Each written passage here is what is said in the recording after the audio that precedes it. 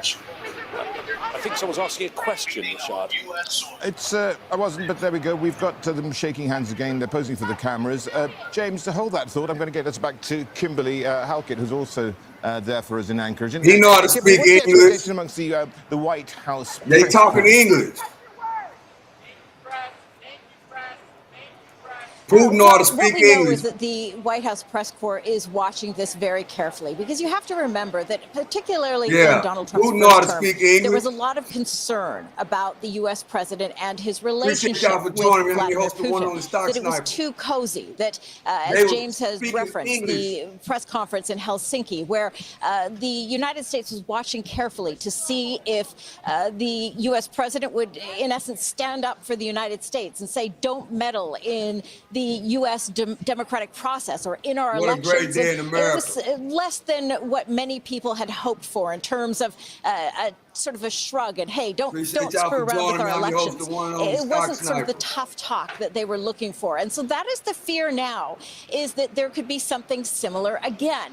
But what we know is that some of the nervousness of European leaders and the Ukrainian leader has been eased slightly following a phone call that took place just a couple of days ago, where it was made very clear by the U.S. president and likewise the European leaders to the U.S. president what they were looking for in terms of outcomes. And what the U.S. president has said as recently as on board Air Force One on the way to Anchorage, Alaska, is that he is going to let Ukraine make the decisions when it comes to any issue of territorial concessions. And that really was the #1 concern about not having the Ukrainian leader present, is that Donald Trump could potentially, because of his warm relationship with Vladimir Putin, essentially give the house away, if you will. And so what we know now from Donald Trump's own statements is that he's saying that he is not going to let that happen, that there will be discussions about land, territory, future borders. But at the same time, when it comes to any sort of what the U.S. president calls swaps, but really should be more about potential concessions, he says he's going to let Vladimir Zelensky, the Ukrainian leader, make those decisions.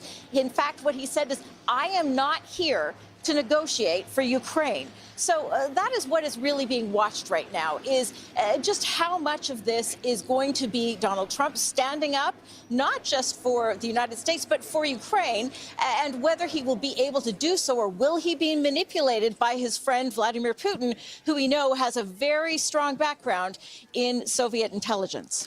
Kimberly, there is one other aspect to all this, and that is Donald Trump saying that he could offer security guarantees to Ukraine. What do you make of that? Wow. Is that something that actually, ultimately, Vladimir Putin would wear? Well, it's certainly something that... Pleasantries, but then at a certain point, you get down to the nitty-gritty. You talk about what you need to talk about. You talk about why you're even there in the first place. And so that's all what we're waiting for now. Were put out in advance of this meeting, being very wary of what Donald Trump could offer in terms of security guarantees, what NATO could look like moving forward. And so that is being watched by, for example, senators. It's going down right now, guys. Subscribe to the channel. Putin and Trump on U.S. soil, meeting, discussing, making deals. Will we see the art of the deal right in front of our eyes? See, sort of. Well, I believe we just lost Kimberly, but we've got James Bays also in Anchorage for us. And James, come on, let's go. You've seen these pictures. Will we see? Tell us a little bit about the team which Donald Trump has brought with him, and if we can read anything into the meeting from the constituent members. Big day today. Can Donald Trump pull it off? Yeah, I think it's very interesting. They're heading, I think, to that meeting now. Donald Trump there in his vehicle, known as the Beast, and that's a vehicle he's very proud of, showing it off to Chairman Kim of North Korea back in 2018 at the Singapore summit. And now he's got Vladimir Putin riding in his own car. Remarkable scenes. Maybe the body language didn't tell us something. Maybe that does tell us something as they head to the meeting. And it's not going to be just a one-on-one leaders meeting, we understand. It's going to be 3-on-3. We only have from the White House side who is going to be present, but Marco Rubio is going to be present because he is in two key jobs currently in the administration. He is both the National Security Advisor and he is the Secretary of State. And then you have Ambassador Steve Witkoff, who is the special envoy dealing with the situation in Russia and Ukraine. But remember, he's also the special envoy dealing with Iran and also the special envoy dealing with Israel, Palestine and Gaza. So a very key member of Donald Trump's team. That's the US side. The US side, the Russian side, very clear. It will be Putin and his long-term foreign minister, Sergei Lavrov. The other place, there are several other key Russian aides who've been involved in Ukraine, so not clear from the Russian side which one will take that third place. Yes, you have senior people from the US, but I think it is worth reminding all of us that on the Russian side, they know this file so well because Vladimir Putin became the president of Russia in the final hours of the last day of 1999. So he has been president of Russia for 25 years. And clearly he knows the Ukraine file very well because when he was a KGB agent at the start of his career, it was part of the same country, it was part of the Soviet Union. And obviously he's been involved invading Ukraine. He's been involved in taking Crimea in 2014. He knows this extremely well. And Mr. Lavrov is arguably the most experienced diplomat in the world, the longest serving foreign minister, and before that 10 years as Russia's chief diplomat, ambassador at the United Nations, where he was known for his knowledge of all of the detail, the legal details of all the different files and treaties. So the Russian side really have a real weight of experience. The US side obviously have power and obviously have read in very much on this, but Steve Witkoff has certainly had some criticism in the last week or so, some saying he misunderstood President Putin when they had a meeting over a week ago in the Kremlin. So is there a mismatch of experience on the two sides, and does the detail matter at this meeting? I think those are questions. Maybe this isn't all about the detail. It's about trying to find a way forward, and the detail comes if you do get that second summit they've been talking about, which would involve the Ukrainians as well. It would have President Trump, President Putin and President Zelensky. James, how worried are the capitals of Europe here? And I'm not talking about Kyiv, I'm talking about London, Berlin and Paris. I think they were very, very worried when this summit was first announced. They liked the way things have been going. They liked the fact in the last 6 weeks or so, President Trump had got very tough on President Putin. He'd put down an ultimatum. He'd mentioned secondary sanctions. They thought that Putin was under some considerable stress. Then, of course, there was this change when the ultimatum date finally came. President Trump called for this summit and initially said, we got 100 people in the building. I appreciate y'all for joining me. Hit the like button. Make sure you hit the like button so we can get into the algorithm and subscribe to the channel. The meeting is going on right now. Big day in the world. It's going on right now. What will become of this meeting? Will it be positive? Will Trump pull off another art of the deal and end another war? Will we see that today or within the next coming days? Trump work the art of the deal and end another war. Tell me what y'all think in the chat. Will Trump end another war? Let me know what y'all think in the chat. We got 110 people in the building. Appreciate y'all for joining me on this Saturday. Breaking news. Trump and Putin meet in Alaska for a high-stakes meeting. A high-stakes meeting. Hope everybody having a great day. Hope you're having a great day. All right, let's hear what else going on. Let's see. A little bit more optimistic than what we've heard him, how we've heard him speaking recently. On the X channel, though, it would have been, I suppose, a little after that, he pointed to the fact that these attacks by Russia are ongoing. There have been attacks today. Hold on a second, guys. Hold on a second. I'll be right back. Dnipropetrovsk region that killed at least one person and injured another. There were also attacks in Kherson and Zaporizhia. There was an attack that certainly the Ukrainians said had been committed by the Russians. We understand that the Russians denied that, and that was an attack on a market in the Sumy region. And Zelensky's tweet was very forthright. He said on the very day of negotiations, they are still killing. And that says a lot. He said the war continues, and Russia is not even giving any signals that it is preparing to end this war. So, yeah, the attacks continue. Zelensky is hoping that something comes out of it, a ceasefire, and he says that it's only then that issues of potential territorial issues will be discussed. And meanwhile, if you speak to the people on the streets here, they are pretty sceptical, pretty cynical. They are concerned of President Trump's business interests. They are concerned when you hear that such a large part of the delegation involves business people, business leaders in America. They know and they've heard Trump repeatedly talk about America's business interests in Russia. So they are concerned about anything being done behind their backs. They are also absolutely exhausted. As you can imagine, 3.5 years of this war, thousands of people killed. The UN says that more than 10 million Ukrainians are forced to flee their homes. Many of them are IDPs, internally displaced, and are staying in this country, but many more have actually left the country too. There's some horrific statistics that have been put out with respect to just the amount of pressure that Ukrainians are under at the moment. The UN Human Rights Monitoring Group here in Ukraine said that last month, July, was the highest civilian casualties of that month in 3 years. 286 civilians killed last month. The UK Ministry of Defence said that last month we saw the greatest amount of Russian drones launched into Ukraine in any month since the start of the war. 6,200 drones.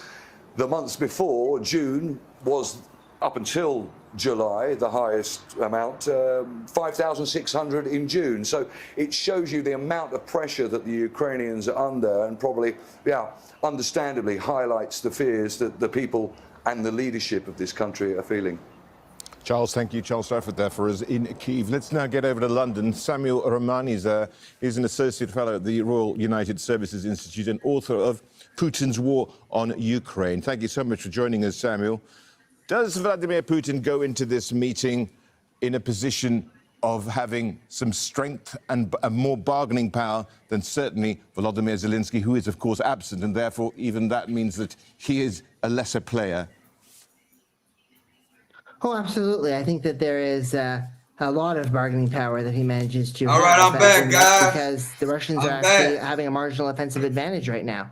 They just had 4 consecutive months of territorial growth. They achieved 700 square kilometers of growth last month, according to the Institute of Study of War. I've seen other estimates from Britain showing 550 square kilometers. They're making breakthroughs around Pokrovsk and Dobrophilia. Clearly, the offensive momentum, however marginal, is on Russia's side. And that means that they feel like they're in no rush to end this war, whereas the Ukrainians have a lot more urgency because they're not just uncertain about their territorial situation, they're also uncertain about the future of American weaponry provisions, as well as Europe's willingness to finance those weaponry provisions. So, Samuel, what do you think Putin is prepared to concede in order to have a peace? What war has he ended? There's a variety of things that Putin might be willing to concede. Baseline, he might be willing to have a ceasefire that only deals with the issue of Donetsk.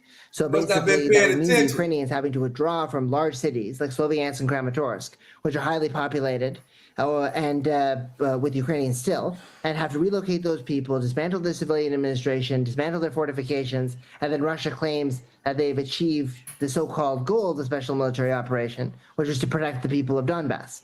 On the other hand, the Russians have much more maximalist long-term aims, which are to basically take control over Kherson and Zaporizhia, completing the four annexed regions, as well as ensuring that there's no NATO military infrastructure near their borders and that Ukraine is permanently in a neutral state. I think realistically, the easiest concession that Russia can get is Ukraine not joining NATO, or Ukraine not joining the European Union for that matter, with Hungary obstructing that. And territorial concessions are possible, especially in Donbass, but they'll take longer and they won't be settled in this meeting. And what are the red lines for Volodymyr Zelensky? Well, the red line for Volodymyr Zelensky all along has always been no territorial concessions whatsoever, right? It started off basically with a narrative that the 1991 borders are sacrosanct and that Russia violated international law by annexing Crimea and parts of Donetsk and Luhansk back in 2014, and made those violations much, much worse in 2022. But basically, the thing that Zelensky now has had to settle for and reconcile himself with via the Istanbul Agreement is the fact that there's basically a need to maintain the territories where Russia still has power in. So basically, Ukraine, we'd have to give up parts of Zaporizhia, including Zaporizhia nuclear plant, the half right bank of Kherson, all of Luhansk basically, and Bakhmut and parts of Donetsk and Crimea to Russia. So that's what he's basically settling on as a baseline. Anything that moves those parameters into territory that Ukraine still holds is an absolute red line for him. So he knows he has to give up some territory, but he can't give up territory that Ukraine already has. That's the real red line. Samuel, you can't see these pictures, but we have the symbolism of, and the photo op, I should really say, of the two leaders and their respective delegations sitting down to have their pictures taken by the press. Now, that symbolism is perhaps quite resonant as having this meeting in Alaska is, because it was in 1867 when the US bought Alaska from Russia, and it's just one example of how territories can be traded. Yeah, exactly. I mean, it's an interesting historical analogy that probably explains why the summit may be taking place over here. There's actually been a lot of narratives about this in the Russian state media, including some of the Russian ultranationalist commentators even still claiming a stake in Alaska. It'd be quite symbolic if, in the aftermath of this meeting, I don't think it's going to happen during it, there is some progress, as the Telegraph reported in the UK earlier this week, towards Russian companies eventually having a presence in Alaskan rare earths, and then Americans gaining access to Arctic rare earths, which is something that Kirill Dmitriev, the head of the Russian Direct Investment Fund, who will most likely be one of the three Russians on the 3-on-3, would presume. So there is a history of land swaps, and Alaska and Russia have an intertwined economic linkage and also intertwined linkage in one of the most critical sectors for Trump's economic agenda, rare earths. And that's why there's extra significance to the location of this meeting. Samuel, how will this meeting end? What is your prediction? Well, I don't think there's going to be very big grand bargains being struck. I mean, they already ruled out any major territorial concessions or territorial agreements being hashed out. So I don't think that there's going to be any big agreement on territory. The most that might be agreed is some kind of an informal understanding to de-escalate the heat of this conflict. I don't expect that in the next week or two, the Russians are going to be carrying out major drone and missile barrages on Kiev like the way they've been doing over the course of the past month, where we're now seeing more than 700 drones being used at a time. I think that will be. Hey, what's up, everybody? I appreciate y'all for coming in and tuning in, tapping in with me. But we got 226 people in the building. I need all 226 people to subscribe to the channel. Because guess what I'm going to do? I'm going to come back after this is over with. After, when they come and do the news conference, I'm coming back. So I need everybody in here to subscribe to the channel. I need to run the subscriptions up, and you need to hit the notification bell, because I want every last one of y'all back in here when this is over with, so we can have a big discussion about what transpired. We don't know how long this meeting gonna last. So what I want to do is come back I want to come back, and I want all y'all to join me. So I need 166 people to subscribe to the channel and hit the notification bell so y'all can come and kick it with me, because I want to hear what y'all think about the situation. Whatever they tell us when the meeting is over, I need everybody to come back and we have a big discussion. We have a big discussion about what has transpired during this meeting. So I'm going to give y'all time to subscribe to the channel. I need all 158 people to subscribe to this channel and hit the notification bell so when we come back, y'all can come join me and we can have a big discussion about the meeting. Wait, look like they're inside the meeting right now. Look, wait.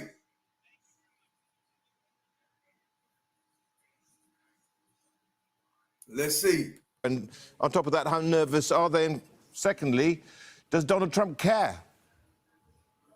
I don't think Donald Trump cares very much about the Europeans at this time. I think specifically J.D. Vance and Steve Witkoff are also known not to be so concerned about European reactions, whereas Secretary of State Marco Rubio is seen to be more concerned.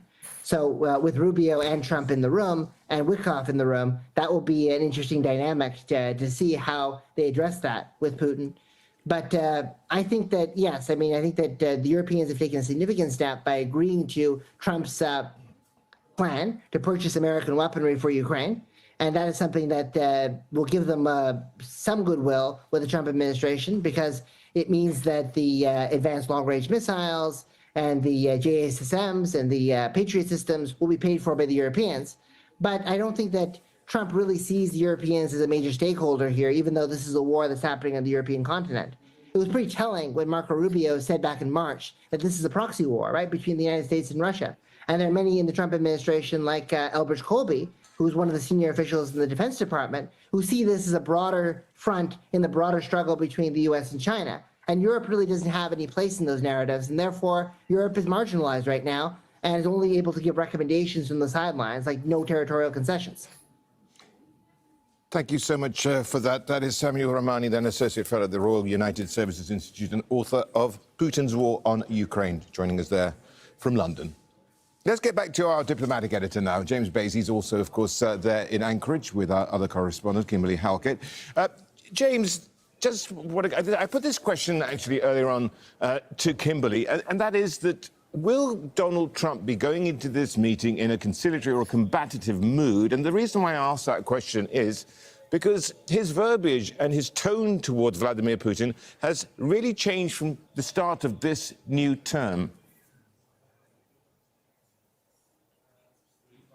It's changed several times, to be honest, and it has vacillated between quite strong comments against Putin and at other times quite warm comments about the Russian president. And so we don't really know what tone we're going to get from Trump. I think it is worth saying that in the last 6 weeks, it was very tough comments on Putin and on Russia and on condemning the bombing that's taking place in Ukrainian cities. I think that was interesting that since those tough condemnation of the civilian deaths in Ukraine, we've actually seen notably a reduction in the number of bombings of Kyiv and Ukrainian cities in that time period. So it clearly had an effect. And it came to a head when Trump said, while he was visiting Scotland, while he was visiting his golf course in the UK, in Turnberry, he said, I'm putting an ultimatum out there,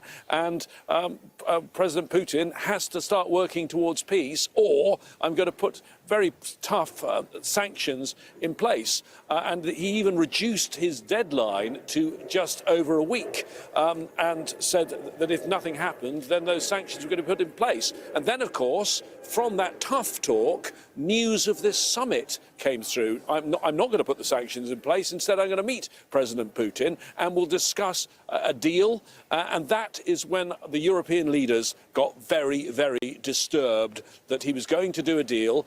There's always, in the past, from the US and the Europeans, been a mantra, nothing about Ukraine without Ukraine. In other words, President Zelensky should always be at the negotiating table if you're going to discuss the future of Ukraine. And European diplomats... They should come on with the inside footage. Looks like they're getting ready for it right now as we speak. The inside footage, guys.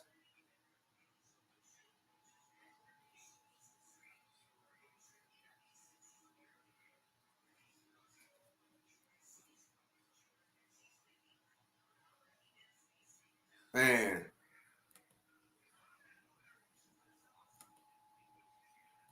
The inside footage.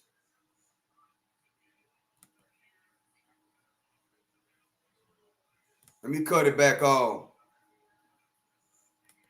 He wants there to be a ceasefire in place, and that's because of events that are taking place on the ground in Ukraine. Yeah. Yes, it's a slow, grinding war, a war of attrition, but Russia thinks it has the upper hand and is making the gains, particularly in recent weeks. James, just getting back to the summit itself, the Kremlin says that this meeting could last 6 to 7 hours at a minimum. Wow. Now, they also go on to say that they expect results. Now, what those results look like, we have no idea as of yet. But one would assume also that Kyiv doesn't have a clue either, and they could be at a... So they're expecting that meeting to last 4 to 6 hours.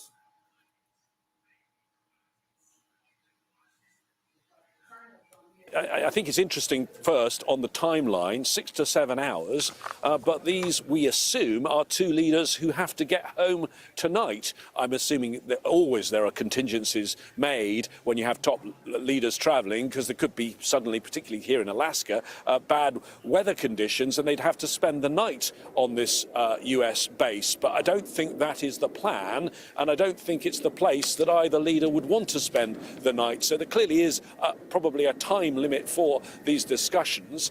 How much detail will they get into, and will President Trump be arguing the case of some of the details that the Ukrainians, I think, would like to put on the table? I think no. I think that comes in stage 2, but President Trump now very much talking about a stage 2, not about doing a deal here now. And that's because of all of that European pressure over the last week that's been coming, particularly from London and from Berlin, but also from Paris, on President Trump to say, look, you need to do a deal with President Zelensky at the table and have a three-way summit, not to try and do a deal here with President Putin, which I think was the natural inclination initially of President Trump. He wanted to solve this himself. That's the but thing. I think the European powers say, no, Ukraine needs to be at the table, and to an extent, they want to have an input as well. I think, ideally, the European leaders would like to have a seat at these talks as well. And it's interesting that in some of his recent comments, President Trump has mentioned Europe and how Europe's say is important in all of this. Yeah, but are those words actually empty? That's the question many people are asking. Well, Vladimir Zelensky's been talking, I think he's been tweeting, and he's said that they're counting on America to come up with a solution here. Now, counting on America because I suppose they have no choice in the matter. No, I mean, President Zelensky tries to play his hand as best he can, but he has a very, very bad hand. He, I think, felt happier under the Biden administration because the Biden administration was supplying him with the weapons that he wanted and the money that he wanted. He's now come to a sort of understanding with the US that the weapons can come Ukraine's way if they are paid for, and they're going to be paid for by other NATO countries and other EU countries. They're no longer going to be gifted by the United States. But as I said, in addition to the diplomacy and the politics, there is the military situation on the ground, and it's not going Ukraine's way. I don't think we're looking at a collapse of the Ukrainian military, but if you just look at the territory on the ground and you look at over recent months, over the last more than a year, every month a little bit gets taken by Russia. They do have the upper hand. They have the momentum. There was in recent hours, in the last 48 hours or so, there was a little bit of a Russian breakthrough, not a major one, but I think it's an indication that Ukraine is particularly tired. I think the Russian military is also tired, but remember how many people the Russian military have compared with the Ukrainians. Their advantage is the sheer numbers they have. It doesn't matter that they're losing men every single day in large numbers. President Trump quoted a figure of over 2,000 that died 24 hours ago on both sides. There are huge numbers of casualties here, but in the end, the Russian military is so much bigger than the Ukrainians, so it can afford to have those appalling losses. James, thank you. James Bays, our diplomatic editor on the ground in Anchorage. Let's get from Anchorage and head to Moscow now. Osama bin Javed is there. Osama, tell us about the delegation which Vladimir Putin has brought with him and what we can read into that. Well, in the last few minutes after these presidents landed, we've got confirmation that the president of Russia will be flanked by his foreign minister, Sergei Lavrov, and his presidential aide, Yuri Ushakov. These are three men who have a dearth of experience. We have a lot of experience, rather, with them. President Vladimir Putin, president for more than 25 years, and Sergei Lavrov, perhaps the longest-serving foreign minister with more than 2 decades of experience, sitting down across President Trump. And let's remind our viewers of the lead-up to all of this. Just a week ago, President Trump had ordered that he is going to reposition his nuclear submarines towards Russia. The day after, Steve Witkoff arrived in Moscow and had those important conversations with the Russian delegation and the Russian president, giving him the message that the US president is really ready to deal with him. And from then, where we heard there's going to be a trilateral meeting to a bilateral meeting to a one-on-one meeting, and now this three-member delegation by each side are now meeting. We're hearing from the Russian side that this is something that could last for hours and hours.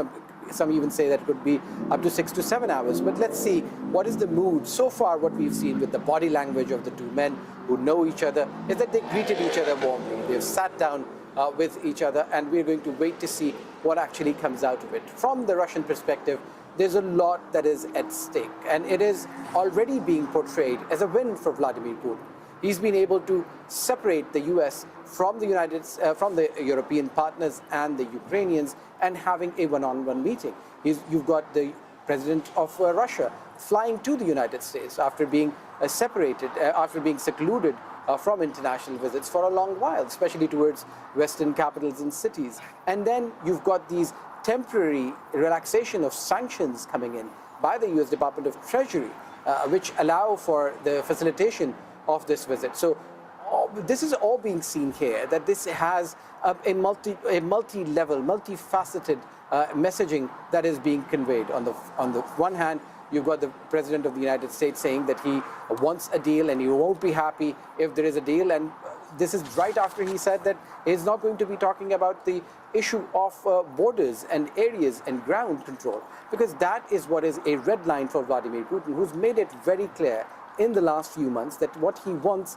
is to control all of that territory of Russian-speaking citizens who he's taken over and annexed. He wants the Ukrainians to completely give up their ambitions. Again, a red line for Volodymyr Zelensky. And what the Ukrainians need to do is assure Russia that they will not be used as a staging point by the rest of the world, because Russia sees that if Ukraine joins NATO and the European Union, it will be them sharing a border with Russia, to which Russia is to something that for Russia is not acceptable. And you also have to remember that while all of this diplomacy is happening, the situation on the ground remains really tense. We're hearing from the Ministry of Defense that they said more than 2,000 Ukrainian soldiers they claim they have killed in the last week alone. There have been hundreds of drone strikes in the last few days. The Ukrainians have been targeting oil and gas facilities. The Russians have been trying to make more ingress, take more areas. And this territorial control is going to be key in terms of any negotiation, any move forward for either peace or a trilateral meeting with Zelensky, which Putin has not ruled out, but he says that a lot of groundwork needs to be done before that can be achieved.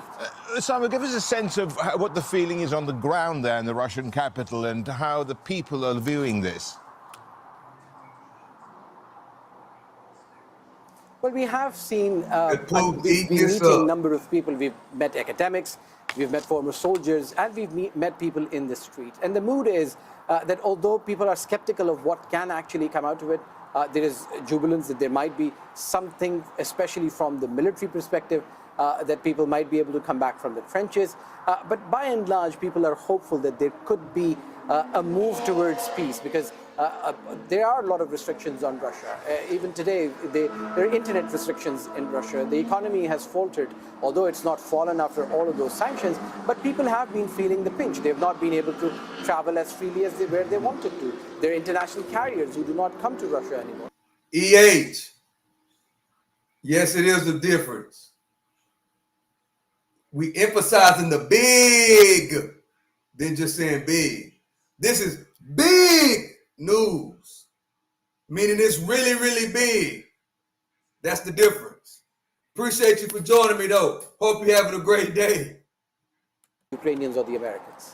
Osama, I hold that thought. Osama bin Javed there joining us from Moscow. Let's get back to our White House correspondent who's on the ground in Anchorage for us as well. Kimberly Halkett is looking at this summit right from, well, meters away from what's happening there and those pictures that we're just seeing. Kimberly, we had Donald Trump yesterday warning of severe consequences if Russia did not de-escalate. Now, what were these severe consequences that he alluded to? Well, and that's really important to bring up, because it's been very foggy in terms of what those severe consequences could be. The U.S. president has suggested that they would be punitive in terms of economics. But we also have seen the U.S. president sort of moving the goalpost. Again, to remind our viewers, 1 week ago was August 8th, when the U.S. president said that Russia would face severe consequences even then if it did not agree to an immediate ceasefire. Well, August 8th came and went, and now here we are, August 15th, and if to perhaps show that Vladimir Putin did not respect the U.S. deadline announced by the U.S. president, suddenly we have this summit that's going to occur instead. And so it's a little bit of optics, if you will, the fact that the U.S. president has the fact that that deadline came and really was meaningless in terms of the wording. So now for the U.S. president to say if he doesn't get peace, there will be severe consequences, it's really come into question what that could look like and what that could mean. And in terms of the optics, I think it's important to discuss those arrival pictures that we had of the two leaders. As we've talked about here in Al Jazeera extensively, Donald Trump is a showman. He's very good at manipulating the media, and he's very good at putting on a show. And that's really what we saw, is we saw the red carpets that were laid out, which of course is symbolic, something you do for someone you like, but also flanking those red carpets were 4 Raptors, F-22 aircraft. Flying overhead were 2 bombers. Why are those significant? Those are significant because those are important aircrafts to Donald Trump and showed what he believes is a position of strength. They were used, the same types of aircraft were used for those strikes on Iran's nuclear facilities in order to try and disable that program. One that there have been questions about just how successful that operation was, but one that Donald Trump has repeatedly declared was able to obliterate Iran's nuclear facilities. So it's interesting and important to note that Donald Trump, in setting up this show of this arrival ceremony, wanted to have those aircraft in particular on an airbase where you could pick any type of aircraft. Those were the ones that he wanted in the air and on the ground.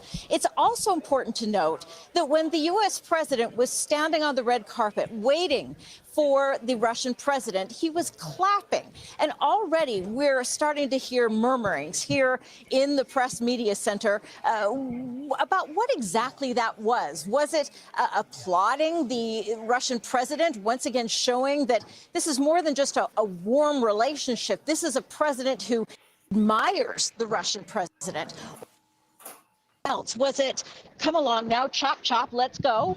We've got a schedule to keep. It's very unclear. But what is clear is that there was very little said in that bilateral pool spray that took place. Often we have an opportunity to hear from the two leaders, and it was very little was said in front of the reporters before the media was quickly ushered out. Again, that signals that what is going to be discussed behind closed doors is sensitive.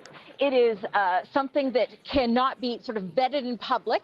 And as a result, the two men were very eager to get down to business in a meeting that we know has long been something of a desire for the Russian president, and only came up. The person that come out last, it's just like in a fight, a football game, a basketball game. The champion always, the A side always comes out last. Do y'all know that, guys? In sports, the champion,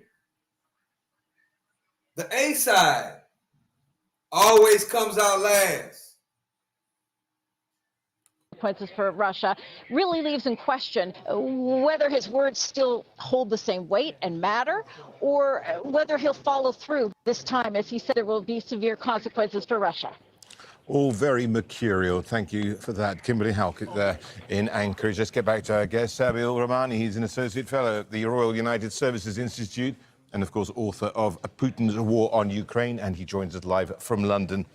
Well, just a few days ago, Samuel, we had Donald Trump saying that he was going to Anchorage essentially to listen. Now, this morning on Truth Social, he tweets, and I'm quoting here, writing just simply, high stakes. Now, which one is it? Well, I think that basically he came to realize just how much of kind of a political fireball this meeting actually is, right? So basically, unless he comes away with some substantial results, the commentary in the U.S. domestic media on both sides of the spectrum will be that he basically got played by Putin or had by Putin or manipulated, and it would really erode his image as a peacemaker and a deal maker. He just brokered this peace treaty between Armenia and Azerbaijan exactly 1 week ago Friday. He got a deal between the DRC and Rwanda. He got a temporary ceasefire in Gaza, a U.S. Houthi deal, and then some kind of a de-escalation with Iran eventually after such an escalation. So he doesn't want to disrupt that string of victories with some kind of a major setback. So that's why he's taking the outcomes of this meeting much more seriously than he may have a week ago. Well, I mean, is he now over-promising? And if that's the case, he'll probably under-deliver. Or is it the other way around? Well, I think it's almost certain that he's going to be able to overpromise and underdeliver, because I think that the Vladimir Putin of 2025 is not the Putin that he met in 2018 and 2019, who basically, or let alone the Vladimir Putin of 2015 during the Minsk Accords. Back in those days, like 10 years ago, when the Russians decided to turn active conflict into a frozen conflict, the Russians had not even declared that they were militarily involved in Donbass or Crimea. They just said they were little green men kind of doing, or partisan separatists that were being involved. And also the Russians had certainly not given up hope about economic re-engagement with the West, because Europe was their largest trade partner. Now the Russians have gone into this war. They may have had 1 million soldiers killed or injured, and they fully decoupled effectively economically from the West and pivoted towards the non-West. So the things that Putin was afraid of, committing a large scale to a war or decoupling from the West, which convinced him to make concessions in the past, are no longer fears for him now. So that's why I think that he'll see a Putin who's much more ideological, much more harder to persuade, and much less malleable than the one he may have met during his first term as president. Now, this is the first time these two presidents, or should I say the presidents of these countries, have met since 2021. That's when Joe Biden met Putin then, and that was before this war. Many people are saying that with Donald Trump meeting Putin now in the middle of this conflict, that he's in a way rewarding him. What's the deal? Well, I think that definitely Vladimir Putin made a point back in 2021, in the spring of that year, by putting about 100 to 150,000 troops on the border of Ukraine. And his primary aim at the time was not necessarily to launch a full-scale invasion. of Ukraine, but it was really just to renegotiate the European security architecture in a way that's more favorable to Russia. So basically, using these troops as a threat, as a bluff, as a show of fear, and to convince the Europeans and the Americans not to accept new NATO members or put NATO military infrastructure of any kind into Ukraine, into Georgia, into Moldova. You get the picture. And when he met with Putin and Biden back in Switzerland back in that year, they seemed to have a decent understanding about de-escalation. And then Putin temporarily withdrew those troops a little bit from the border, only to ramp up the buildup again in the fall. So I think that Putin has used the meetings with the United States to kind of get concessions and to get his point of view across when he needs to. He sometimes makes token concessions or gestures afterward, and then ultimately continues with the agenda that he's always had. And I think that's what we're probably going to see in this conflict as well, like maybe a de-escalation of aerial attacks, I think, as I said earlier, followed by a ramping up of the ground offensive. Samuel, thank you so much for being with us. Samuel Romani, then Associate Fellow at the Royal United Services Institute and author of Putin's War on Ukraine, joining us there from London. Right, well, I think we can get back to James Bay. He is on the ground there at Anchorage. Very quickly, James, how big a moment is this?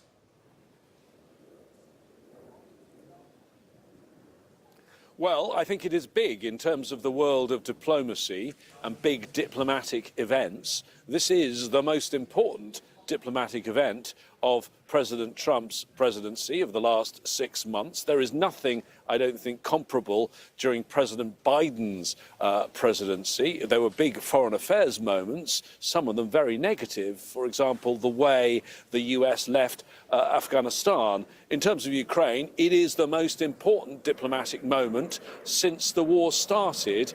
So in the last 3.5 years. So, I mean, I think this is an important moment, but there's more to come. It's not an end of anything. It's the beginning, maybe, of something, and we're not going to know for at least 6-7 hours until we see that news conference whether this process is going to continue. James, thank you. Stick around, of course. James waiting for us there in Anchorage. He'll be joining us later on our various programmes. That's it just for the time being. You can get more information on our website, aljazeera.com. The news does continue right here on Al Jazeera.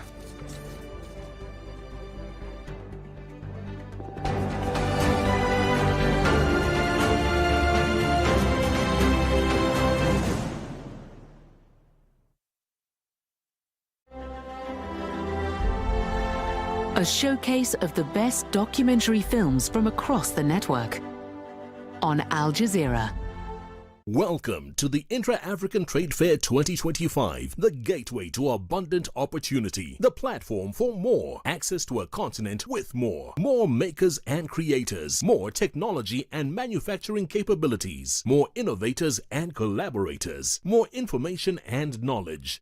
A continent of opportunities for business in more markets and resources that accelerate progress and create space for more infrastructure, connectivity and networking. More creativity, production, and more deals for the people. Afrexim Bank, in collaboration with the African Union Commission and the AFCFTA Secretariat, brings you the 4th Intra-African Trade Fair, hosted by the People's Democratic Republic of Algeria. Over 2,000 exhibitors, 35,000 plus attendees, 140 plus countries, $44 billion in trade and investment opportunities. Register now and enter the gateway to new opportunities.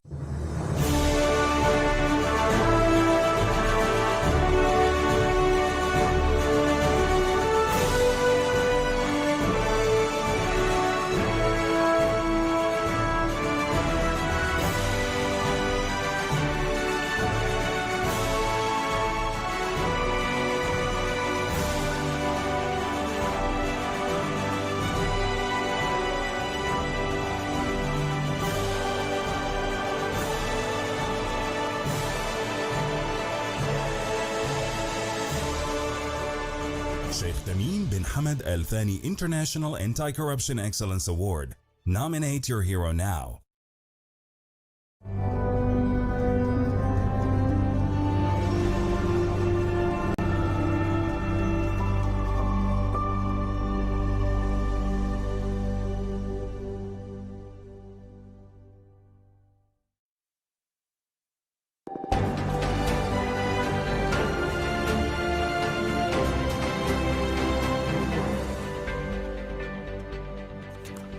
I'm Rashad Salama. This is Al Jazeera coming to you live from Doha.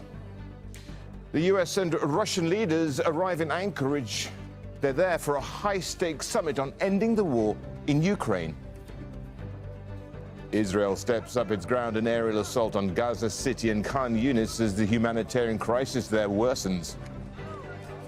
Flash floods in the foothills of the Himalayas, killing more than 250 people in Pakistan and India, as well as the disputed Kashmir region. A dangerous decision. Hezbollah issues a warning to the Lebanese government if it goes ahead with plans to force the group to disarm.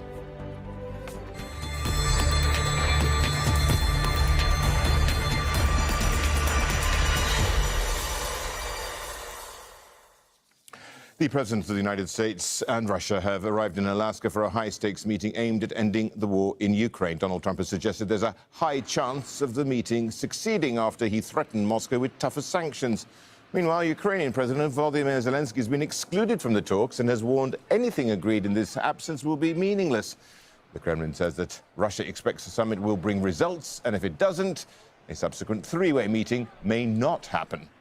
Meanwhile, the American president is joined at the talks by Secretary of State Marco Rubio and Special Envoy Steve Witkoff. A one-on-one meeting had initially been planned.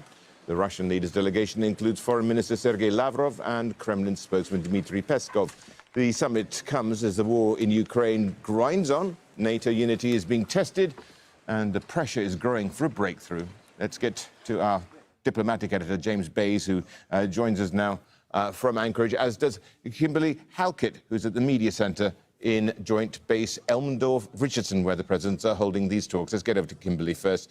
Right, well, as we get into this meeting, what's the mood like? Because you were talking about what was going on amongst the White House press crew, and it gives a sense of how the mood is evolving with regards to all this.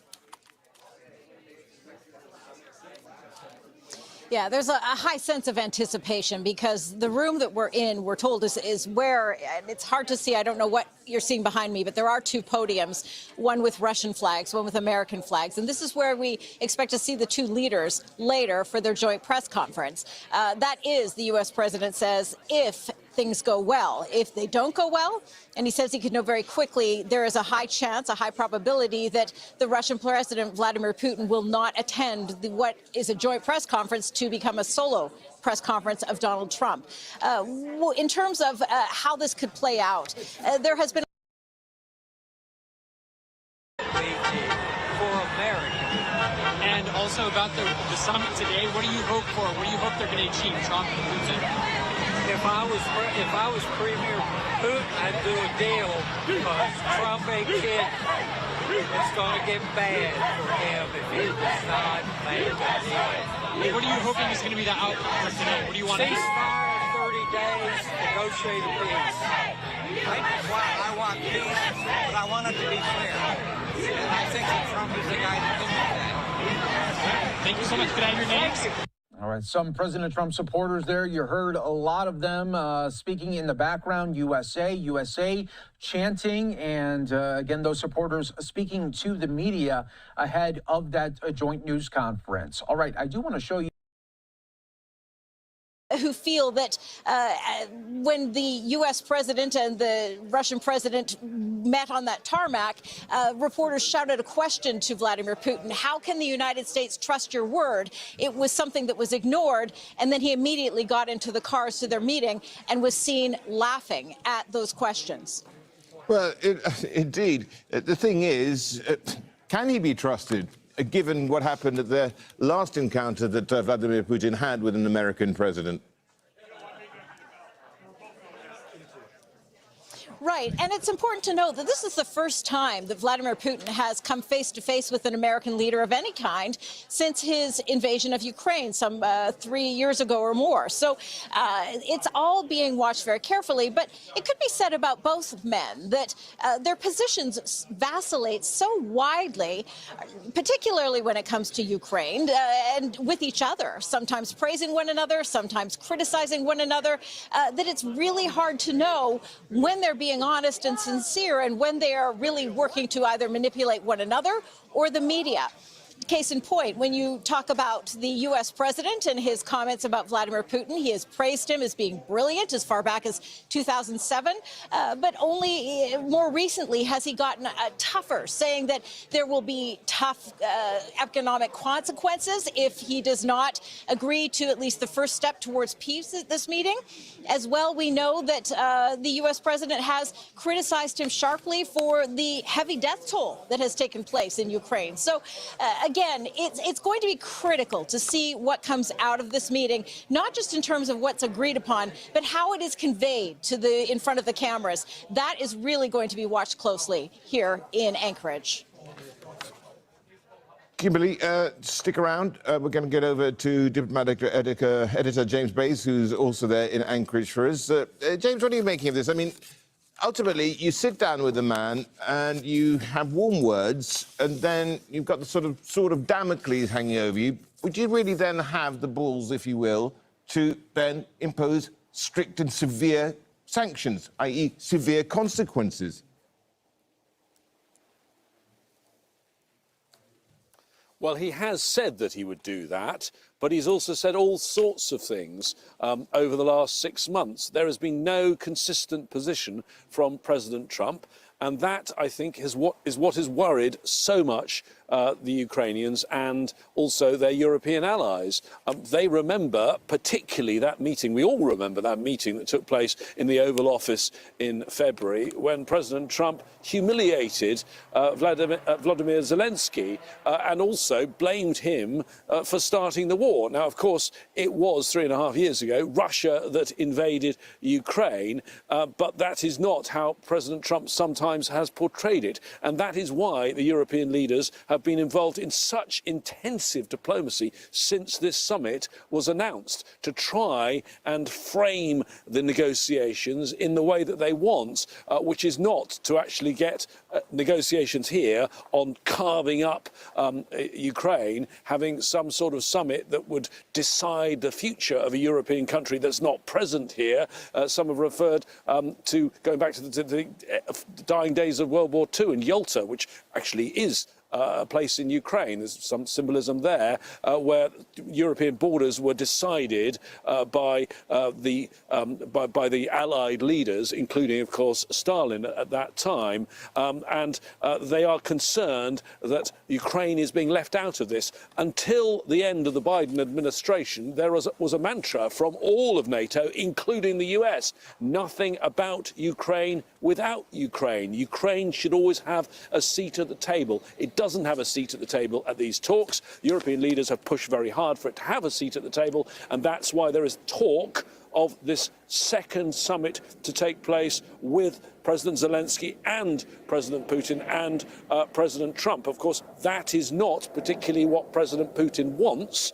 And it's interesting that we've also had talk from Russia and from some in the US about other factors. Again, the Europeans don't want this talk about other parts of the relationship between the US and Russia, talk about business opportunities, talk about rare earths, for example, here in Alaska, maybe going to Russia, talk about lifting sanctions. The Russians particularly want sanctions lifted on their aviation industry because they need spare parts for their planes. European leaders and President Zelensky want this summit to start a peace process, but not a peace process between the US and Russia, but between Ukraine and Russia. Those are the two sides in this war, and they want talks between those two only. Yeah, this brings me nicely just to talk about what else we had Donald Trump saying. He said we're going to have a meeting with President Putin. This would be a second meeting should this take place. And he'd bring on President Zelensky, and maybe we'll bring some European leaders along, or maybe not. It mustn't be very nice to be a European leader to be treated with that level of disdain.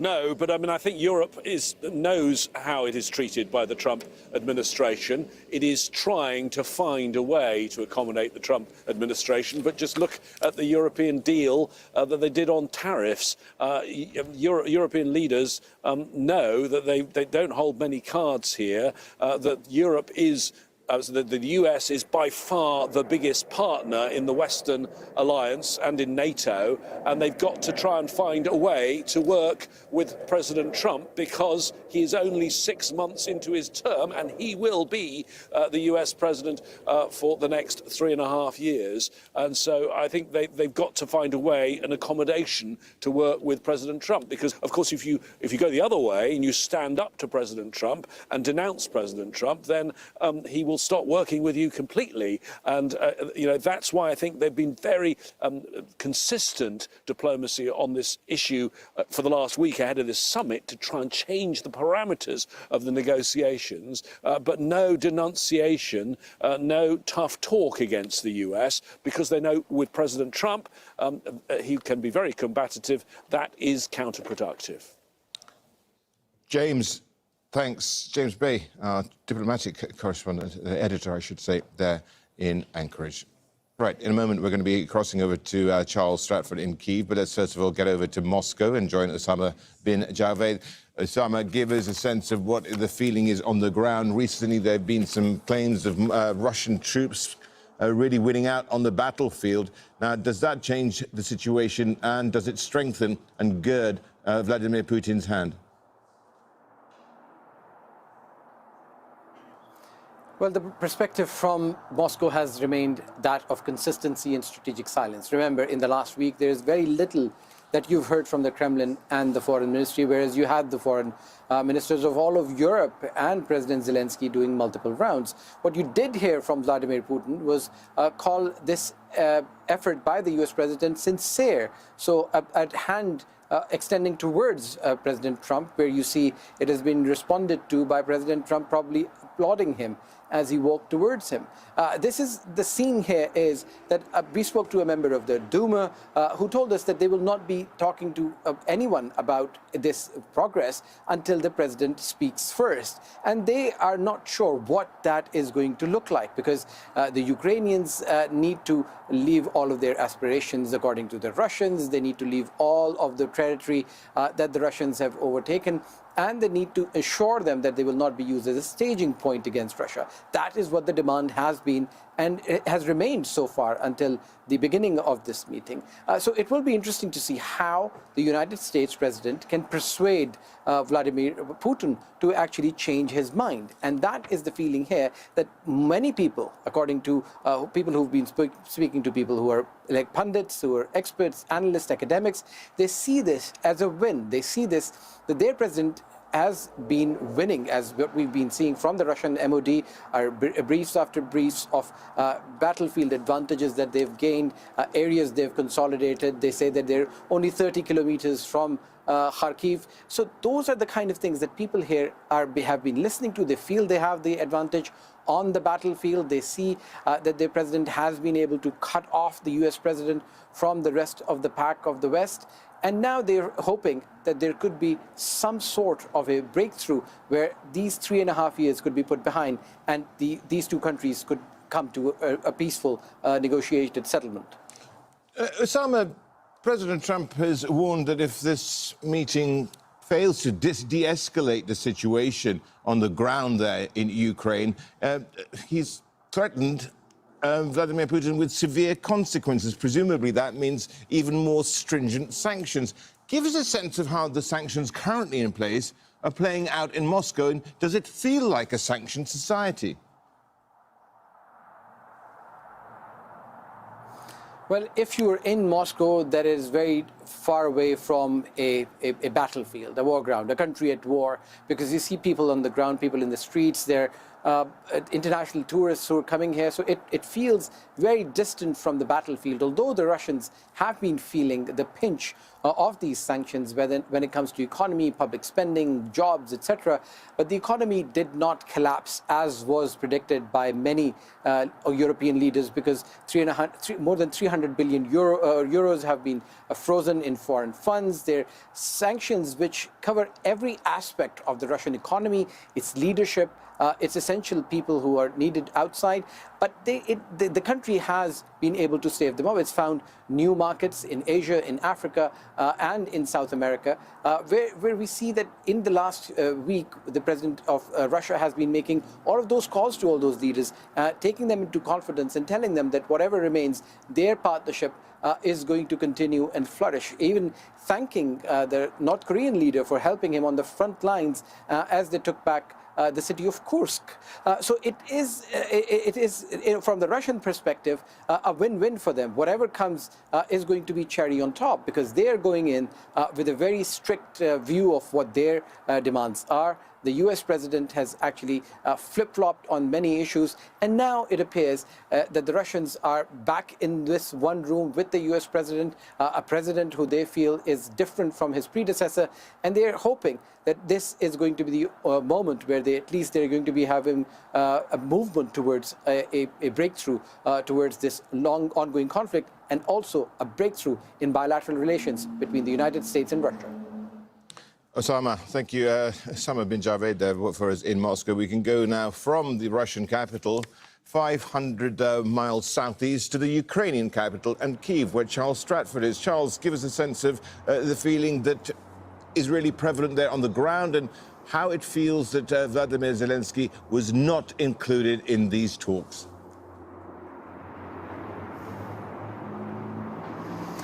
Well, as you can imagine, the people here are very sceptical as to what can really be achieved here. There is deep, deep distrust, firstly, of Vladimir Putin. For most Ukrainians, this war didn't start in 2022, 3.5 years ago, with the full-scale invasion. It started in the revolution that happened behind me in this square that eventually toppled Vladimir Putin's man in Ukraine, Viktor Yanukovych, who eventually fled to Russia. He was seen as being Putin's point person in the eastern reaches of what Vladimir Putin still sees as being part of Russia. He has consistently described Ukraine as being part of Russia. So there is great skepticism as to where this will go with respect to Vladimir Putin. There is also deep distrust of Donald Trump. People are thankful that the US has initiated some sort of process towards, hopefully, an eventual peace. But of course, their leader, Volodymyr Zelensky, is not invited. And they're very concerned, for example, about President Trump's business interests that he constantly alludes to, again, even alluding to it on Air Force One on the way to Anchorage, seemingly celebrating the amount of money that was going to be going into the US because of the Europeans having to buy weapons from the US. If this conflict goes on, frankly, they're going to be buying those weapons anyway. And then there's the issue of war fatigue. People are utterly exhausted here. As you can imagine, many are in Russia too, but statistically, let's have a look at the damage. You know, thousands of people killed here, thousands of civilians killed here, hundreds of billions, billions of dollars worth of damage to civilian infrastructure, to people's homes. 10 million, at least 10 million people who've had to flee that area in eastern Ukraine, either internally displaced here or have fled the country. So they want to see some sort of resolution, but they don't want it at any cost. And then, of course, there's the rhetoric that comes from Volodymyr Zelensky with respect to ceding territory. On one hand, he says that is off the table. There will be no ceding of any territory. But then, at the same time, or relatively recently, he said that these issues of territory can only be discussed after a ceasefire. There's certainly no sign of any ceasefire from the Russians. Indeed, there are concerns, according to the Ukrainian military, that Russia could be building its forces up, galvanizing its forces, readying itself for a major offensive off the back of these talks. There are warnings about an increase, even more of an increased drone attacks on the capital city and other areas around the country. I mean, just to give you an example of the extent of the uptick in these drone attacks in recent months. Apparently, according to the UK Ministry of Defence, they're saying that last month saw the greatest amount of drones from Russia coming into Ukraine, 6,200 drones. The UN says that it was a 3-year high in civilian casualties last month as well. So they say 286 civilians were killed, well over 1,000 injured. So on that basis, you can imagine there is a desperate sense of hope of some sort of beginning to an end of this conflict, but not at any cost, and great distrust, as I say, not only of Vladimir Putin, but to a lesser extent, Donald Trump also. Charles, thanks. No doubt we'll be visiting you again. Charles Stratford there in Kyiv. Let's get back to our guest, Samuel Romani. He's an associate fellow at the Royal United Services Institute. He's also author of Putin's War on Ukraine, and he is live for us in London. I guess, Samuel, we had, just till about 36 hours ago, Donald Trump really playing down the significance of this particular summit. He said that he was there just to listen. Now, in the last 36 hours, he's really upped the ante. He's talked about severe consequences. He's talked about this being a high-stakes meeting. Which one is it? Well, I mean, that's really interesting because Donald Trump had promised, that if Putin did not abide by ceasefire in 50 days and they shrank it to 10 to 12 days, there would be severe economic consequences. And what actually happened on Friday, which was the supposed deadline, there were secondary tariffs that were imposed on India, but those secondary tariffs really didn't have much impact. Putin is most likely visiting India and reciprocating Narendra Modi's meeting in Moscow last year. There's been some cuts of Indian purchases of Russian oil, but those cuts were already underway because a $20 discount had become a virtually zero discount. And India was looking for supplies from Saudi Arabia, the UAE, U.S. shale, U.S. oil, whatever they could get. So Trump has already proven that he sets deadlines and then he doesn't follow through on them. And he looked weak with that. So now he needs to really show that his backing down was actually some kind of a grand diplomatic masterstroke, and it's going to lead to some concessions, because otherwise it's going to look like he's caved into an adversary. So, I mean, what's the face-saving, I suppose, outcome of this conflict for both the Ukrainians and indeed the Russians and Vladimir Putin? Well, I think that for the Ukrainians, it's obviously the first and most important thing was that the country survived against a war that was aimed at eradicating its statehood. Back in 2022, there were predictions from the Russian side that the war would last a matter of days or up to 3 weeks, 3 days or 3 weeks, depending on who you asked. And many people in the West didn't think that the Ukrainians would last much longer. Ukraine did not only survive, but Russia actually holds less Ukrainian territory now than it did exactly 3 years ago. So from that point of view, Ukraine has achieved a success. So if they can get a freezing of the conflict, either along current borders or with some territory like the Zaporizhzhia nuclear plant back in their hands, I think that can be construed as a win. Whether Zelensky will be able to frame that as a win to the Ukrainian people in post-war elections, where there's a nationalist fervor and there's a lack of desire for concessions, that's less clear. But to the international community, that would be seen as a win for Ukraine. For Russia, I think it would have to be getting the sanctions lifted and also getting international recognition of the occupation of key territories. Maybe not everything, but at the very least Crimea and probably parts of Donbass that they held after the Minsk Accords and before they started this current war in 2022. Russia craves status and recognition as a great power, and that's important. Yeah, we've also had Donald Trump mention security guarantees for Ukraine. Now, that's something which is bound to annoy Vladimir Putin. What does he mean by security guarantees? And is that something for the Europeans to digest, or is it something for Vladimir Putin too? Well, that's actually a very interesting volte-face, because when Zelensky brought up the need for Ukrainian security guarantees at the Oval Office, that was part of what catalyzed the whole beratement from J.D. Vance and from Trump against him. And the whole "you don't have the cards" narrative really started with Zelensky saying, we're not going to take Putin at face value, we're not going to trust him, Russia's broken the Budapest Memorandum, they broke the Minsk Accords, and they'll break this agreement again unless there's concrete backing of some sort. So basically, what does Trump mean by security guarantees? He doesn't seem to want Ukraine to be officially a member of NATO, but what he'd be referring to is often what's called in Washington the NATO minus solution.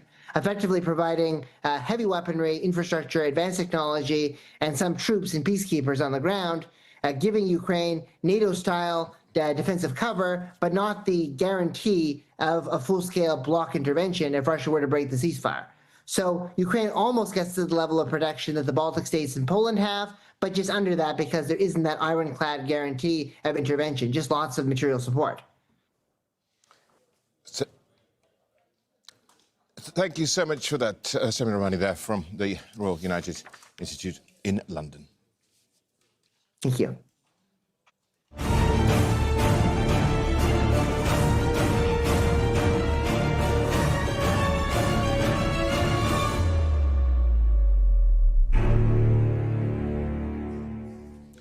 Israeli forces are carrying out heavy bombardment in the Zaytun neighborhood of Gaza City, one of the most densely populated areas in the Strip, indeed in the world. The Civil Defense Agency says more than 300 homes have been razed in 3 days and entire families wiped out. The Israeli military has been dropping leaflets ordering people to leave after announcing last week that it planned to seize the city.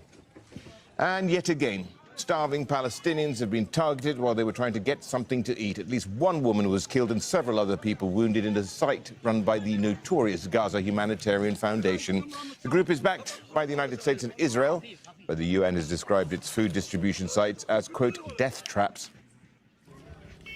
The Israeli military has also bombed Khan Yunis in the south of the Strip, even as it tries to forcibly transfer Gaza's entire population there. Attacks on Friday have killed at least 44 Palestinians across Gaza. Tariq Abu Azoum is in Deir al-Balah with more on the latest Israeli strikes. There is no any kind of let-up in terms of the scale and the intensity of Israel's ground and aerial attacks on Gaza. Hospitals, schools and makeshift tents have been constantly targeted by the Israeli military without any warning ahead of the strikes. And we can see that the main focus at the moment is in the eastern areas of Gaza City. These areas have been witnessing an unrelenting demolition campaign. According to initial reports, over 300 homes have been demolished by the Israeli military. The ongoing systematic efforts taking place in these areas reflect that Israel will not allow for any Palestinian back to these areas through its systematic destruction for civilian infrastructure and properties there. But also elsewhere in Gaza, we can see that Israel is still stepping up attacks on the city of Khan Yunis, where battles and clashes are still taking place between armed factions and Israeli occupation forces inside the hot-beating areas of the city there. And this all is unfolding while the humanitarian situation has been not fully alleviated, as Israel allowed for a slight uptick of 8 trucks to enter Gaza that cannot meet the extensive demands of Gaza's population, where people are still haunted and killed by Israeli forces near the controversial Gaza Humanitarian Foundation run 8 centers. Tariq Abu Azoum, Al Jazeera, Deir al-Balah, Palestine. 7 Palestinians, including 2 children, were killed after Israeli forces struck Musa bin Nusayr school. The building was sheltering displaced families in Gaza City's Al-Daraj neighborhood. Al Jazeera's Ibrahim Al-Khalili has the story. I'm here today standing inside Musa bin Nasir School in Gaza's densely populated Al-Daraj neighborhood east of Gaza City, where the Israeli fighters just targeted this classroom, which led to the death of many Palestinians, and dozens were injured and transported to the nearest hospital. The scale of devastation we are seeing in the frame is unprecedented, as we can clearly see the hole on the ceiling on the upper floor caused by this attack, which came without any prior warning. We can clearly see the remnants. This is what's left of the Israeli missile which hit this classroom and killed many displaced Palestinians. As we have spoken to people here, they describe this attack as one of the deadliest this school has witnessed. We were sitting safely having lunch when suddenly we heard a missile hit the school. We jumped up and started running, checking on ourselves and looking for our children. We ran in every direction, not knowing where the strike had landed, right, left, above and below. There were bodies on the ground, people torn apart, and we didn't know who had been hit. We ran, searching desperately for our children. We always believed this school was safe, that there was security here, that we were protected, but it turned out it was not safe. This is the 6th time the school has been struck, and before, my daughters were among those killed. My children were playing in the yard, and I was preparing lunch. Suddenly, we heard the bombing in the school. We heard the screams of the women and children. My husband went to try to find our children where they are. We found the school, the classes here, full of dead bodies, and the young children and women are cut, shattered into pieces. The blood is all over the place. As we have spoken to eyewitnesses, people, displaced Palestinians, were sleeping on the ground right here. We can clearly see their belongings scattered on the ground. Bed covers, mattresses, and all the belongings. These families who have been displaced here and got targeted and killed had fled their homes in eastern parts of the Gaza Strip, like Al-Shija'iyya, Al-Tufah, and the Zaytun neighborhoods, and they sought refuge here, believing that these school walls will offer them some respite from Israel's attacks. In the light of the staggering escalation of attacks by the Israeli military targeting school shelters, hundreds of thousands of Palestinians are left with nowhere to run. Ibrahim Al-Khalili, Al Jazeera, Gaza City, Palestine. Well, still ahead on Al Jazeera. The trial of Hong Kong tycoon Jimmy Lai is paused at its final stages, and it's all down to health concerns.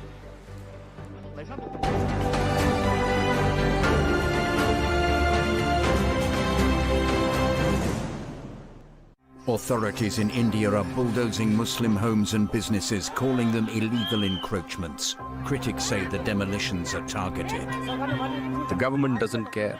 They treat us Muslims like second-class citizens. 101 East investigates India's bulldozer justice on Al Jazeera.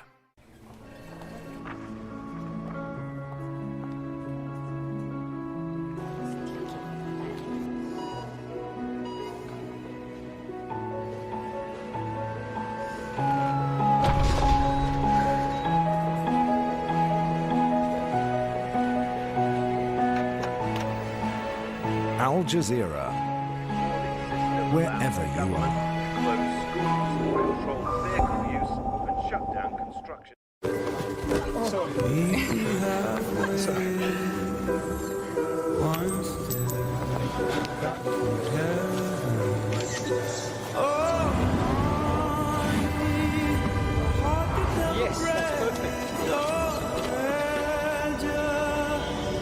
There's no limit to how far a dream can take you. Star in your own adventure now. Qatar Airways.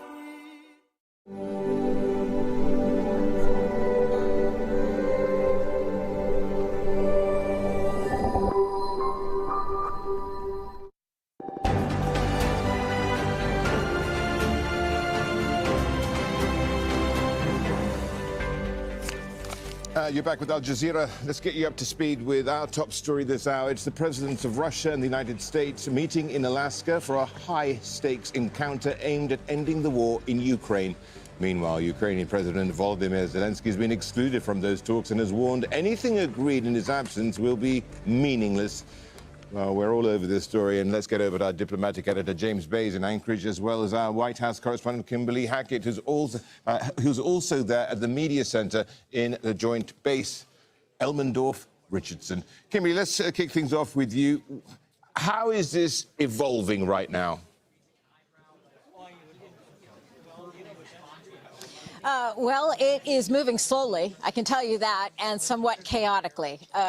Even the White House has said to me, when I asked for some media guidance, they said, look, it's going to be a very long day and anything is possible.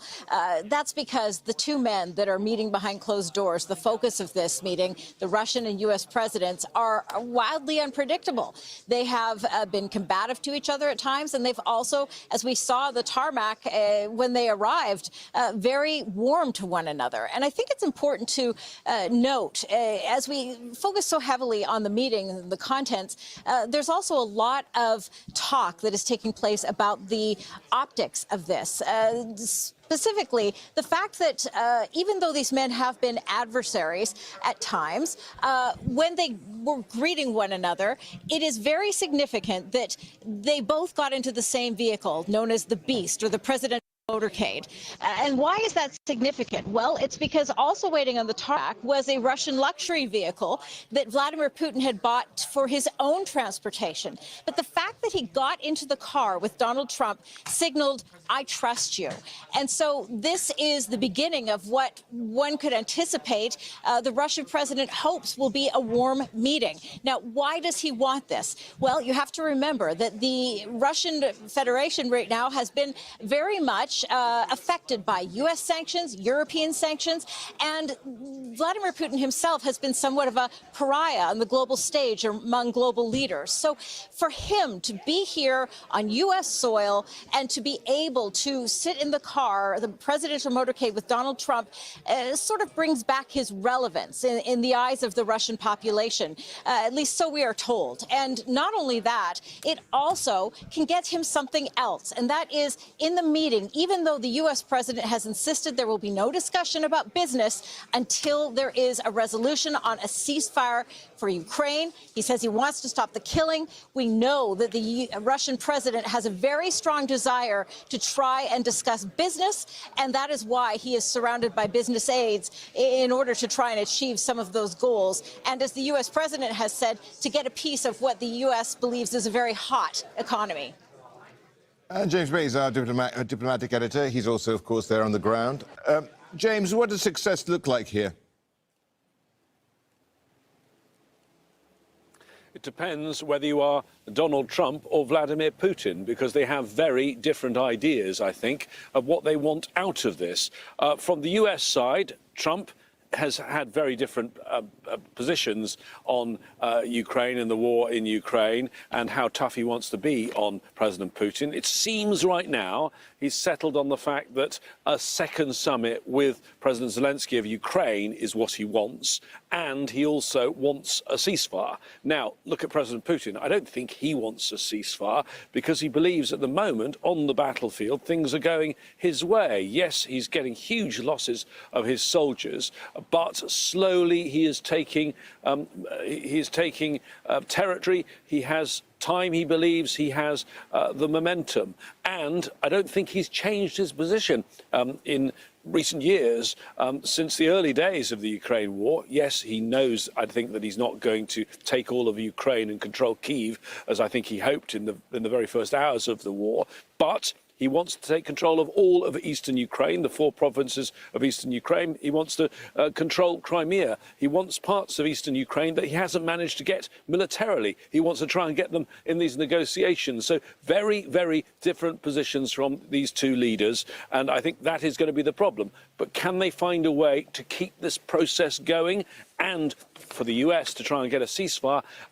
That'll be the big question, I think, in the coming hours for these negotiations, which, as Kimberly says, we don't know how long they're going to last. We suspect they're both going to leave tonight because I don't think either of them particularly want to spend the night on a US military base, but they could go late. Yeah, James, let's get it back to Kimberly. Kimberly, we understand there have been protests there on the streets of Anchorage. What are they protesting? Or are they pro something?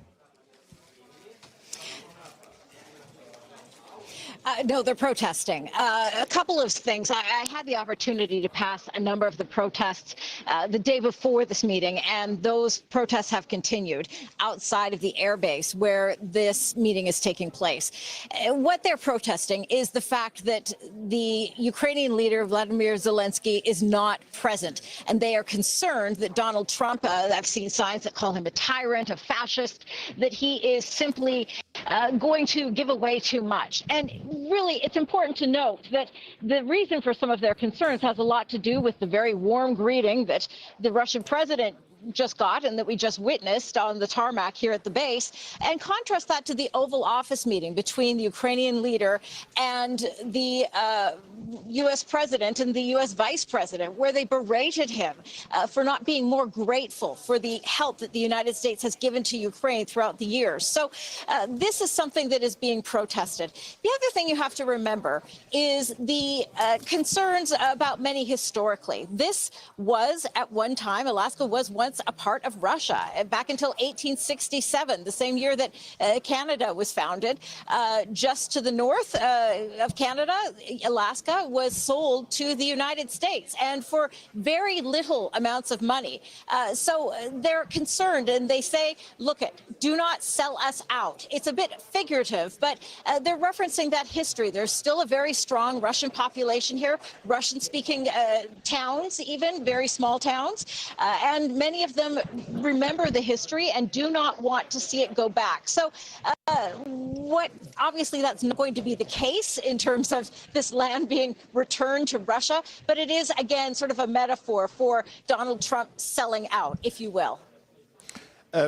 James, let's get back to diplomat editor James Bays. James, so what could be traded, given what Kimberly was saying there? Or is it much deeper than that?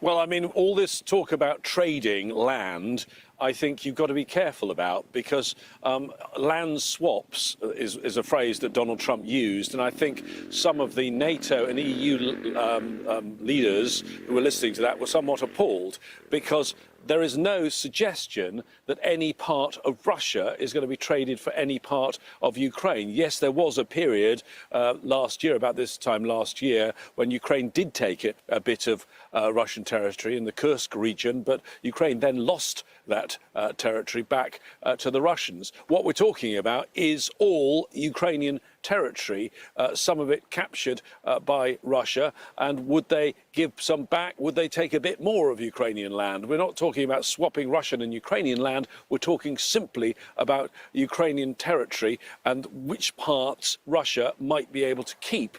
And European leaders had made the case from the beginning of the war that they shouldn't keep any of it because it was a breach of the UN Charter, a breach of international law. Now I think there is an acceptance that to end this war, and given the scale of the death toll, that President Putin will be allowed to keep some territory. Even President Zelensky, I think, understands that that is a possibility. But of course, it's a very hard sell for a Ukrainian president, because in some of those places that Russia might maintain control, they're places where Ukrainian soldiers died and where Ukrainians have lived, and places that were part of Ukraine. That's what makes all of this so very difficult.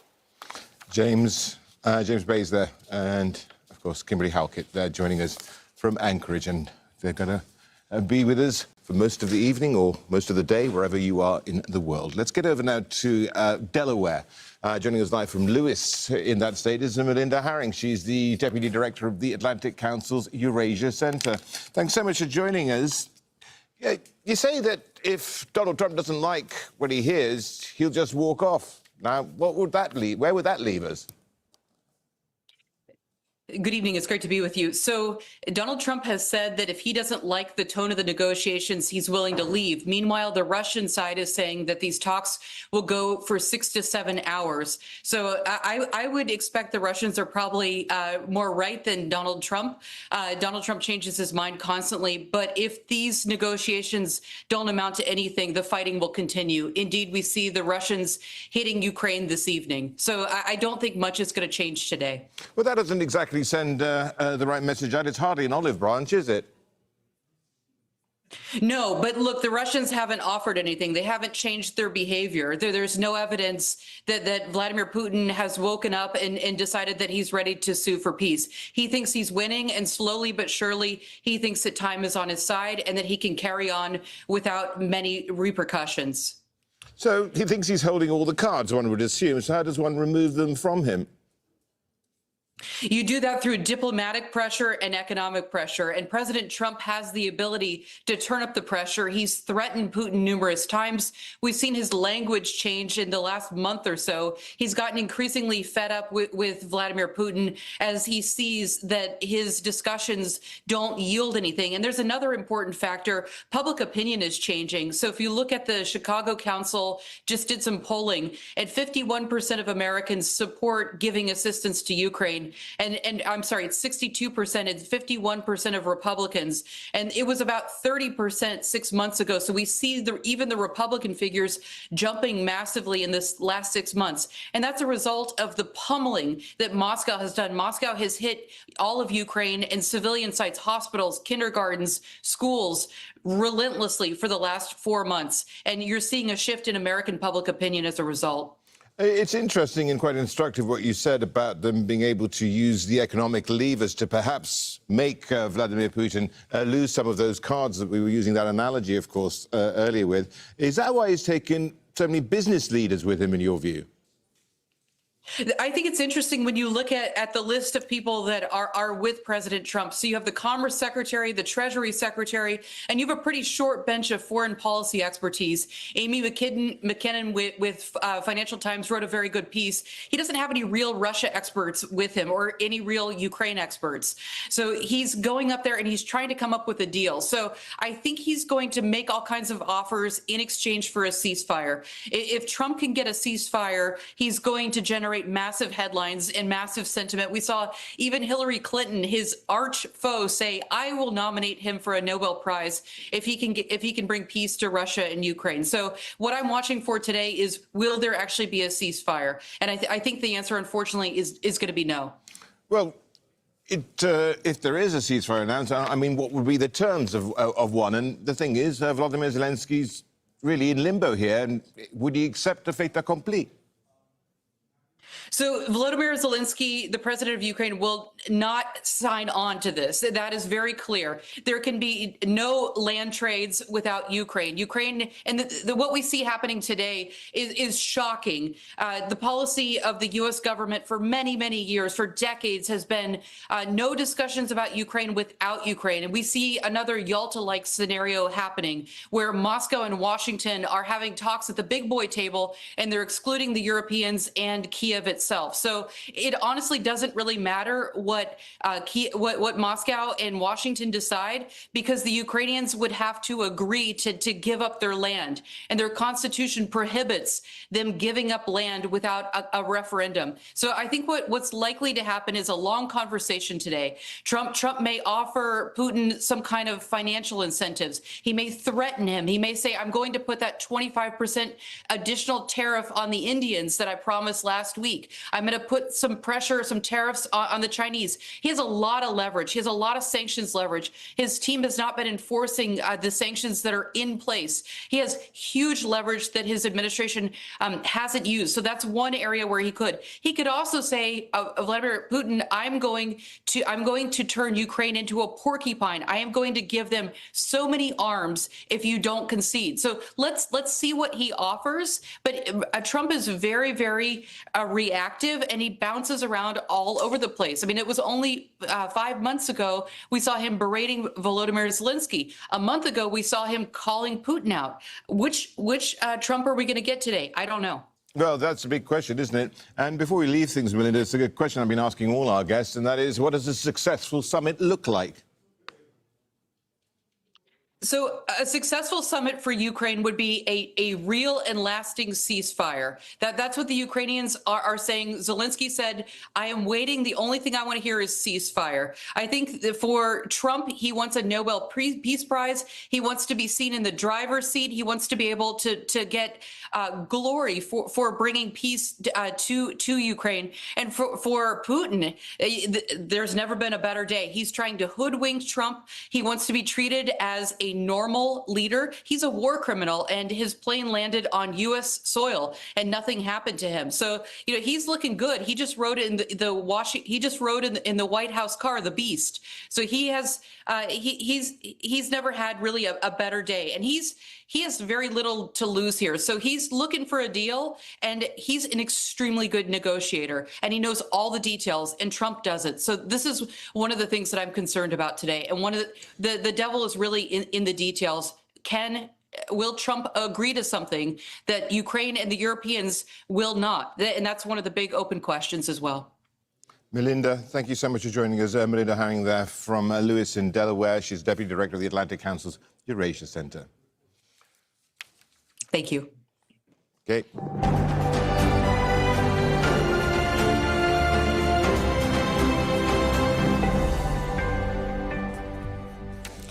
Right, let's get to some of the other news out there. Hezbollah has warned of a major crisis in Lebanon if it's forced to lay down its weapons. The armed group says the government would be handing over the country to Israel.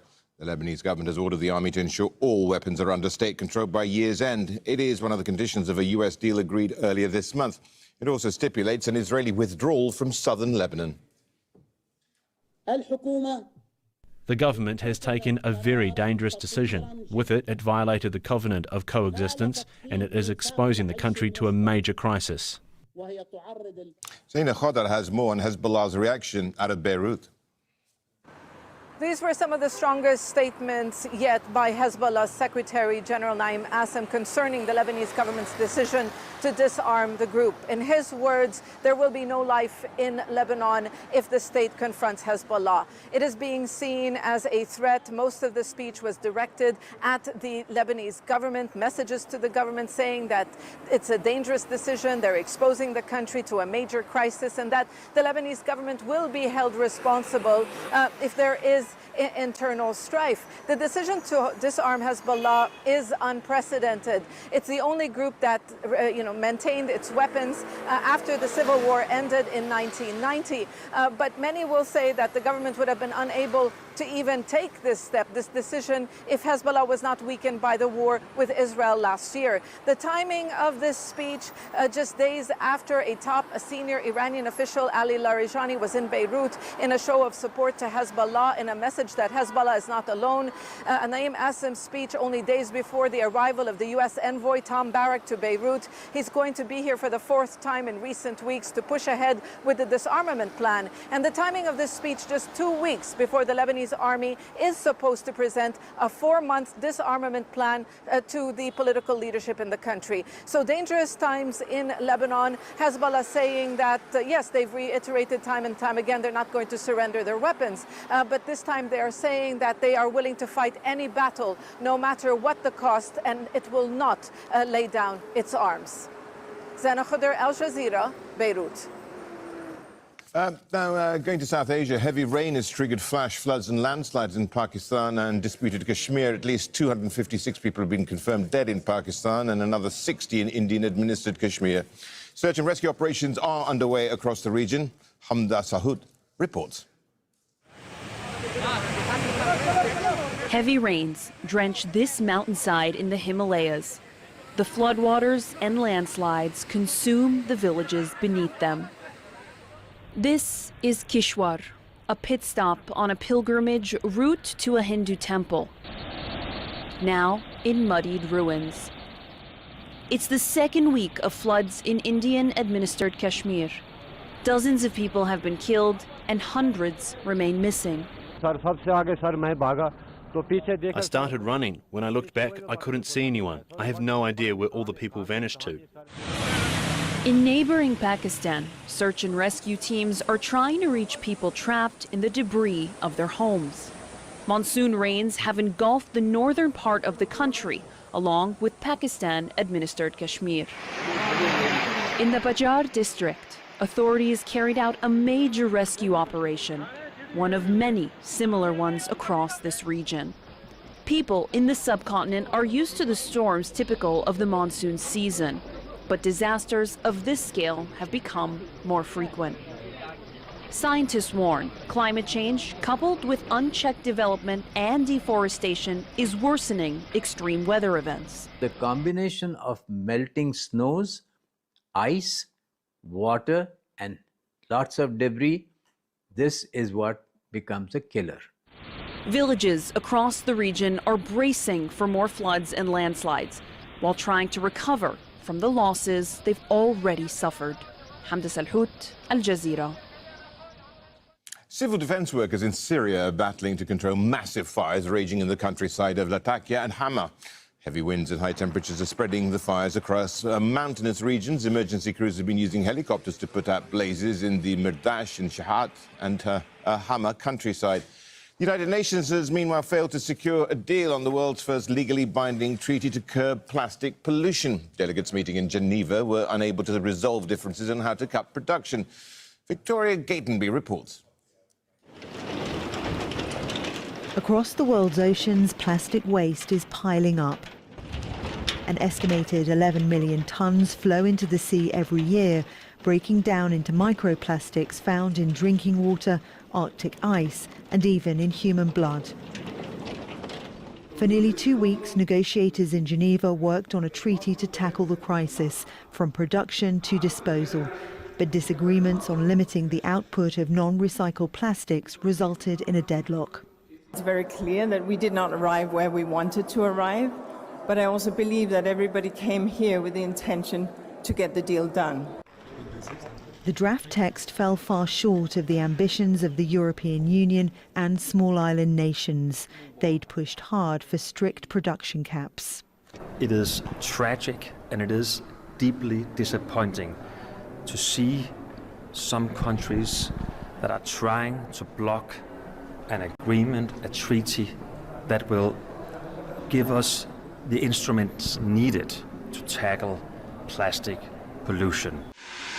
Environmental campaigners accuse petrochemical producing countries of shifting the focus away from reducing production and towards recycling. There's a few countries, Saudi Arabia, Russia, the United States, that have just been unwilling to negotiate in good faith in this space in these final hours. And as long as they continue to hold their lines as they have from Paris and show an unwillingness for us to actually negotiate, we cannot solve this problem. Scientists warn that without strict limits, the production of global plastic could triple by 2060, worsening environmental, economic and health impacts. Delegates will reconvene for a final round of talks at an as yet unconfirmed date. Many see it as a final opportunity to secure a treaty that stops plastic pollution at its source before it's too late. Victoria Gatenby, Al Jazeera. Closing arguments in the trial of the Hong Kong media tycoon Jimmy Lai have been delayed because of concerns about his health. The founder of the now closed Apple Daily newspaper is facing life in prison if found guilty of foreign collusion. The 77-year-old has been in jail for more than 4 years, and it's really all down to his role in the 2019 pro-democracy protest. The trial is set to resume when Lai is provided with a heart monitoring device. Meanwhile, his supporters have been gathering outside the courtroom. I want to keep paying attention to this case because I don't want to forget it, and I want to encourage Mr. Lai to hang in there. I've heard that his health is getting worse and worse. His son has also said that if Mr. Lai is sentenced to prison again, it would basically be like giving him a death sentence. He's already 77 years old and has lost a lot of weight. We just want to support Mr. Lai because, well, I also think he's someone who, in my view, hasn't really done anything wrong. After this closing statement, we don't know if he'll be able to come out again. We came today hoping to give him some moral support to let him know that we're still here. The trial of Jimmy Lai there just being halted for the time being. Right, well, that's it from me, Rishad Salamat. You can find more information on our website, aljazeera.com. We'll have more on the other day's news, including the scene over there in Anchorage, the latest on the Alaska summit between US and Russian leaders trying to end the war in Ukraine.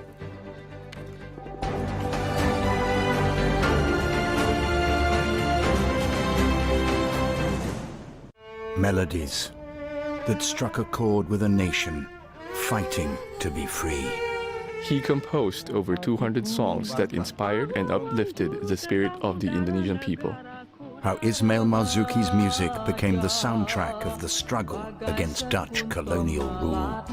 This was more than music. It was the sound of Indonesia's independence aspiration. Indonesia, the voice of freedom. On Al Jazeera.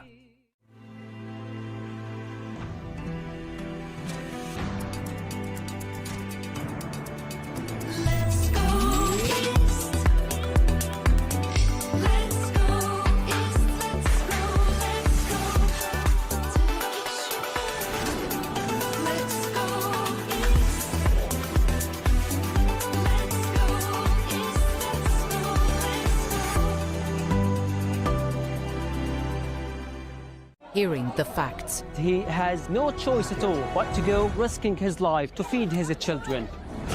Understanding the reality. The country has been plunged back into sectarian conflict, forcing them to again flee their homes and lands. With fearless journalism and in-depth coverage. 6 recruitment centres have been destroyed. We're going to go and see what the army has to say about it. Al Jazeera's teams on the ground bring you closer to the heart of the story. A meeting of minds. We have Israel committing genocide before our eyes, and none of our mainstream politicians across the board seem to have a problem with it. Campaigner Andrew Feinstein and photographer Shahidul Alam on activism and the crisis in Gaza.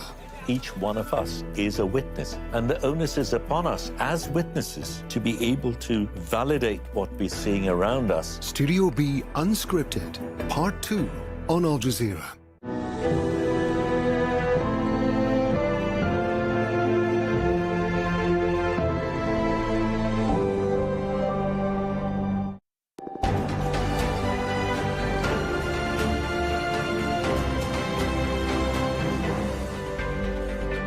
Hello, I'm Rashad Salamat. This is NewsHour coming to you live from Doha. Coming up in the next 60 minutes.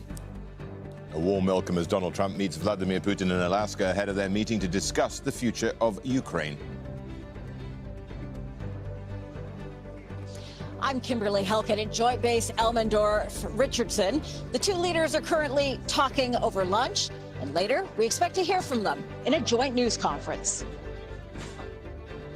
In other news, Israel steps up its ground and aerial assault on Gaza City and Khan Yunis as the humanitarian crisis there worsens.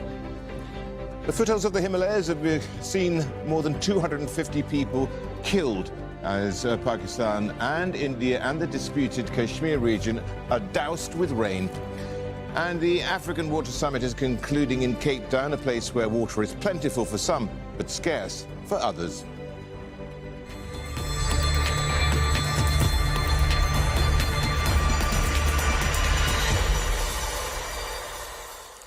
A high-stakes meeting between the presidents of the United States and Russia is underway in Alaska, aimed at ending the war in Ukraine. Donald Trump has suggested there is a high chance of the talks succeeding after he threatened Moscow with tougher sanctions. Meanwhile, Ukrainian President Volodymyr Zelensky has been excluded from this meeting and has warned anything agreed in his absence will be meaningless.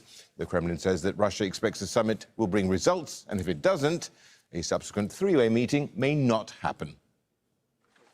Well, indeed, let's have a look at who Donald Trump is joined by at the talks. He's with Secretary of State Marco Rubio and Special Envoy Steve Witkoff. A one-on-one meeting had initially been planned. The Russian leader's delegation includes Foreign Minister Sergei Lavrov and Kremlin spokesman Dmitry Peskov. The summit does come as the war in Ukraine grinds on. NATO unity is being tested and pressure grows for a breakthrough. Well, let's get to James Bays, who is joining us there from Anchorage. He's our diplomatic editor, and our White House correspondent, Kimberly Halkett, who's at the media centre in a Joint Base Elmendorf-Richardson, and that's where the presidents are meeting. Let's get to Kimberly first of all. Right, on face value, Kimberly, there seems to be plenty of entente cordiale. Talk us through what's actually happened thus far. Yeah, that's right. It was a pretty elaborate welcome ceremony and very warm in terms of the greeting that was extended by the U.S. President Donald Trump to his Russian counterpart, Vladimir Putin. Not only was there the show from Donald Trump of the B-2 bombers that were flying over, but the red carpet that was laid out for the welcome was flanked by 4 F-22 Raptors. This is significant because Donald Trump knows that these were the same type of aircraft used to strike Iran. It shows a particular strength on the part of the U.S. president. But what also is important is after they shook hands, they got into a single vehicle, even though there were 2 vehicles waiting for each man. One, a Russian luxury car, and the other one, the presidential motorcade known as the Beast. They both got in, and that is a signal that there is some trust between the 2 men, that the Russian president felt comfortable getting into the U.S. car. And now we wait. The 2 men are behind closed doors. They are, as you said, meeting with their counterparts, and we are told that this meeting could take some 6 to 7 hours before ultimately ultimately we see them in a joint press conference. Now, it's very important to note that if only one person shows up, Donald Trump, and not Vladimir Putin, that is an indication, according to Donald Trump, that the meeting did not go as planned. Give us a sense here, Kimberly, of what it feels like, what the buzz is, if you will. There's a lot of anticipation about this meeting, and there's a lot of anticipation because the United States public as a whole is very divided about how to support Ukraine. There is a fatigue among the American population in terms of paying for it, something that the U.S. Vice President said as recently as last Sunday, that there will no longer be this appetite to sort of finance this. And what we also know is that there is concern about what Donald Trump might give away behind closed doors, given the fact that the contrast between the greeting that was given to Vladimir Putin versus the Oval Office meeting between the Ukrainian leader and the vice as well as U.S. president, where Vladimir Zelensky was berated by the American officials, gives concern that there could be perhaps territorial concessions made that the Ukrainian leader hopes will not happen, that European leaders have said that should not happen. And there has been some assurance offered by the U.S. President Donald Trump that that is not the case. In fact, he has said that he will be setting the table, that this is really a listening exercise in order to fold this weekend, although nothing has been confirmed. Quick word on what we can read into the delegations which each leader's brought with them.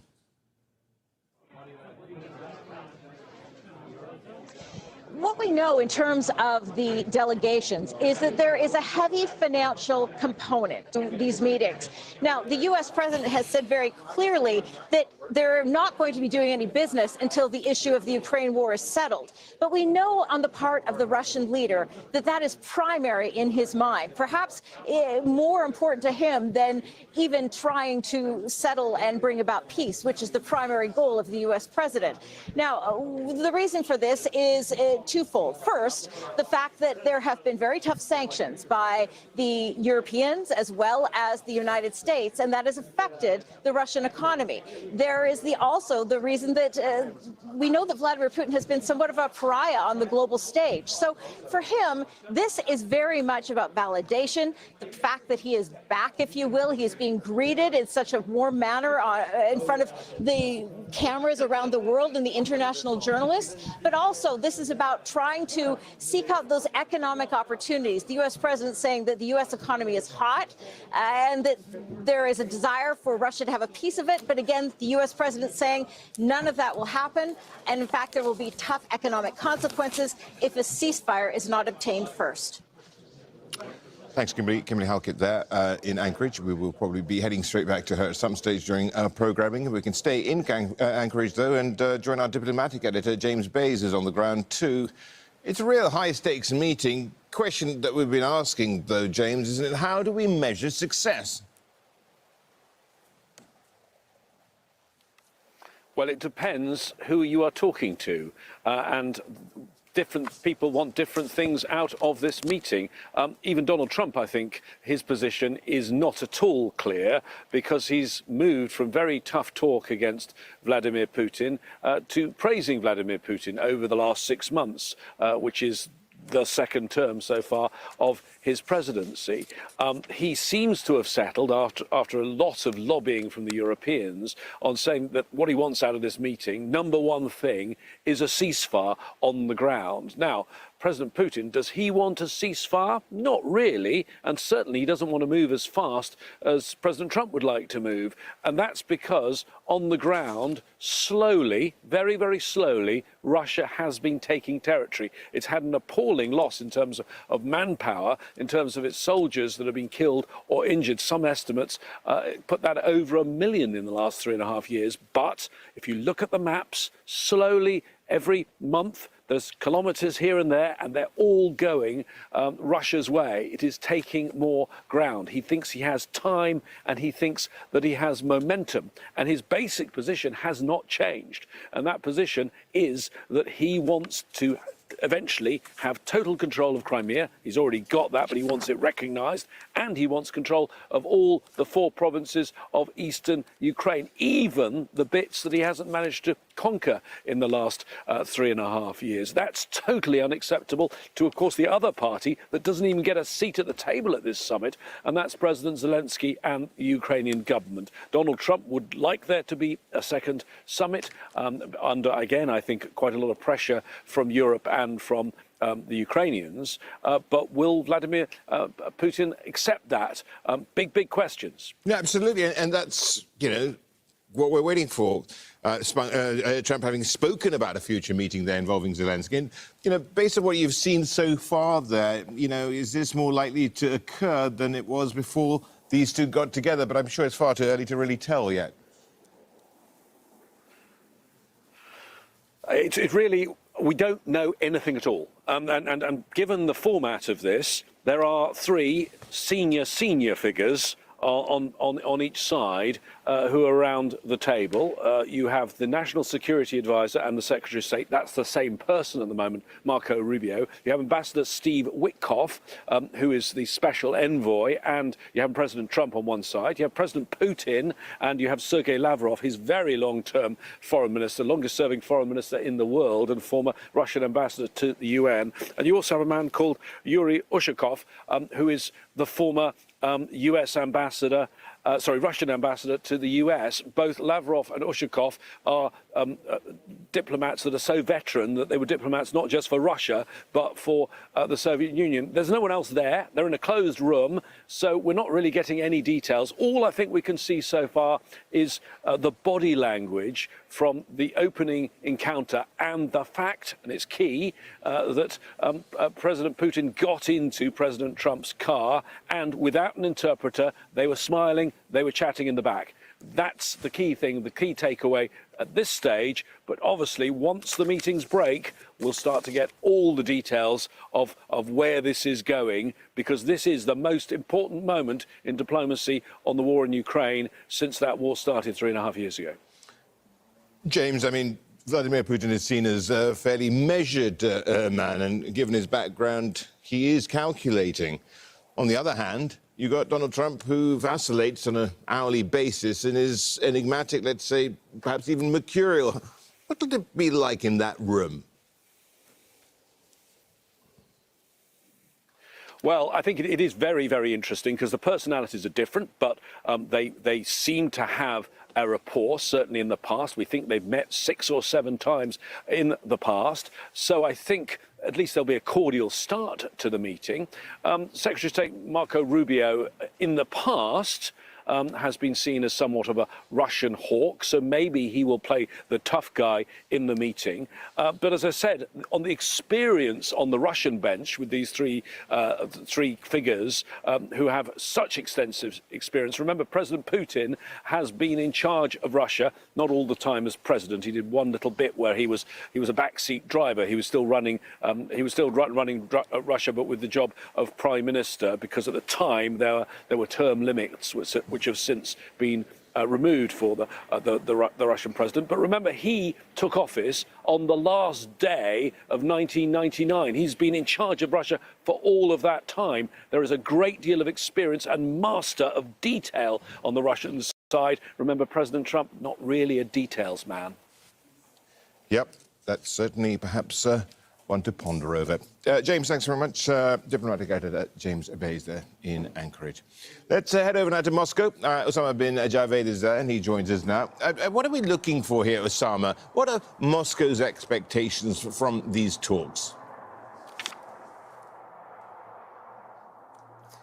Well, what's been made very clear by this side is that Moscow wants this opportunity to lay down and explain to Trump what the historic significance of Ukraine is for the Russians.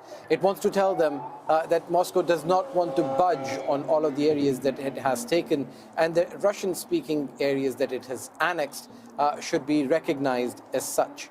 It wants to tell them that Russia fears that any attempt to get Ukraine to be part of NATO or the European Union would push its borders towards Russia, and that to Russia with weaponry from the European Union or NATO is not acceptable. It has been very consistent, that has been explained by the Russian president, by the Kremlin, and by the Russian foreign ministry as well. And you're seeing that being endorsed by a lot of media pundits and politicians, obviously, who are a part of the Russian government, saying that this is already a win for the Russians. They've been able to separate the international unity, which was in a monolith for the last 3.5 years when it came to Ukraine, with the Europeans and the Americans standing on one side, and now having this bilateral meeting and telling Trump that it is not just, and we've been hearing that not just from the Kremlin, but also the entourage that is with Vladimir Putin, including his finance minister, that this is also going to be an opportunity to not just talk about Ukraine, but also to talk about other issues, including direct flights between these two countries, including talking about sanctions, and perhaps, more importantly, something that really interests the American president, are energy contracts, especially in the Arctic, where those Russian vessels could be used for further drilling for oil and gas. Toby Otama, how do Russian people feel about this summit? Well, there is the Russian echelons of power where this has been celebrated as a win. And then there are the Russian people. We've been speaking to Russian academics. We've spoken to people on the ground, on the street. We've been speaking to people who are former military members. And it appears that there is a genuine desire for peace. You have to remember that Russia is facing some of the most stringent sanctions that have been put ever in its history, not just by the Americans, but by the Europeans as well. And people are being tired of not being able to travel freely, of having banking restrictions put on them, on not being able to do what they wanted to do, especially when it comes to normal everyday life and prosperity and growth. Although the Russian economy has fared has not buckled, it really has fared strongly. Russia has been able to find new partners, but there are people who are tired of this, and that was more or less the sentiment that we found on the street when we spoke to some of them. If Trump is smart enough and works with Russia, they'll control the whole world. A ceasefire. We want peace. Or at least some movements towards peace. At the moment, it's worrying that there is no compromise. Trump has his vision about talks. Putin has his own. But I hope they can sort it out.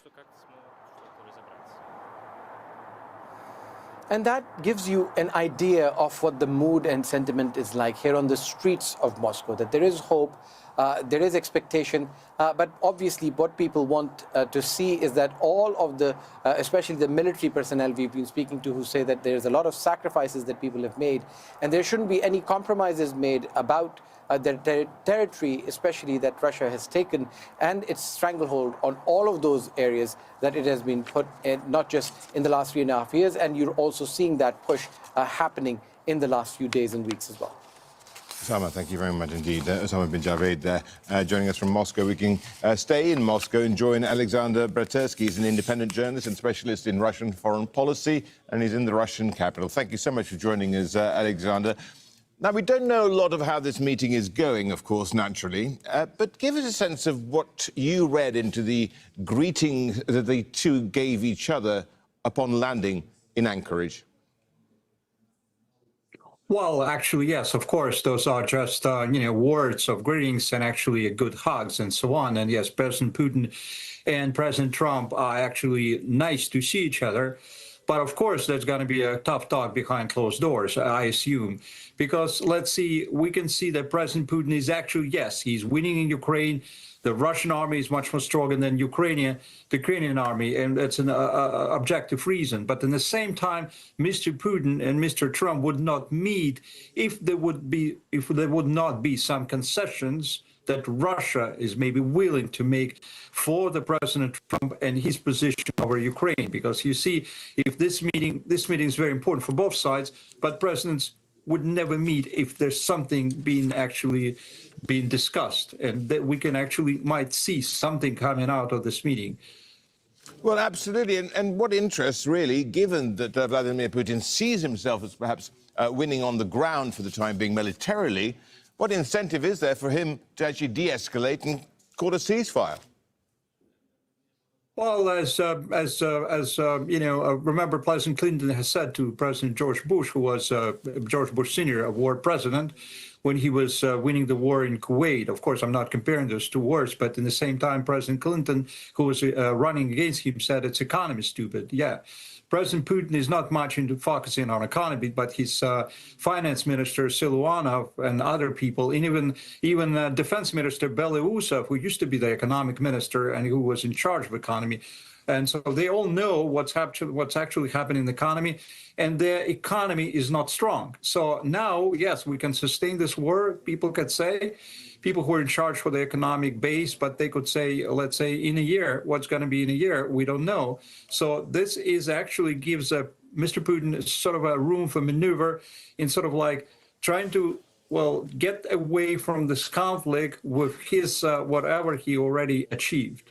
Now, Donald Trump comes into a lot of criticism for his naivety when it comes to foreign affairs at times. But could you also argue at the same time that by having a meeting such as this, the optics of the Russian president and the US president meeting together gives the Russian leader that much more face and therefore perhaps gives him a bigger stage in world politics, which is something that Vladimir Putin craves?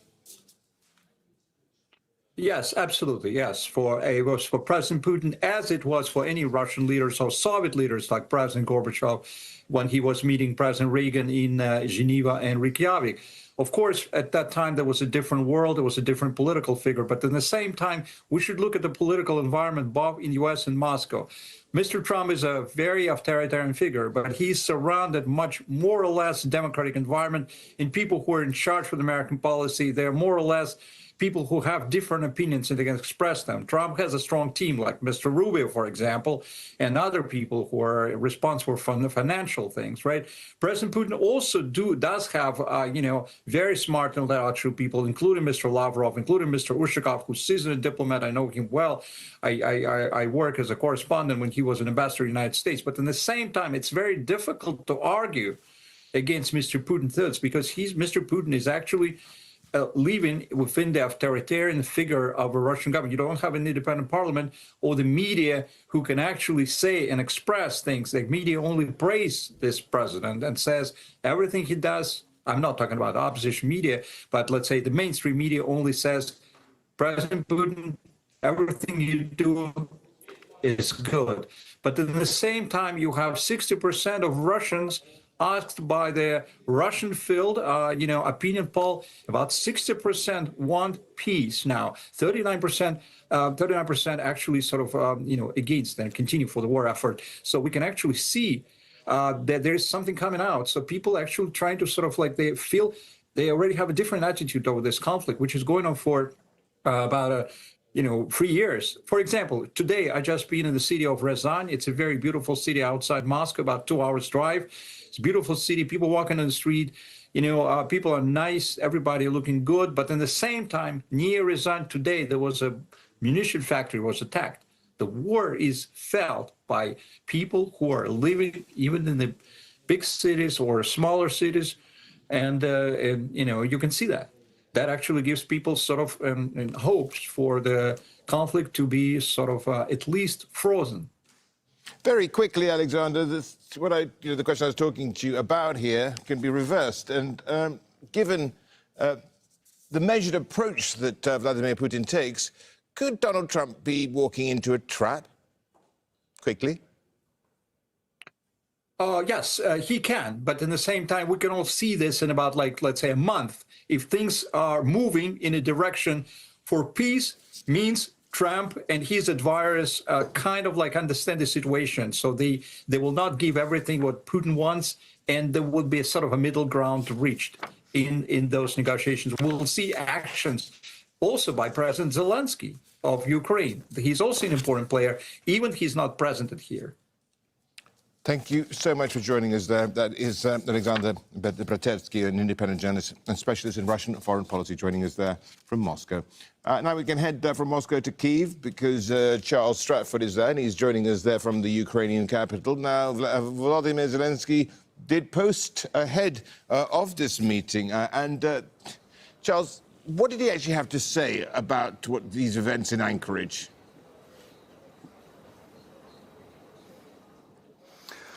Well, you could describe the posts, I suppose, a couple of hours before we saw the planes land in Anchorage from Zelensky as being a little bit more upbeat than they have been in recent times. He said that we are counting on the US. He said it's time to end the war.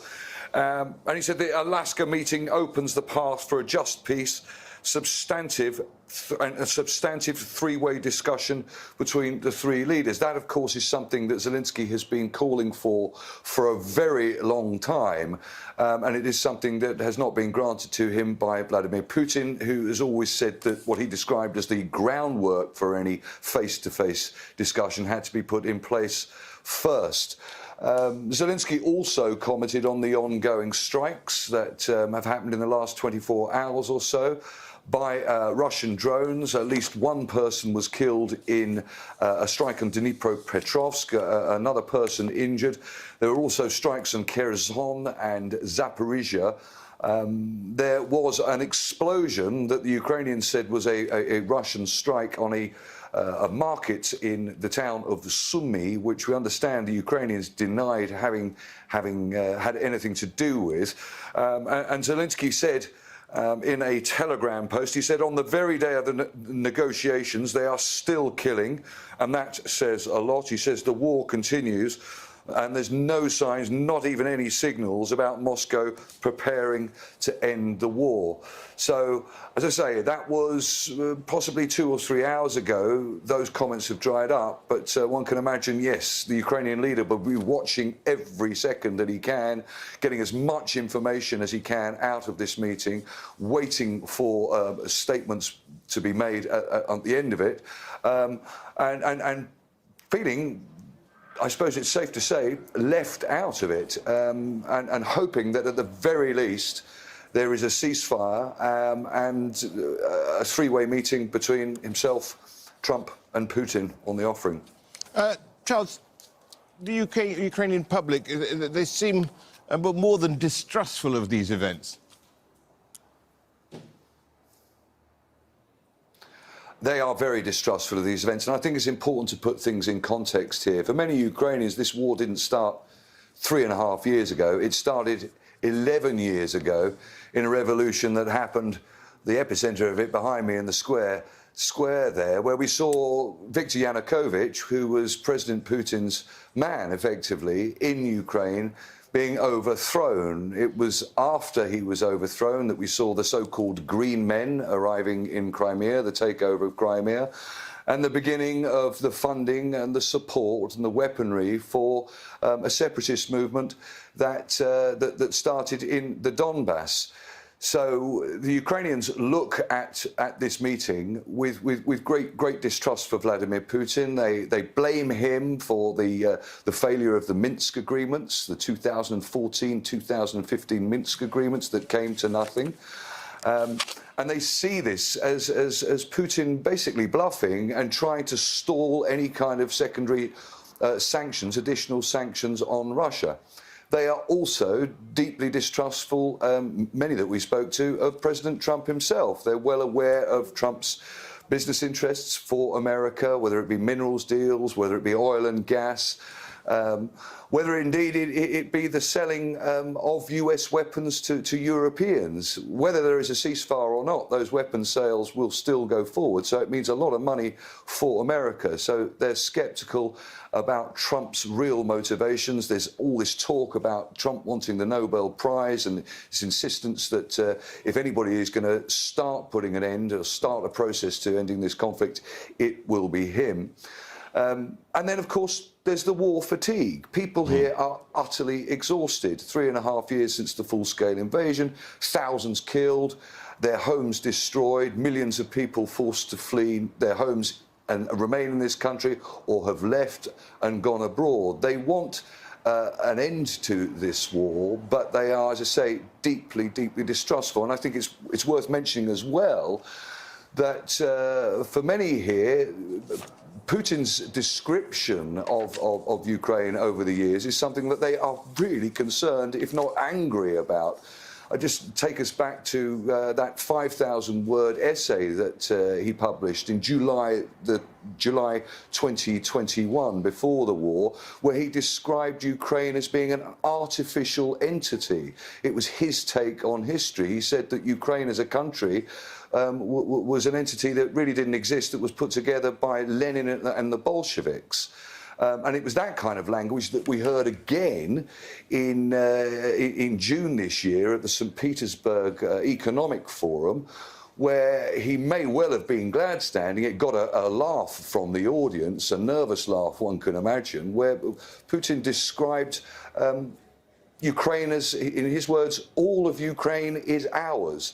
So it's the very perception that Putin has of this country that is of huge concern, that is, of course, informing opinions as this meeting in Anchorage goes on. Charles, thank you very much. Charles Stratford there, joining us from Kyiv. Now, Alexei Haran is a professor of comparative politics at Kyiv Mohyla Academy, and he joins us now live from Kharkiv. Professor, what's your reading of this meeting taking place in Anchorage? Thank you for the invitation. First of all, I would like to react to what your correspondent from Moscow said. He said that Putin is winning. This is a big question. Why? Because it's a fourth year of the war, fourth year, and Putin didn't reach his aim. His aim was to crush Ukraine. So basically, he didn't reach it. Now, Putin do not control any regional center of Ukraine besides what he get before 2022. So regarding the meeting, Alaska summit, well, it's a difficult question.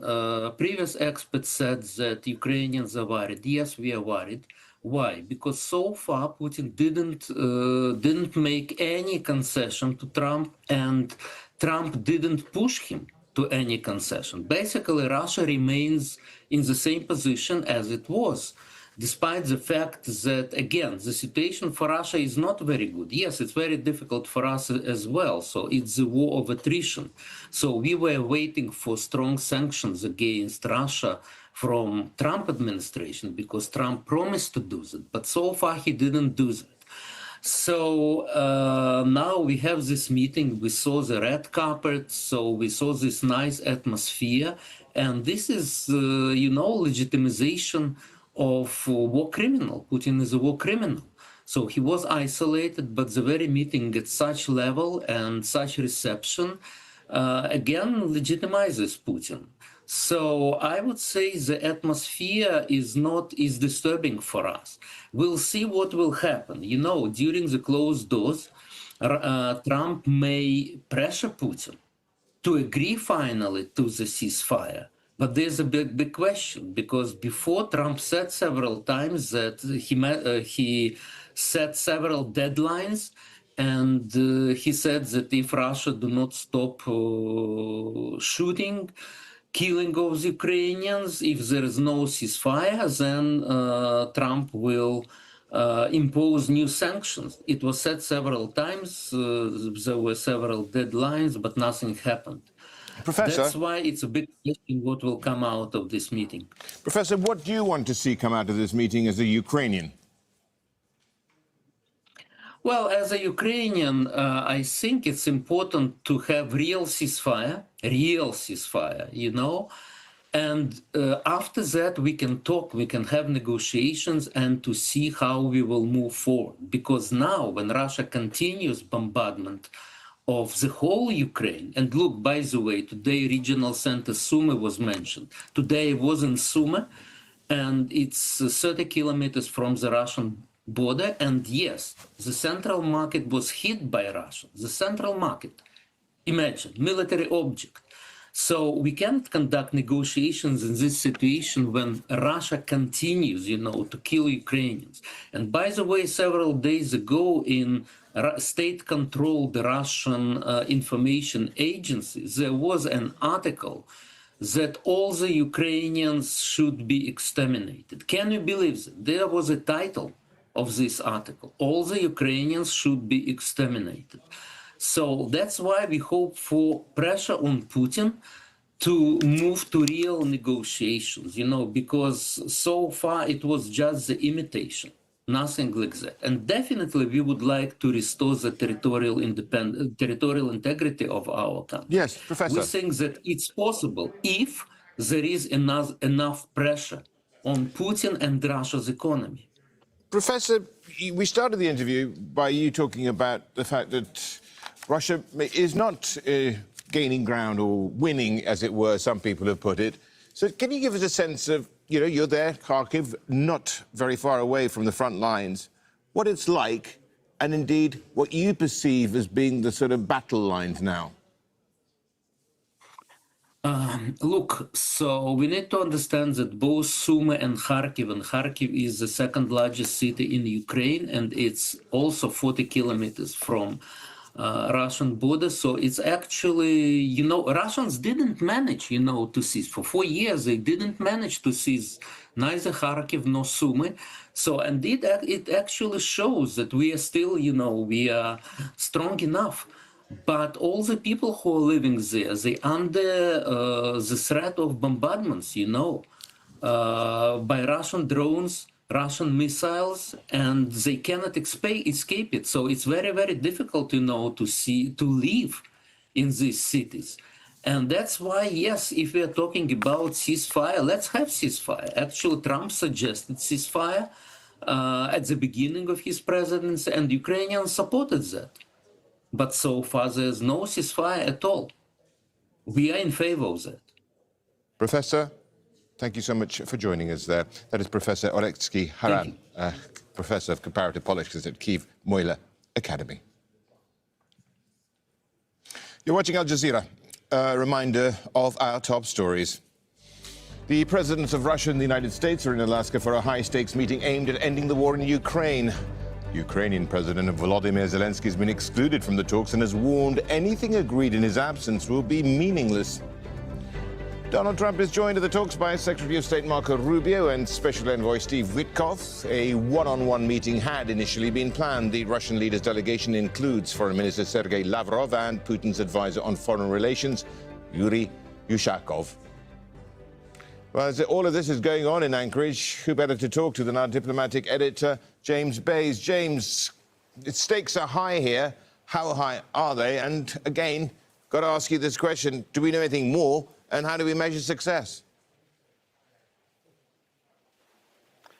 We don't know anything more, and you're right, stakes are extremely high, a very, very important meeting. I think perhaps it's worth just taking a step back and looking at this summit and where we are, because when this was first announced more than a week ago that there was going to be this summit between the two leaders, I don't think anyone was predicting that it was going to take place on US soil. Yes, Alaska is a place that's very close to both sides, but it's US territory.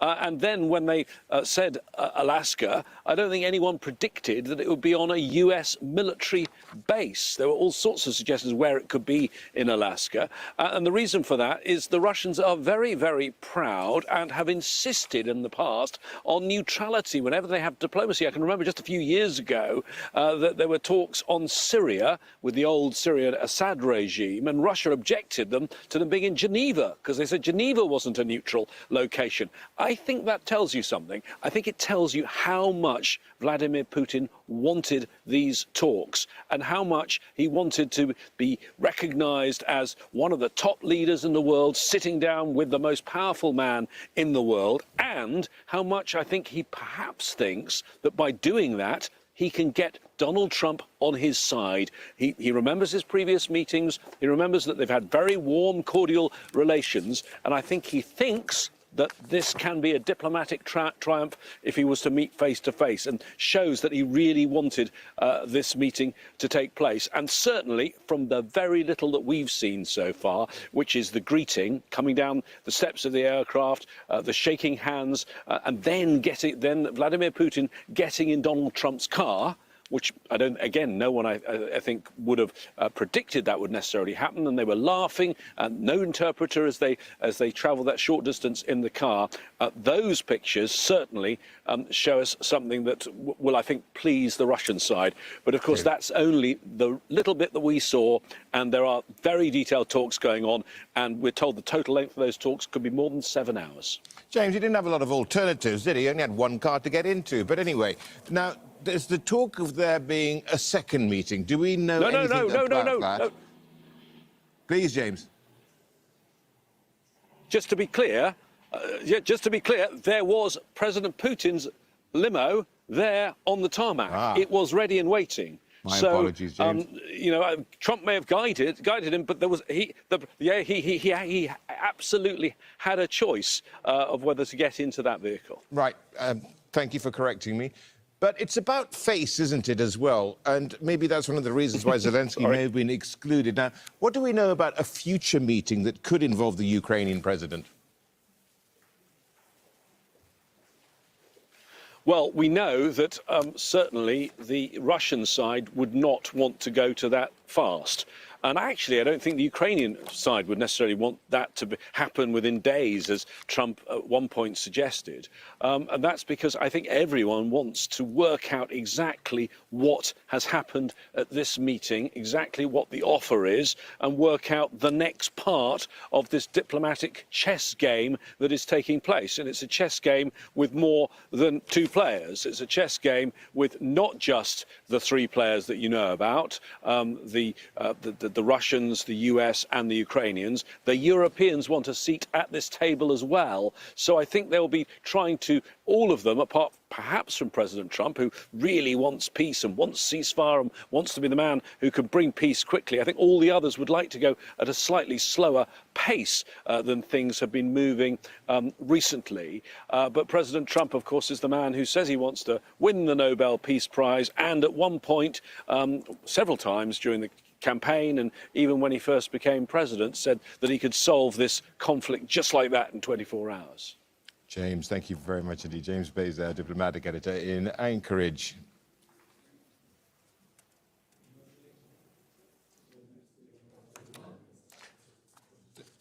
There we go. That is the seed of the pursuing peace. That's the title here. That's where the 2 leaders are expected to come out in a few hours to give a news conference and give us the results of the meeting that is otherwise underway right now. So that's the scene there in Anchorage.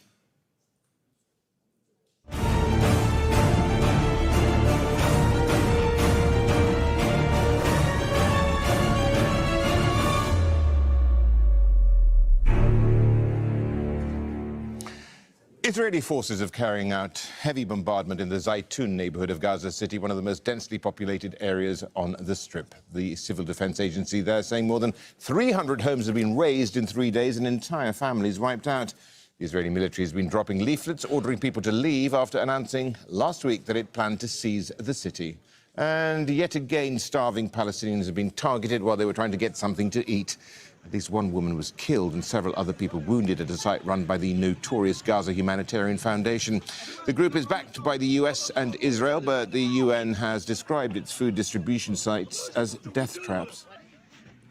The Israeli military, meanwhile, has also bombed Khan Yunis in the south of the Strip, even as it tries to forcibly transfer Gaza's entire population there. Attacks on Friday have killed at least 44 Palestinians across Gaza. Tariq Abu Azoum is in Deir al-Balah with more on the latest Israeli strikes. There is no any kind of let-up in terms of the scale and the intensity of Israel's ground and aerial attacks on Gaza.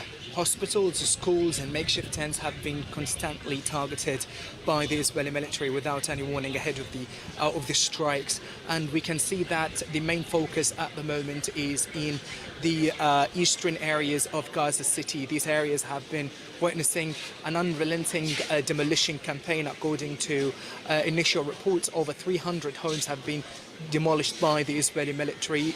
The ongoing systematic efforts taking place in these areas reflect that Israel will not allow for any Palestinian back to these areas through its systematic destruction for civilian infrastructure and properties there. But also elsewhere in Gaza, we can see that Israel is still stepping up attacks on the city of Khan Younis, where battles and clashes are still taking place between armed factions and Israeli occupation forces inside the hot-beating areas of the city there. And this all is unfolding while the humanitarian situation has been not fully alleviated, as Israel allowed for a slight uptick of 8 trucks to enter Gaza that cannot meet the extensive demands of Gaza's population, where people are still haunted and killed by Israeli forces near the controversial Gaza Humanitarian Foundation or aid centers. Tariq Abazoum, Al Jazeera, Deir al-Balah, Palestine. 7 Palestinians, including 2 children, were killed after Israeli forces struck Musa bin Nusayr school. The building was sheltering displaced families in Gaza City's Al-Daraj neighborhood. Al Jazeera's Ibrahim Al-Khalili has the story.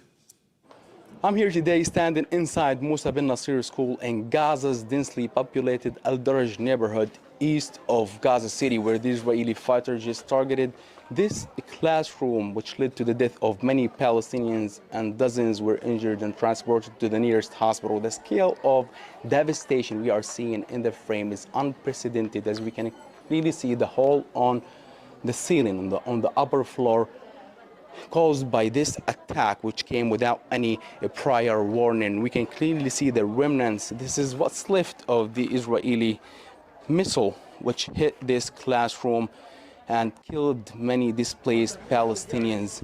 As we have spoken to people here, they described this attack as one of the deadliest this school has witnessed. We were sitting safely having lunch when suddenly we heard a missile hit the school. We jumped up and started running, checking on ourselves and looking for our children. We ran in every direction, not knowing where the strike had landed, right, left, above and below. There were bodies on the ground, people torn apart, and we didn't know who had been hit. We ran, searching desperately for our children. We always believed this school was safe, that there was security here, that we were protected, but it turned out it was not safe. This is the 6th time the school has been struck, and before, my daughters were among those killed. My children were playing in the yard, and I was preparing lunch. Suddenly, we heard the bombing in the school. We heard the screams of the women and children. My husband went to try to find our children where they are. We found the school, the classes here, full of dead bodies, and the young children and women are cut, shattered into pieces. The blood is all over the place. As we have spoken to eyewitnesses, people, displaced Palestinians, were sleeping on the ground right here. We can clearly see their belongings scattered on the ground, bed covers, mattresses, and all the belongings. These families who have been displaced here and got targeted and killed had fled their homes in eastern parts of the Gaza Strip, like Al-Shija'iyya, Al-Tufah, and the Zaytun neighborhoods, and they sought refuge here, believing that this school walls will offer them some respite from Israel's attacks. In the light of the staggering escalation of attacks by the Israeli military targeting school shelters, hundreds of thousands of Palestinians are left with nowhere to run. Ibrahim Al-Khalili, Al Jazeera, Gaza City, Palestine. Heavy rain has triggered flash floods and landslides in Pakistan, India and the disputed Kashmir region. At least 300 people have been killed, the majority of them in Pakistan. Search and rescue operations are underway across the region. Hamda Salhut reports. Heavy rains drench this mountainside in the Himalayas. The floodwaters and landslides consume the villages beneath them. This is Kishwar, a pit stop on a pilgrimage route to a Hindu temple, now in muddied ruins. It's the 2nd week of floods in Indian-administered Kashmir. Dozens of people have been killed and hundreds remain missing. I started running. When I looked back, I couldn't see anyone. I have no idea where all the people vanished to. In neighboring Pakistan, search and rescue teams are trying to reach people trapped in the debris of their homes. Monsoon rains have engulfed the northern part of the country, along with Pakistan-administered Kashmir. In the Bajar district, authorities carried out a major rescue operation, one of many similar ones across this region. People in the subcontinent are used to the storms typical of the monsoon season, but disasters of this scale have become more frequent. Scientists warn climate change, coupled with unchecked development and deforestation, is worsening extreme weather events. The combination of melting snows, ice, water, and lots of debris, this is what becomes a killer. Villages across the region are bracing for more floods and landslides, while trying to recover from the losses they've already suffered. Hamda Salhout, Al Jazeera. It's the final day of an African Union water summit. Leaders are racing to tackle one of the continent's most pressing crises. In South Africa, about 3 million people don't have piped water at home. Famida Miller reports from Cape Town on the challenges people face to access water. Watch this. This is how easy it is to fill a water bottle in areas like this. But in other parts of the city, families wait hours to do the same thing. I'm in one of Cape Town's affluent suburbs where water is constant and clean. But just a few kilometers away is a different story. This is Khayelitsha, one of the largest and poorest townships in South Africa. In communities like this, water is not only scarce, it's often unreliable. This is the main water source for many families here. Today, the water may be clean. Tomorrow, the pressure might drop, or the tap might run dry for days. About 3 million people in South Africa still don't have access to basic piped water. More than 10% rely on communal taps. It must be difficult to have to go out and get water every day. It's very, very difficult. Reason being so, it's because we live at a distance. So we have to walk to the main tap and it's really far. Example, we cannot, by 6 o'clock you have to be at home already, not getting any water because you might be exposed to crime. Crime as such as being raped, being kidnapped. Yeah, so when it comes to water, we really have a hard time. And this is one of the better provinces, the Western Cape. There are other provinces in South Africa where access to water has actually declined. In the past year, more than a third of households reported water interruptions lasting more than 2 days. For these families, water is not guaranteed. And without change, that gap between Cape Town's haves and have-nots will only grow wider. The difference between this street and the one I visited earlier isn't just geographical. It's about investment, infrastructure, and inequality. Famida Miller, Al Jazeera, Cape Town. Still to come right here on Al Jazeera.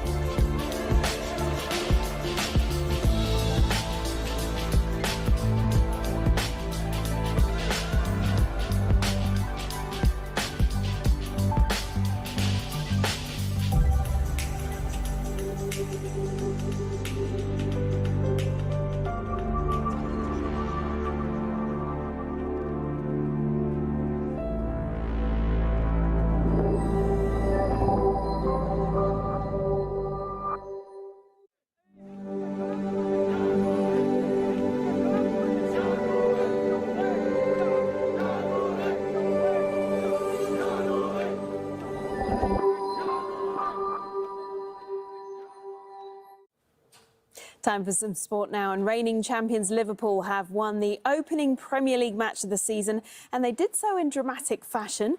With the score 2-2 after blowing a 2-goal lead, Liverpool struck twice late on to seal victory at Anfield. Substitute Federico Chiesa getting his first Premier League goal in the 80th. Newcastle manager Eddie Howe has confirmed that Alexander Isak will miss the start of the new season, adding that his team will have to forget about the Swedish striker. He has not been training with Newcastle's first team since reporting back for duty earlier this month. Newcastle kick off their league campaign away to Aston Villa on Saturday.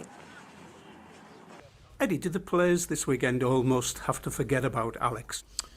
Yeah, well, I think we do. He's not here with us, so we have to focus on who is here and get the best out of every single player in the squad that's fit and available. That's always been the way.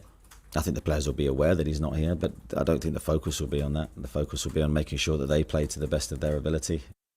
Spanish football champions Barcelona kick off their La Liga defence on Saturday, but are still scrambling to register their new players in time. It's because they've spent more than they've generated in revenue, which doesn't comply with La Liga's strict financial rules. So it's unclear whether key signings like Marcus Rashford and goalkeeper Joan Garcia will be available to face Mallorca. But the new La Liga season got underway earlier, and the first goal came courtesy of goalkeeping howler.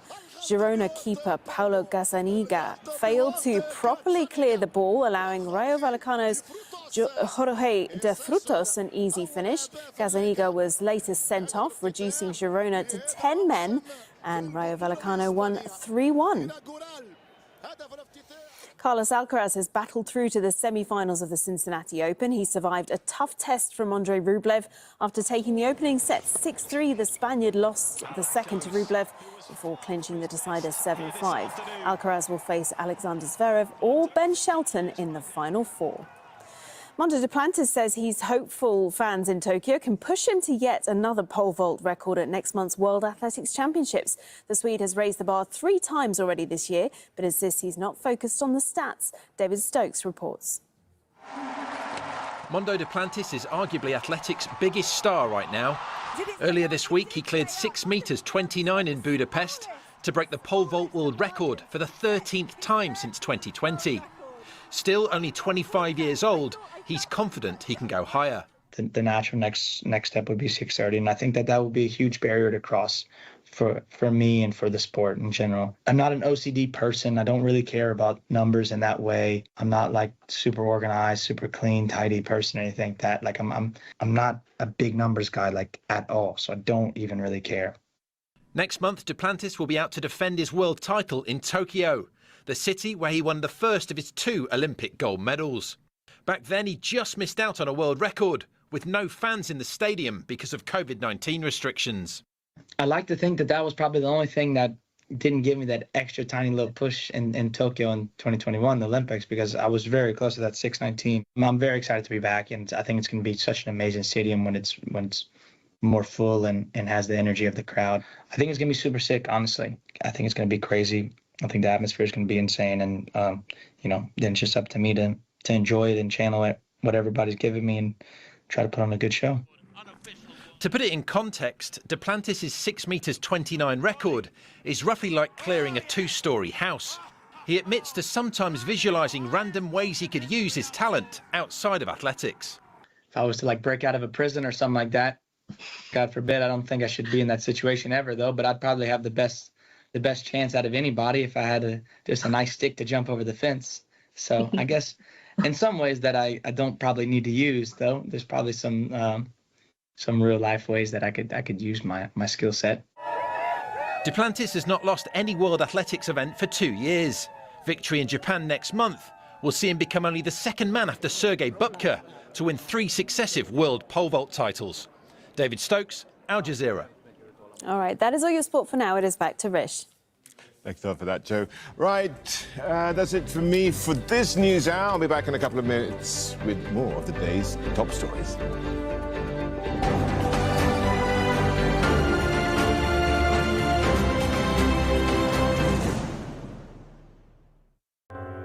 In a split second, a little girl full of life joins the ranks of hundreds of children in Gaza who have lost at least one limb. Amputated, scarred, but by no means broken, she looks to the future. أنا حاب أحكي عن أنا شو حسيت أول ما دخلت المستشفى. Fault lines, all that remains on Al Jazeera. In uncertain times, control becomes ruthless, fueling exploitation This smoke affects the people around this community. and sanctioning corruption. He said nobody gave us names to the police because the police were the assailants. People and Power uncovers the use and abuse of power around the world. They are war crimes, but they're also a crime against humanity. On Al Jazeera. This is not just a tent. It's a space where exhausted children relearn how to breathe through rhythm and song. Their teacher, Ahmed, is a displaced father who uses the music as a form of therapy. We are doing activity with the Edward Said Conservatory, spreading joy and love and happiness for the kids by music. They use borrowed instruments, broken chairs, whatever they can find. This tent is more than just shelter. For these children, music is therapy, a lifeline, and a way to heal, to breathe, and to escape the war, even if only for a moment. In the middle of war and destruction, music is what remains, a sound of hope and rhythm and resilience.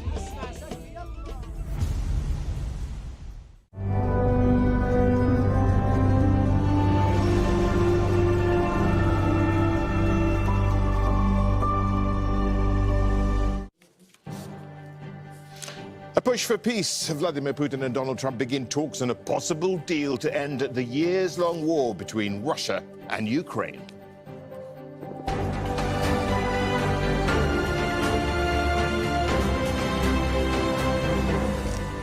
I'm Rashad Salamat. This is Al Jazeera coming to you live from Doha. Coming up.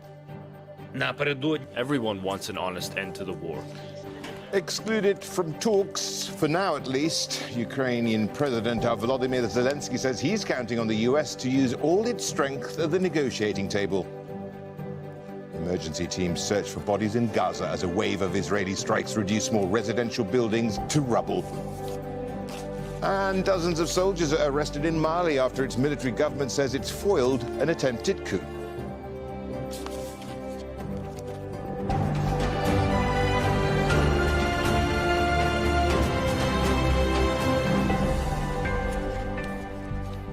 US President Donald Trump and Russian President Vladimir Putin have been speaking. We've been speaking about the situation in Ukraine, been doing so behind closed doors. And they've been doing that in Anchorage.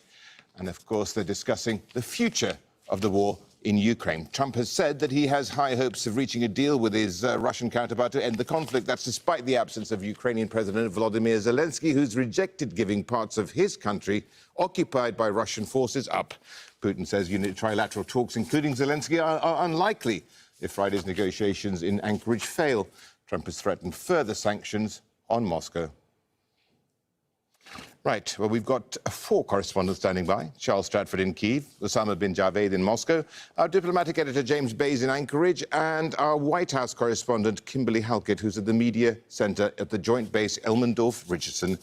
Kimberly, thank you very much indeed for joining us. Give us a sense of the buzz there as we await for a news conference and when these talks are concluded.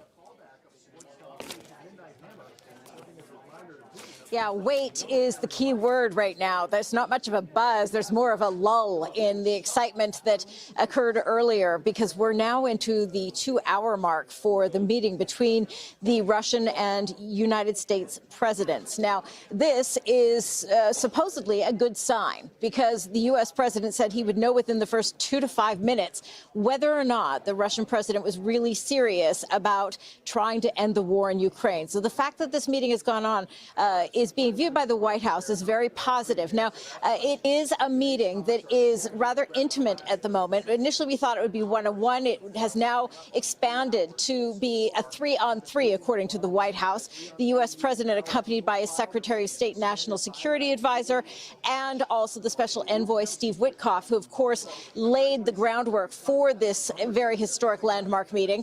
And on the Russian side, in addition to Vladimir Putin, we also know he's joined by his foreign minister and and a political aid. Now, what we do know is just prior to this meeting, the Russian president and the U.S. president ignored the questions by reporters, not just on the tarmac, but also when they had a very short, what we call a bilateral pool spray, where the reporters can shout and get pictures of the pleasantries as they're being exchanged. It appears these two men really wanted to talk behind closed doors, just as they did as they were leaving the tarmac after the arrivals and the very warm handshakes. They immediately got into a single car, the presidential motorcade known as the Beast, sitting in the back seat, where the two of them were seen laughing and talking amongst one another. But again, not present is the Ukrainian leader, Vladimir Zelensky, and that, of course, is a concern. How much is going to be discussed and sort of taken away, if you will, behind closed doors? He himself has said that any sort of decisions that are made behind closed doors are meaningless without his presence, but the U.S. president assuring that this is really just a listening session to lay the groundwork for what he says will be an even more important meeting, including the Ukrainian leader. Kimberly Harker there. Now let's get to diplomatic editor James Bays. James, we've been talking throughout the last few hours about the summit and what represents success, and you do say it depends who you talk to. So what does it look like in terms of trying to make everybody happy here, and can they make everybody happy here? I think there's a way, potentially, that the two sides here can be happy at the end of this summit. There are different objectives. President Trump very much now, and it's different from a week ago, after a lot of European pressure on him and a lot of European phone calls, is saying that he wants a ceasefire at the end of this. President Putin maybe would talk about a ceasefire. I don't think President Putin wants this to move as fast as President Trump does. But I think then when you actually get to the details, that's where the problem is going to be. When you get sitting looking at a map and deciding whether parts of the territory of Ukraine that have been taken by Russia can be kept by Russia, that is a very, very hard sell if you move to a next stage where the Ukrainians potentially join the table at another summit, a three-way summit, and of course you probably have the involvement of their European allies. Very, very hard sell then to try and find something that makes everyone happy, because certainly for now President Putin has been sticking to the same position he's had for a very long time. Yes, in the early days he wanted to capture Kyiv and get all of Ukraine. I think the settled Russian position now is that they want the eastern part of Ukraine, 4 eastern provinces, and they also want to keep Crimea. They want those permanently. And of course, in terms of eastern Ukraine, yes, they've captured large parts of eastern Ukraine. They haven't captured all of those 4 provinces. Some significant parts of those are still in Ukrainian hands. And I think the Ukrainians would find it totally unacceptable to give Russia territory that Russia didn't even manage to capture in the last 3.5 years. So finding something that makes everyone happy, I think, is going to be very, very difficult. And I think if there is a solution that ends this war, then it's going to take long, hard diplomacy, not one day here. But this one day here is still very important. This is still the most important discussion that's happened on Ukraine since the start of the war 3.5 years ago. James Bays there, joining us from Anchorage. Of course, he's our diplomatic editor. Let's get to Moscow. Osama bin Javed is there, and he joins us now. You know, we've just heard what James had to say, but, you know, Vladimir Putin's gone into these talks, presumably thinking he's in a position of strength. So what are Moscow's expectations? Well, Moscow's expectations are anything that comes out of this is going to be seen as a victory. Moscow's been telling its people that this is a win in itself, that Moscow's been able to separate the Ukrainians and the Europeans and the Americans who were a joint front until about a week ago. And let's remind ourselves of how this crisis has evolved and how this meeting came about. Just last week, the US president was saying that he's sending 2 nuclear subs towards Russian waters. He was threatening that there's a looming deadline against Moscow, that if it doesn't comply, it could face more stringent sanctions. None of that has happened, but that was more symbolic than actually having teeth. And I think that is something which the Russians have realized, because they did not come out with a lot of statements, as you saw, coming out of European centers, coming out of Kiev and other places. There's been a stalemate on the ground where the Russians have been making some gains on the battlefront and then have been pushed back. There have been a lot of drone strikes that have been carried out by both sides, missile strikes that have been ongoing. So on the battlefront, it does not feel that there is any diplomatic push. And on this diplomatic push, the Russians have maintained that they are not willing to give up any of the territory. They're not willing to compromise on the annexed regions. They want the Ukrainians to completely forego their dreams of ever becoming part of NATO and do not be used as a point for attacks against Russia.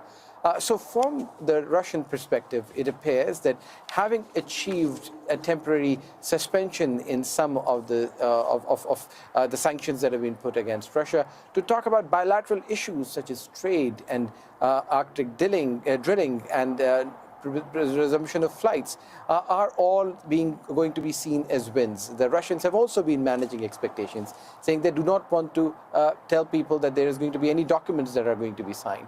So it appears that there is a managing of expectations, but people here on the ground are hopeful that in the last 3.5 years, they actually see this as being the most significant point where they can see some hope at the end of the tunnel, that there might be some prospects of peace.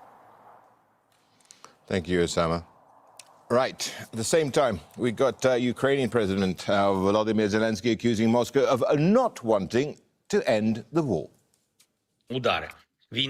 The war continues. It continues precisely because there is no order, nor any signals from Moscow that it's preparing to end this war. There are killings also on the day of the negotiations. Everyone wants an honest end to the war. Ukraine is ready to work as productively as possible to end the war, and we hope for a strong position from the US. Everything will depend on this. The Russians respect American strength, and strength alone. Well, let's get over to the Ukrainian capital now. Charles Stratford is joining us there from Kyiv. Now, we heard what President Zelensky had to say. Now, what's the view in Ukraine toward these talks? I think it's really important to put some historical context on these talks, certainly in the minds of everyday Ukrainians. For them, this war didn't start in 2022. It started in 2014 with the revolution that overthrew the man that was described as Putin's man, the former leader of this country, Viktor Yanukovych, a revolution, the epicenter of which was in the square behind me. It was following his overthrow that we saw Russia's annexation of Crimea, Russia's funding, support militarily, financially of pro-Russian separatists that began to take territory in the Donbass region. And they remind themselves of the way that Putin sees this country. Let's, for example, look at that essay that he wrote in 2021, a few months before the war, a 5,000-word essay, which he described Ukraine as being an artificial entity, a construct that was made by Lenin and the Bolsheviks in the 20th century. No recognition of Ukraine's centuries-long independence struggle. It was language like that he repeated again at the St. Petersburg Economic Forum a couple of months ago, where he said, perhaps grandstanding, and it caused pretty nervous laughter in the audience, he said that all Ukraine is ours. So if you have a Russian leader that describes the breakup of the USSR as being one of the worst point in the 20th century, it informs a lot of opinions here. So they are deeply distrustful of Vladimir Putin. They see him at these talks as bluffing, as him being there as just a means of trying to delay additional sanctions. They are also distrustful to a certain extent, though thankful of President Trump for participating, for initiating this meeting, but they are distrustful of US business interests. We heard President Trump, even on Air Force One, flying to Anchorage, saying that there was going to be a lot of money coming into America because of the weapons that Europeans are going to have to buy in order to support Ukraine. That's with or without a ceasefire. There's also, of course, the issue of war fatigue. People here are absolutely exhausted, thousands of people killed. We know that there have been thousands of civilians killed in this war. The vast majority of them, though it's safe to say, are Ukrainians. Their homes destroyed, their infrastructure destroyed, millions forced to flee the country, millions internally displaced too. So yes, they want they want peace, but they do not want it at any cost. They recognise that they may well have to be the ceding of certain amount of territory, but they cannot get their heads around the fact that Putin's stand remains the same, and it's a maximalist stand. He wants those 4 regions. He wants Crimea, he wants them internationally recognised, and he wants a withdrawal of Ukrainian forces from those areas. So, yeah, there's a lot of cynicism here, despite a want for peace. All right, thank you very much. Charles Stratford there joining us from Kyiv. From Kyiv, we can get to Anchorage and the Joint Base Elmendorf-Richardson. That is the title of this summit, Pursuing Peace. The time just approaching 2:15 in the afternoon there in Anchorage. As Donald Trump said, high stakes just before he boarded Air Force One with his destination, Anchorage, with his much-anticipated meeting with President Vladimir Putin. We're expecting something to come up in the next few hours in terms of a conference, a news conference between those two world leaders. The noise out of the Kremlin is that it could take as much as 6 to 7 hours minimum, actually, before we do get that. But we will, of course, be bringing that to you live right here on Al Jazeera.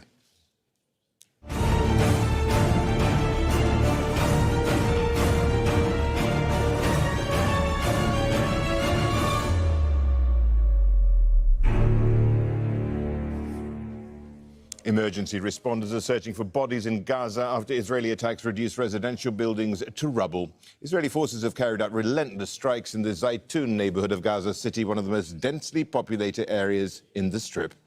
The Civil Defense Agency says more than 300 homes have been razed in 3 days and entire families wiped out. The Israeli military has been dropping leaflets ordering people to leave after announcing last week that it planned to seize the city.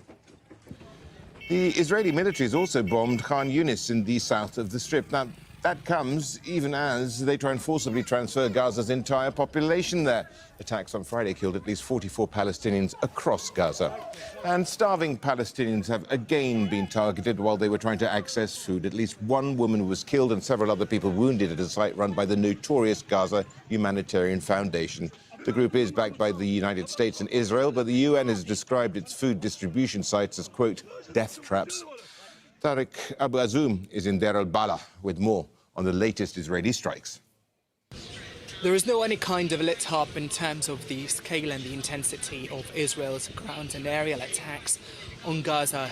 Hospitals, schools and makeshift tents have been constantly targeted by the Israeli military without any warning ahead of the strikes. And we can see that the main focus at the moment is in the eastern areas of Gaza City. These areas have been witnessing an unrelenting demolition campaign. According to initial reports, over 300 homes have been demolished by the Israeli military. The ongoing systematic efforts taking place in these areas reflect that Israel will not allow for any Palestinian back to these areas through its systematic destruction for civilian infrastructure and properties there. But also elsewhere in Gaza, we can see that Israel is still stepping up attacks on the city of Khan Yunis, where battles and clashes are still taking place between armed factions and Israeli occupation forces inside the hot-beating areas of the city there. And this all is unfolding while the humanitarian situation has been not fully alleviated, as Israel allowed for a slight uptick of 8 trucks to enter Gaza that cannot meet the extensive demands of Gaza's population, where people are still haunted and killed by Israeli forces near the controversial Gaza Humanitarian Foundation Run 8 centers. Tariq Abu Azoum, Al Jazeera, Deir al-Balah, Palestine. 7 Palestinians, including 2 children, have been killed after Israeli forces struck a nursery school. The building was sheltering displaced families in Gaza City's Al-Daraj neighborhood. Al Jazeera's Ibrahim Al-Khalili has the story.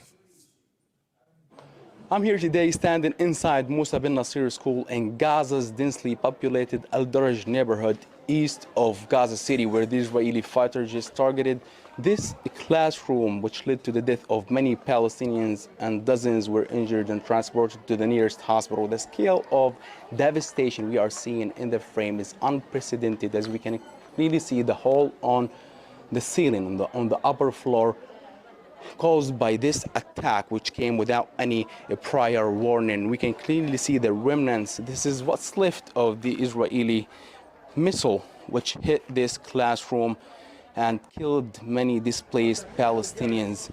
As we have spoken to people here, they describe this attack as one of the deadliest this school has witnessed.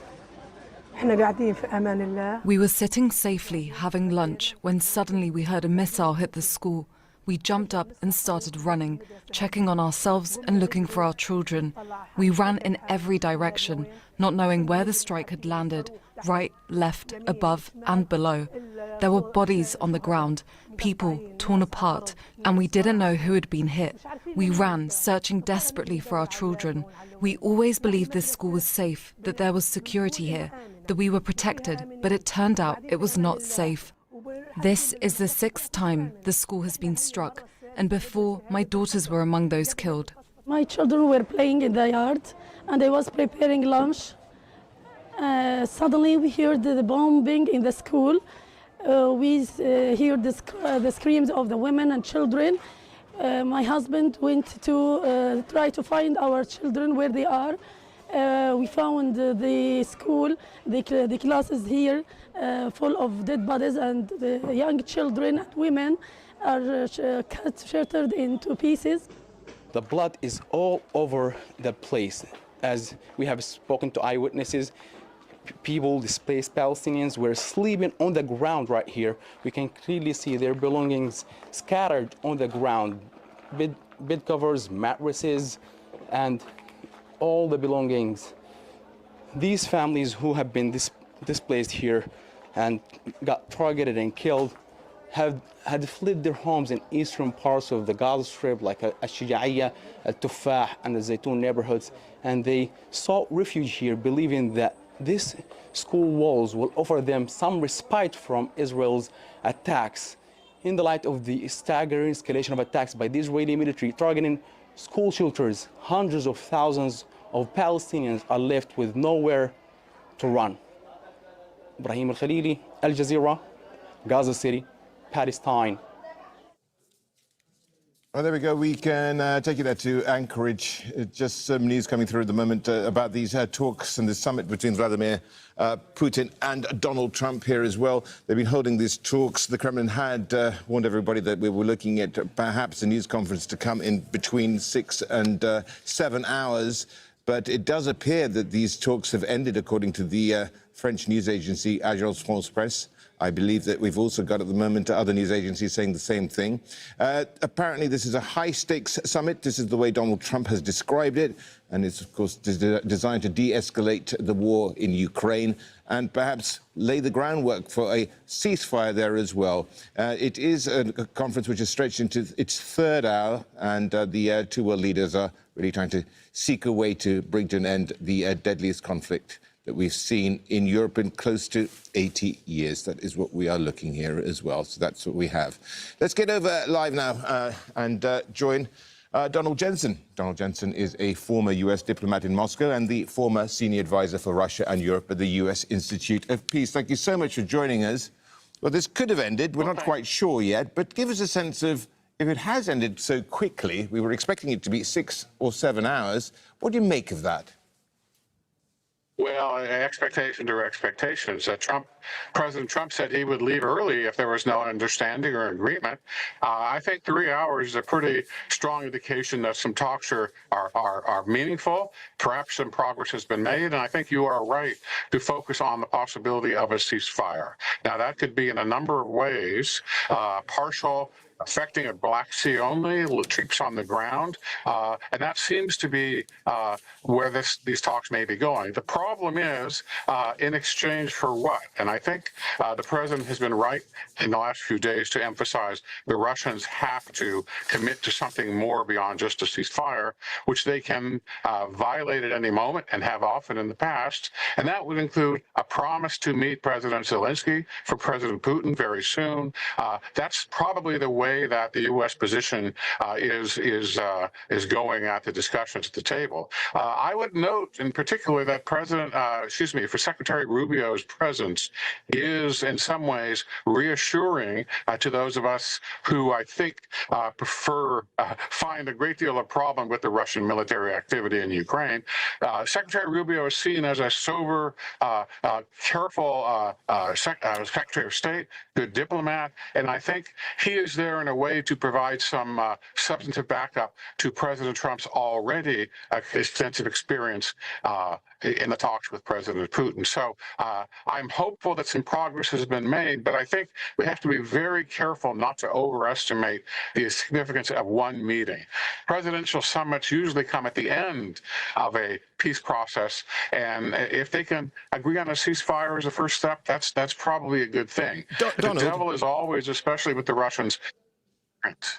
Donald, I want to get a sense of, what does success look like? Our diplomatic editor, James Bays, has been saying, well, it depends who you talk to. Success looks different for different parties. But isn't success here for Vladimir Putin just to be seen on the world stage once again? Well, if you've read the Russian media commentary just in the last 2 hours, there's a great deal of, let's say, satisfaction, not only on the national television network, which are Kremlin-controlled, but also some of the so-called Telegram channels, that Russia is back on the stage. A few bloggers have even said, well, if we're now again friends with the United States, then where does that leave our relations with Europe and Ukraine? Are they still the enemy? So it's a very interesting mixed reaction. But largely, I think Putin thirsts for being seen with Putin, especially at home. I think a lot of Russians want to be seen as a great power alongside the United States. So the optics, certainly the arrival at the airport, I think are optics which benefit President Putin's image, especially at home. Now, isn't there the danger also that Donald Trump, no matter what his motivation is for holding this summit, is there a danger that he's walked into a trap? There is a danger, because I think that if you read the Russian commentary in the past couple of weeks, they're very, very careful and thorough in trying to assess President Trump's behavior. Some have said he's zigzagged with the Russians and on Ukraine since he took office. The Russians very openly talk about this. They've called him unpredictable and emotional, and I think they're trying to present a good face to the president to make sure that he takes the Russian point of view very seriously. Of course, these are tactics largely derived from President Putin's KGB background. So to the extent that they matter at all, and they do matter, the Russians do pay very careful attention to what President Trump says, how he behaves in their estimate, and try to take a maximum advantage from that. The thing is here, Zelensky is not there. And that probably suits Vladimir Putin right down to the ground, given the optics that he wants. But he said, Vladimir Zelensky, that, well, they're not going to agree to anything because simply they're not in the room. That's exactly right. And it's very interesting how, with the Europeans stepping up in the past few weeks to more vigorously support Ukraine and Zelensky, both the European and Ukrainian position has been just what you said. There will be no settlements over the long term. Again, this is a process, not a win or loss. There will be no settlement without either European security and especially Ukraine security being taken into account. And that requires face-to-face talks between the Russians and the Ukrainians, between Putin and Zelensky. And as you know, Putin has refused to meet Zelensky so far. Now, maybe that will change as a result of the discussions this afternoon. We will just have to see. But that is very clearly the next step. The Ukrainians, while tired of the war, are very much against the land trade. They realize that it's trading people, not just land, and they're very attached to both, understandably. So I think that's going to be a tough nut to crack. But I think think President Trump is calculating that getting a Putin agreement to sit down with the Ukrainian president may make some progress if we have enough patience and the support of the United States. I think that's probably the Washington calculation, and we'll see if it turns out that way. Donald, give us a prediction as to what is going to happen and how this is all going to end. I'm talking about today's events in Anchorage. Well, I think the fact that both sides are talking to each other, the U.S. and Russia, is a very good thing. And I would point out the presence of Envoy Witkoff and some Russian officials and businessmen with commercial ties in the Russian delegation. The Russians see this as a chance to become normalized, if you want to use that word, to cooperate with the United States, developing the natural resources in Russia and elsewhere, and even to cooperate on matters such as the Arctic. I found it very interesting that yesterday the Russians talked about perhaps progress on a strategic nuclear arms deal. And that would be valuable, and I think the U.S. would support that. But the Russians are very clever. They tend to link issues across the spectrum. If you'd help us here, we will help you there. So the fact that they link economic cooperation, arms control, and other issues to a settlement in Ukraine is, let's say, typical Russian behavior. And it's up to the United States and the West to see how they do this, how clever they are, and to say no when you have to say no. Donald, thank you so much for joining us there. Donald Jensen, the former diplomat, joining us from Washington, D.C. He's a U.S. diplomat, former U.S. diplomat in Moscow, and a former senior advisor for Russia and Europe at the U.S. Institute of Peace. Thank you. Right, we've got three correspondents standing by. Charles Stratford in Kyiv, Osama bin Javed in Moscow. But let's get, first of all, to White House correspondent Kimberly Halkett, who's at the media centre there in Anchorage at the Joint Base Elmendorf-Richardson. What do we know? Have these talks concluded? Can you confirm that, Kimberly, for us? And if so, do we have any kind of idea of what they've agreed or disagreed upon? We don't know the content of the talks. We do know they have concluded, though, and we've had that confirmed from both the U.S. as well as the Russian side. What we were told, and there was a bit of commotion here in the briefing press room in about the last 15 minutes or so, because we were told to take our seats and that there would be a press conference that would be imminent. And so the media is now assembled, and the White House staff, I am told, is also in the front rows, although I can't directly see it behind me. I'm also told that on the Russian side, and the room has been divided almost like a wedding, with one side seated at one side of the room and the U.S. side on the other side, that what is going on is that the Russian foreign minister is also seated, as well as the finance minister. So that is a very good indication, if that is indeed true, that we will be having a joint press conference. And this was something that everyone was watching for, because the U.S. president said in the first 5 minutes he would know whether or not this was, in fact, going to be a joint press conference, whether or not this would be a pathway to a ceasefire. And in fact, we are getting indications that this is a joint press conference. What is going to be discussed is still unclear, but what we do know is that the meetings that had been projected to last up to 7 hours lasted just over 2.5 hours, which is considerably shorter than what was predicted. And given the number of topics that needed to be discussed, whether it was security agreements, whether it was a ceasefire, whether it was business opportunities, it seems like a relatively short amount of time to accomplish that. As well, we also know that a scheduled lunch, a bilateral lunch with an expanded delegation on both sides, does not appear to have happened. But again, we are still trying to confirm that. But again, this has been something that has been a little foggy in the last 15 minutes or so. Yeah, Kimberly, surely a shorter summit would perhaps indicate, and a joint news conference as well, would indicate that they have reached some kind of accommodation. Just reading between the lines, I know that's conjecture.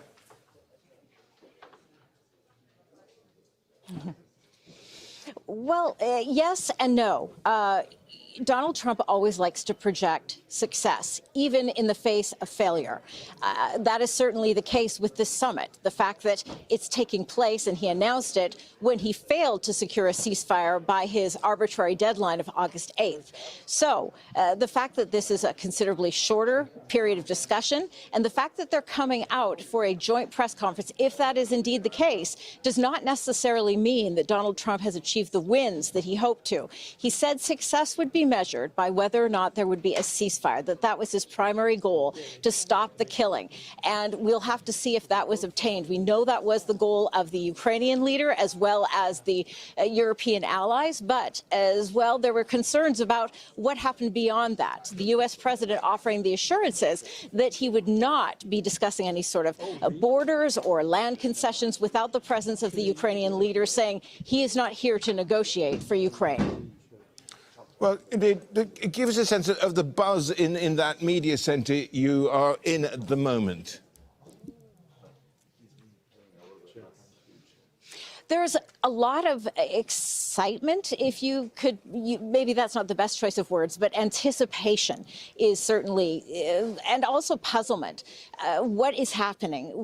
How do we interpret this much abbreviated meeting? It didn't even run to the halfway mark in terms of what we were expecting. And so what does that say? We know and can only look at the body language of the two leaders when they first met in Anchorage. It was very warm, they were talking, but it was very clear they wanted to get behind closed doors where they could have private conversations. They ignored the questions from the U.S. as well as the Russian media and went immediately into this bilateral session that included their delegations of the foreign minister or the secretary of state, as well as the special envoy and the political aide on the Russian side. So we don't think that things progressed in terms of going to the expanded bilateral lunch that was expected.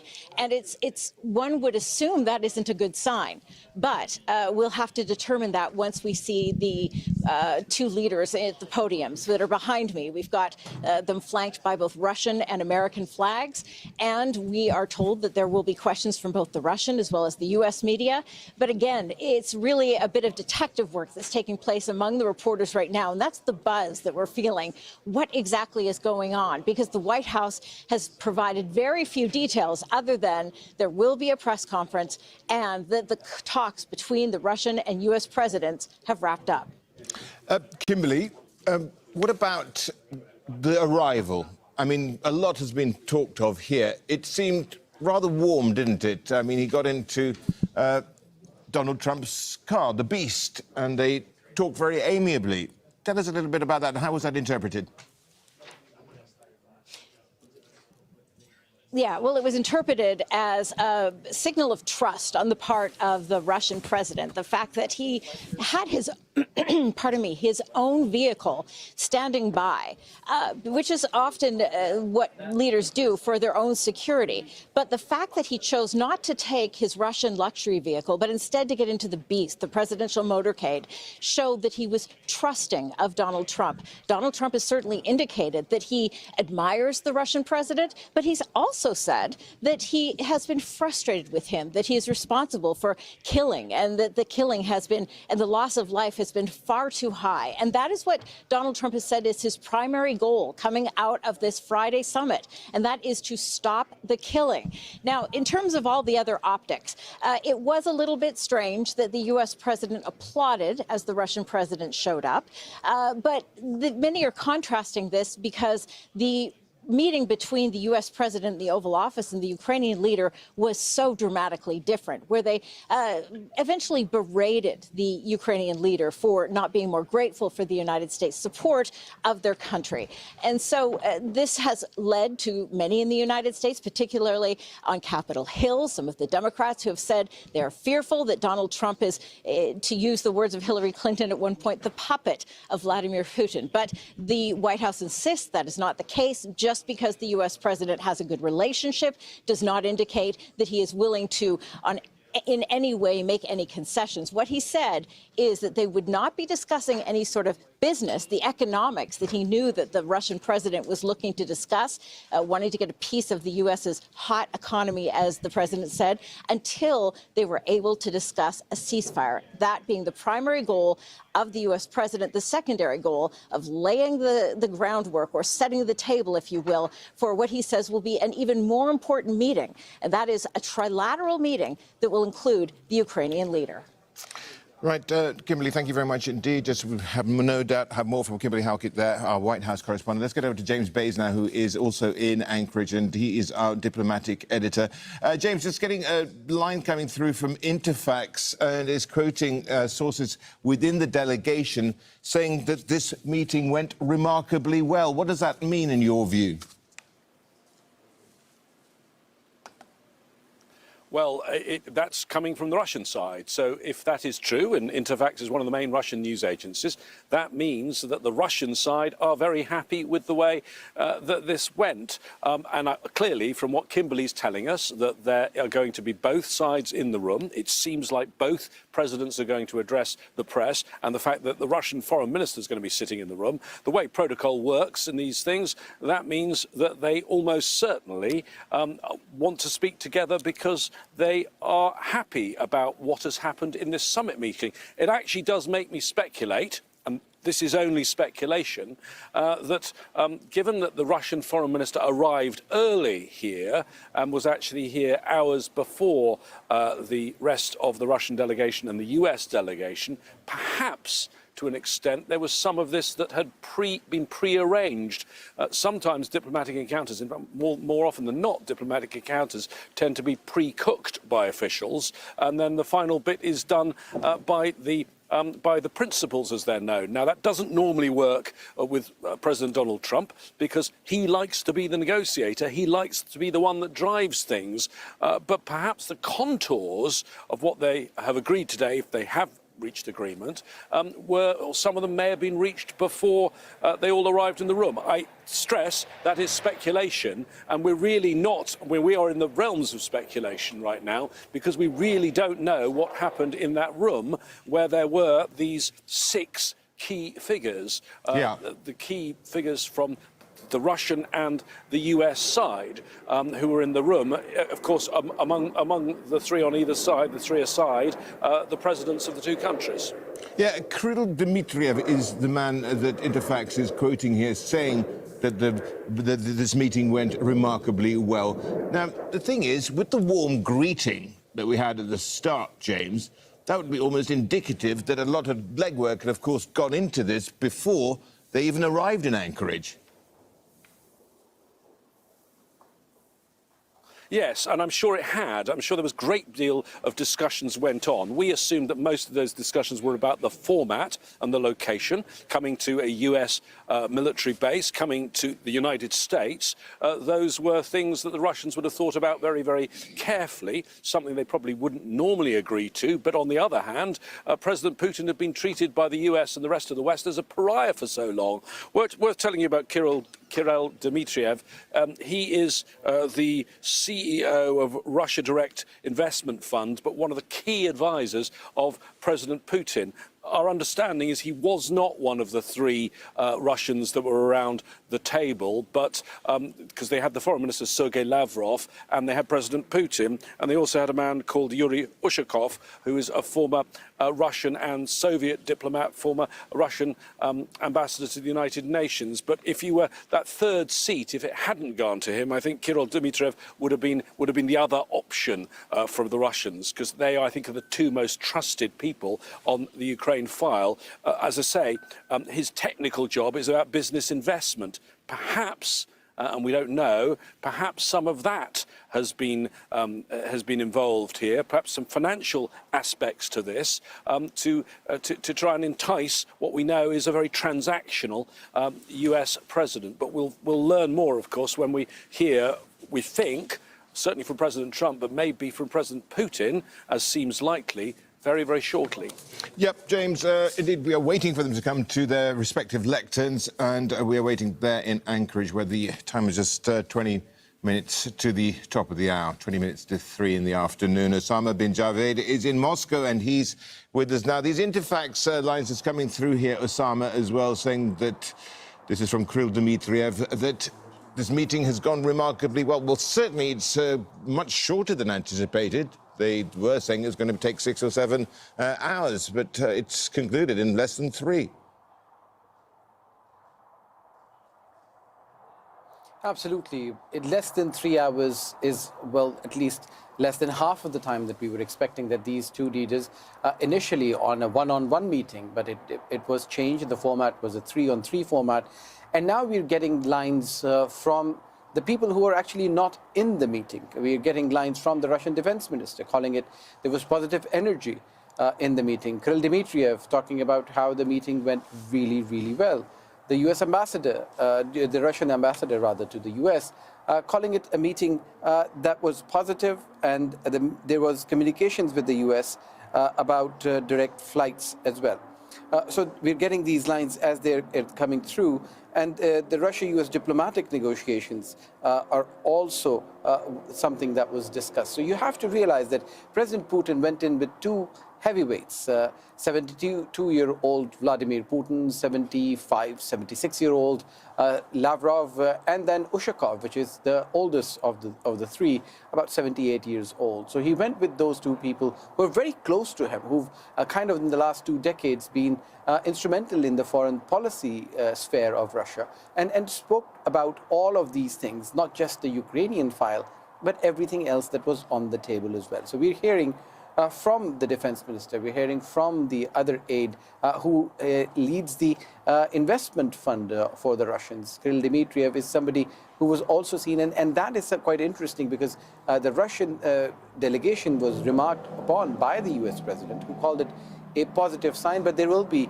no deals unless there is peace. And as he mentioned that he will know in the first few minutes what the outcome is going to be, this meeting lasting for as long as it did, does appear to give the signal, and especially from the Russian side, that it went really well. Now, what does that mean on the ground? Does it mean that there have been some breakthroughs on the diplomatic front?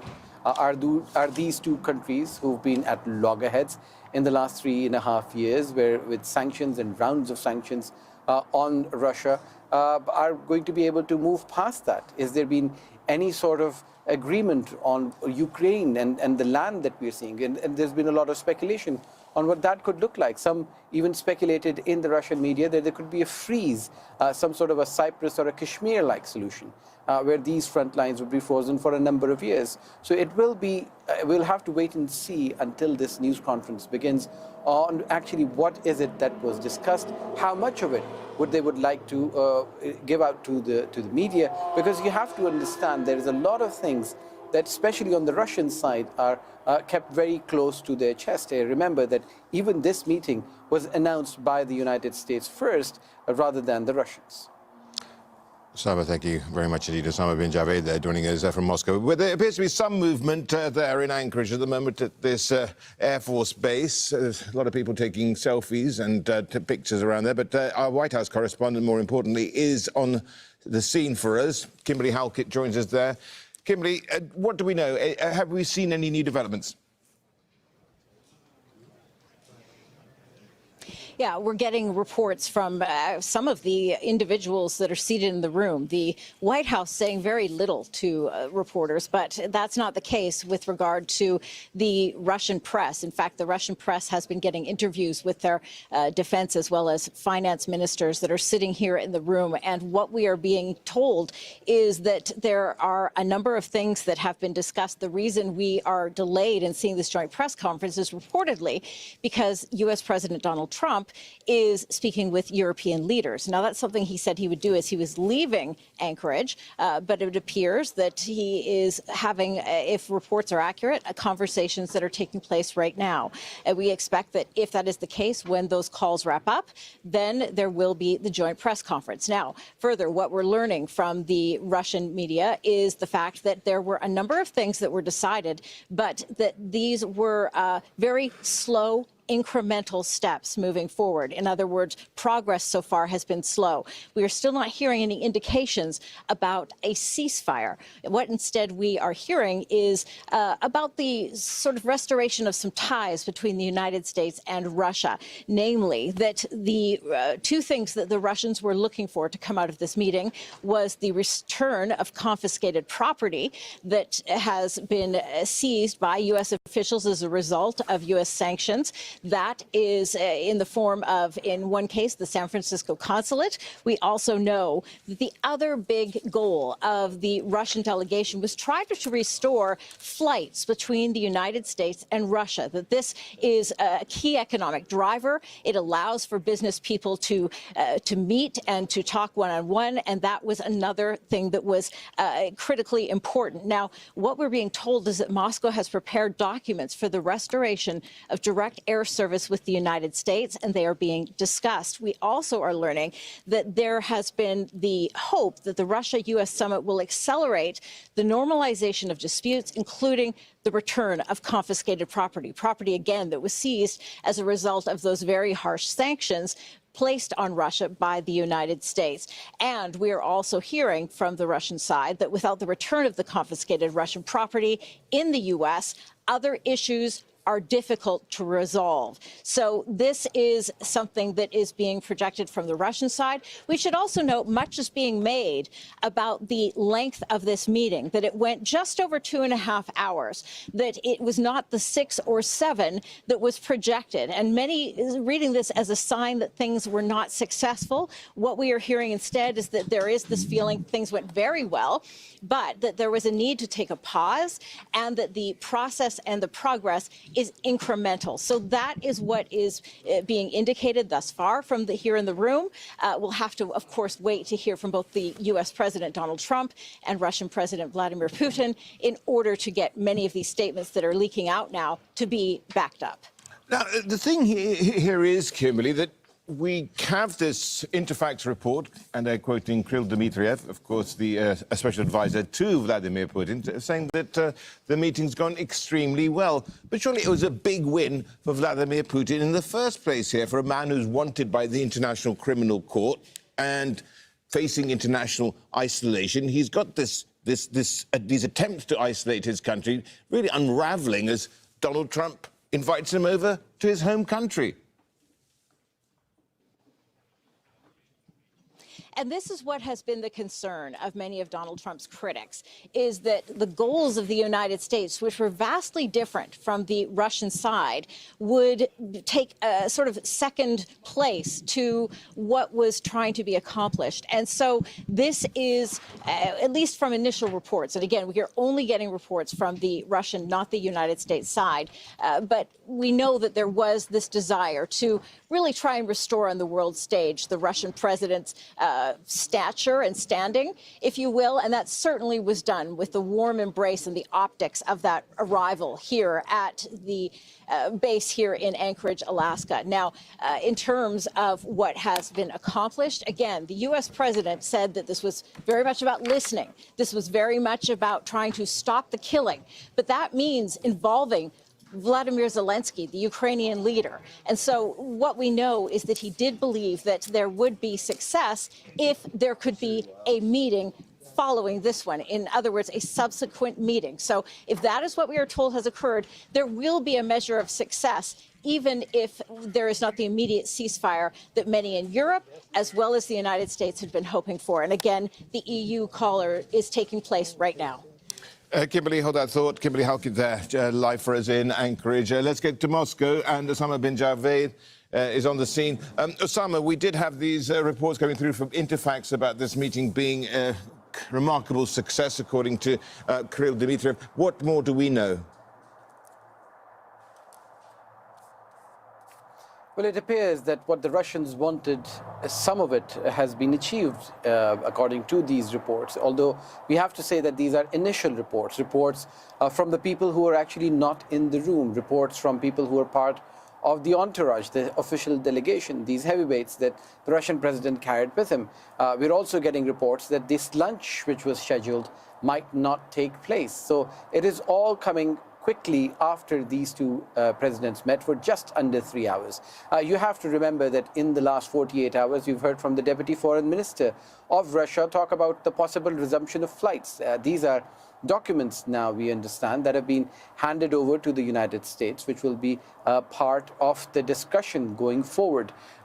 We believe that there has also been some discussion on the unfreezing of assets, on diplomatic relations between the two countries. Again, not clear how far did they go, but there have been discussions about it. Again, on the Ukrainian front, we're not hearing a lot from the Russians so far because it appears that they are not either willing to talk about it or it was not discussed in the meeting to an extent where they agree with it.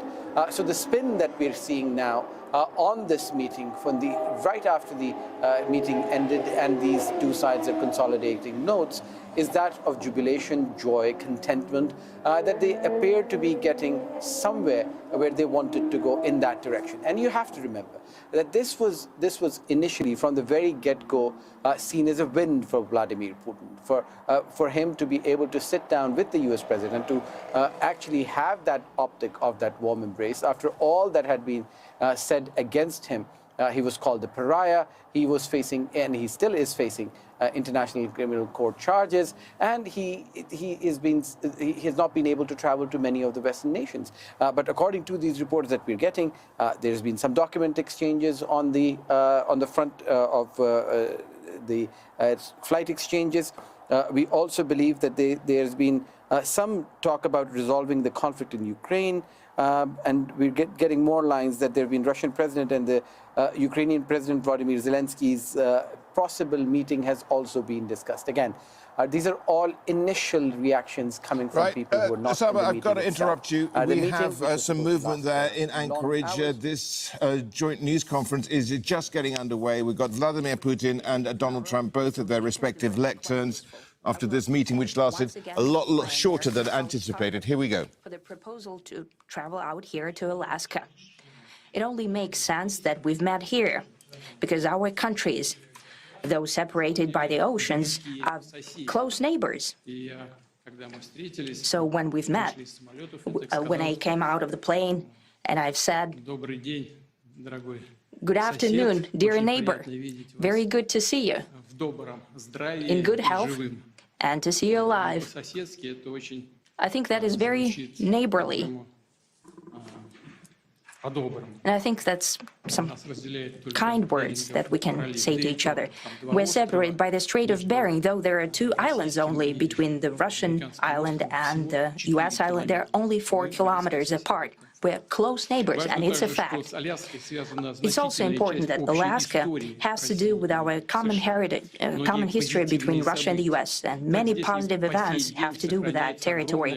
Still, there is tremendous cultural heritage back from the Russian America.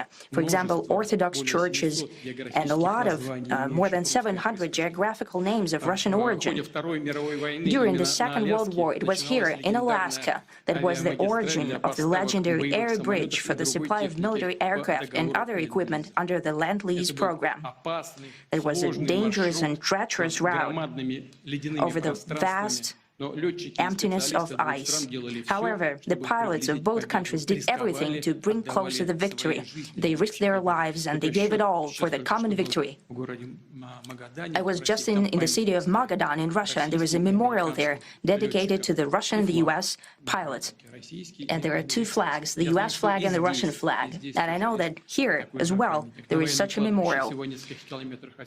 There is a military burial place several kilometers away from here. The Soviet pilots are buried there who died during that dangerous mission. We're thankful to the citizens and the government of the US for carefully taking care of their memory. I think that's very worthy and noble. We'll always remember other historical examples when our countries defeated common enemies together in the spirit of battle camaraderie and allyship that supported each other and facilitated each other. I'm sure that this heritage will help us rebuild and foster mutually beneficial and equal ties at this new stage, even during the hardest conditions. It is known that there have been no summits between Russia and the US for 4 years, and that's a long time. This time was very hard for bilateral relations, and let's be frank, they've fallen to the lowest point since the Cold War. I think that's not benefiting our countries and the world as a whole. It is apparent that sooner or later, we had to amend the situation to move on from the confrontation to dialogue. And in this case, a personal meeting between the heads of state has been long overdue. Naturally, under the condition of serious and painstaking work, and this work has been done in general. Me and President Trump have very good direct contact. We've spoken multiple times. We spoke frankly on the phone. And special envoy of the president, Mr. Witkoff, traveled out to Russia several times. Our advisors and heads of foreign ministries kept in touch all the time. And you know fully well that one of the central issues was the situation around Ukraine. We see the strive of the administration and President Trump personally to help facilitate the resolution of the Ukrainian conflict. And his strive to get to the crux of the matter, to understand this history, is precious. As I've said, the situation in Ukraine has to do with fundamental threats to our security. Moreover, we've always considered the Ukrainian nation, and I've said it multiple times, a brotherly nation, however strange it may sound in these conditions.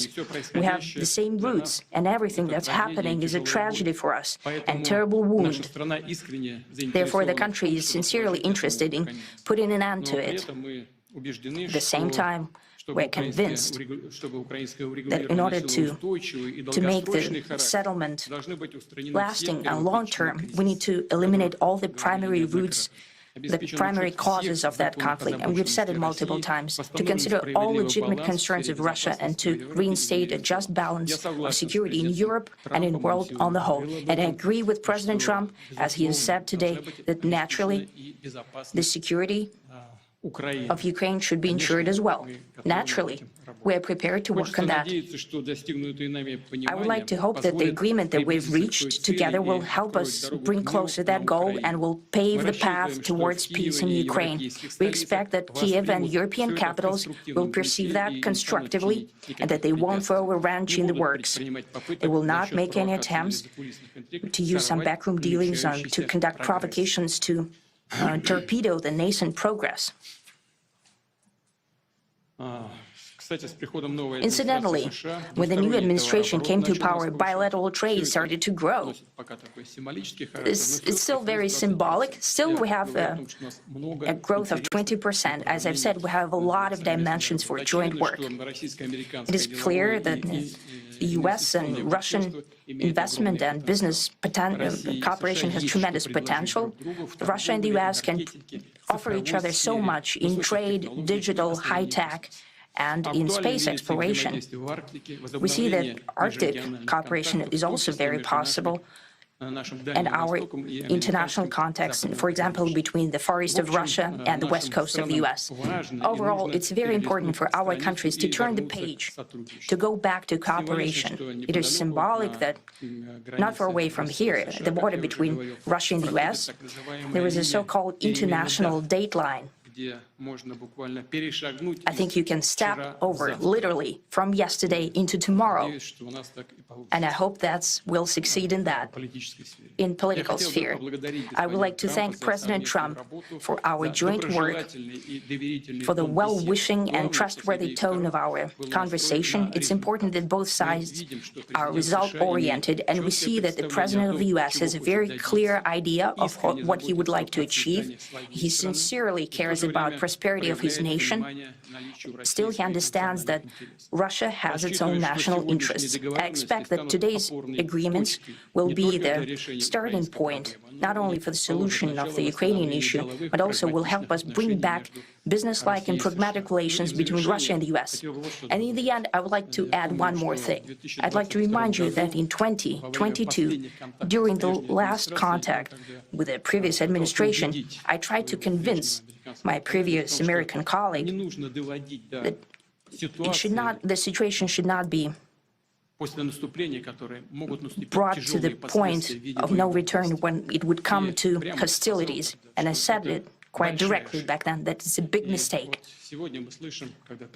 Today, when President Trump saying that if he was the president back then, there will be no war.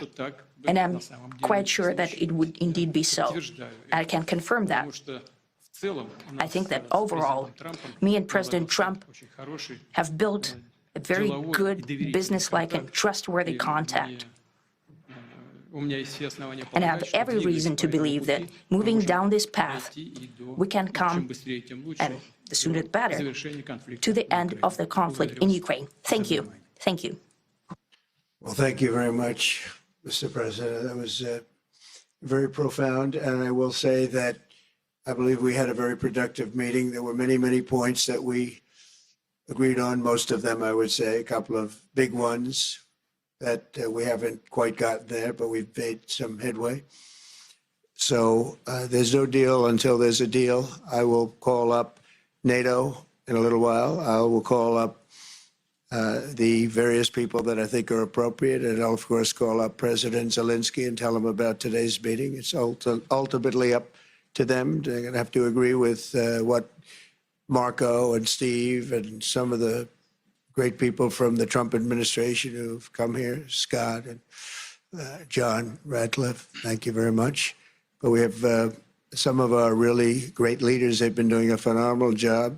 We also have some tremendous Russian business representatives here. And I think, you know, everybody wants to deal with us. We've become the hottest country anywhere in the world in a very short period of time. And we look forward to that. We look forward to dealing. We're going to try and get this over with. We really made some great progress today. I've always had a fantastic relationship with President Putin, with Vladimir. We had many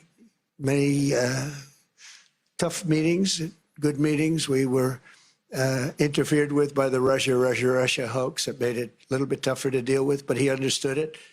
I think he's probably seen things like that during the course of his career. He's seen it all, but we had to put up with the Russia hoax. He knew it was a hoax, and I knew it was a hoax, but what was done was very criminal. But it made it harder for us to deal as a country in terms of the business and all of the things that we'd like to have dealt with. But we'll have a good chance when this is over. So just to put it very quickly, I'm going to start making a few phone calls and tell them what happened. But we had an extremely productive meeting, and many points were agreed to. There are just a very few that are left. Some are not that significant. One is probably the most significant, but we have a very good chance of getting there. We didn't get there, but we have a very good chance of getting there. I would like to thank President Putin and his entire team, whose faces, who I know in many cases, otherwise, other than that, whose faces I get to see all the time in the newspapers. You're almost as famous as the boss, but especially this one right over here. But we had some good meetings over the years, right? Good, productive meetings over the years, and we hope to have that in the future. But let's do the most productive one right now. We're going to stop really 5, 6, 7,000, thousands of people a week from being killed, and President Putin wants to see that as much as I do. So, again, Mr. President, I'd like to thank you very much, and we'll speak to you very soon and probably see you again very soon. Thank you very much, Vladimir. Next time in Moscow. Oh, that's an interesting one. I don't know. I'll get a little heat on that one, but I could see it possibly happening. Thank you very much, Vladimir. And thank you all. Thank you. Thank you. Thank you so much.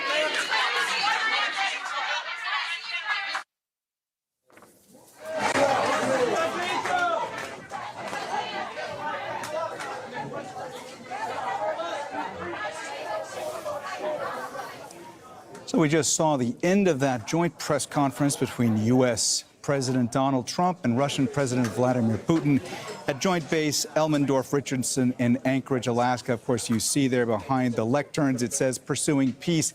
That was what this summit was titled. Now, at that press conference, you had Vladimir Putin saying that it was logical for the two presidents to meet in Alaska. He had said that he hopes that mutual understanding will bring peace to Ukraine, that an understanding on Ukraine with the U.S. had been reached. President Putin said that he expects the Ukraine and Europe will not try to sabotage talks. He also mentioned that Russia-U.S. investment partnership has huge potential. After that, you had U.S. President Donald Trump speaking. He said that Russia and the U.S. had made some great progress, but he also said there's no deal until there is a deal. He said that he was going to call up NATO, that he was going to call up Ukrainian President Volodymyr Zelensky, that there had been tough meetings with Russia in the past, but there was always a great relationship. Let's go now to our White House correspondent, Kimberly Halkett, who's live for us in that room where the press conference took place in Anchorage, Alaska. Kimberly, if I could just ask you what else we heard during that press conference. I suppose the headline is that President Trump said that even though great progress had been made, there is no deal until there is a deal. In other words, there's no ceasefire until there is a deal. And what I think we can take away from this is that the U.S. president did not accomplish his primary goal. He also did not keep his word, at least from initial impressions, when he said that there would be no discussion of business until there was the discussion to stop the killing and to achieve that ceasefire. But it appears from the statements that the reverse has occurred. What we heard from the Russian president is that they discussed their collaboration in the areas of tech and space and how that can be achieved, and made the sort of justification that only when Russia gets what it wants will the U.S. president and the Europeans and the Ukrainians get what they want, and that is a lasting peace, something that the U.S. president insists that the Russian president does want, but again, no deal was achieved. Now, it's also important to note that this was not a joint press conference. These were statements. Reporters were not able to ask any questions.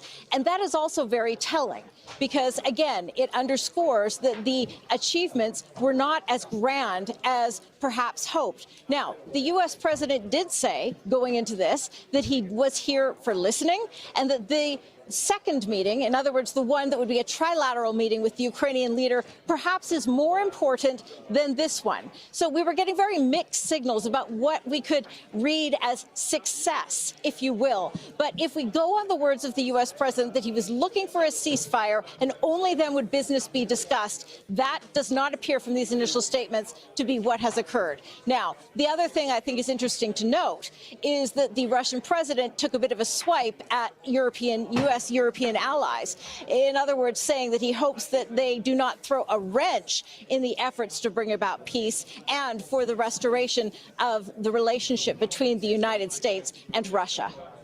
Kimberly, was there any indication in the room before these statements took place that perhaps the U.S. side was looking at the way things turned out differently than how the Russian side had? I mean, you talk about mixed messages. You talk about the fact that the U.S. had made it clear earlier on there would be no talk about business deals unless there was a ceasefire announcement. But then you also had President Putin saying that the Russia-U.S. investment partnership has huge potential and really talking up the potential for more business between the U.S. and Russia. Yes, and I think what we can read from this, again, is the reason that played out that way, that we were hearing things from the Russian side and not the White House side or the U.S. side, is because things didn't get accomplished from the U.S. side to the degree that was hoped. And we expect that there will perhaps be enormous criticism of Donald Trump, that this all became much ado about nothing, and that the only achievements that were actually made was that the Russian president has been able to continue his war, which we know is now a war of attrition that with each day favors the Russian side. He has bought that time, and he has also not received any of the tough economic consequences that the U.S. president promised to European leaders and going into this meeting. In fact, just the opposite. What we heard from the Russian side, even before these joint statements took place, is that there was an agreement, it appears, to allow for the returning of some seized assets, if you will, that had been taken by the United States, Russian assets, as a result of U.S. sanctions. In other words, land, cash that has been stored in the U.S. banking system that belongs to Russia. They want that back. And they said that this would be the pathway to peace. But there's going to be the criticism of Donald Trump that he is simply being played by the Russian president. All right, that's Al Jazeera's White House correspondent Kimberly Halkett live for us in Anchorage, Alaska. Thanks so much, Kimberly. Let's speak now to our diplomatic editor, James Bates, who's also live for us in Anchorage. James, so we heard from the Russian President, Vladimir Putin. He said that there's an understanding on Ukraine, also said that he hopes that they will be able to bring peace to Ukraine. Then you had President Trump coming out saying that they'd made some great progress, but there is no deal until there is a deal. What do you make of these differing statements and differing tones from these two presidents? There certainly is a difference on that. Putin very clear that there was a nascent agreement, I think is how it was described, and Trump making clear that no deal had actually been done because you can't do a deal until everything is done. I think that difference was one of the few differences in this news conference, and we don't know the details, of course. We need to see the absolute details, and I'm sure in Kyiv and in European capitals they want to see the details before they publicly comment on this. But I think they will be remarking on the tone of this exchange, where you had these two leaders being so polite about each other. For example, Donald Trump, I've always had a fantastic relationship with Vladimir.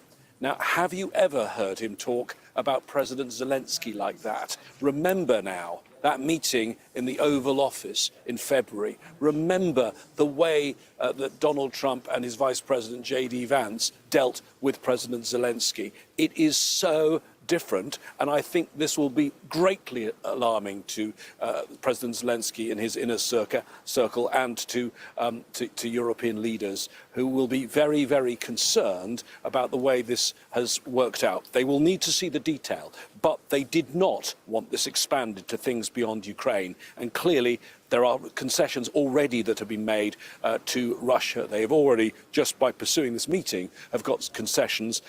Land, for example, in the US that have been used as recreational facilities for the Russians. That was something that they'd already been talking about since the start of Trump's presidency, returning those lands. But it seems to actually now going to be happening. All sorts of business cooperation and whatever. The European leaders who've been speaking to President Trump have been asking him over the last week or so, he must narrow this to Ukraine. He must get a ceasefire. He must make no more concessions than that.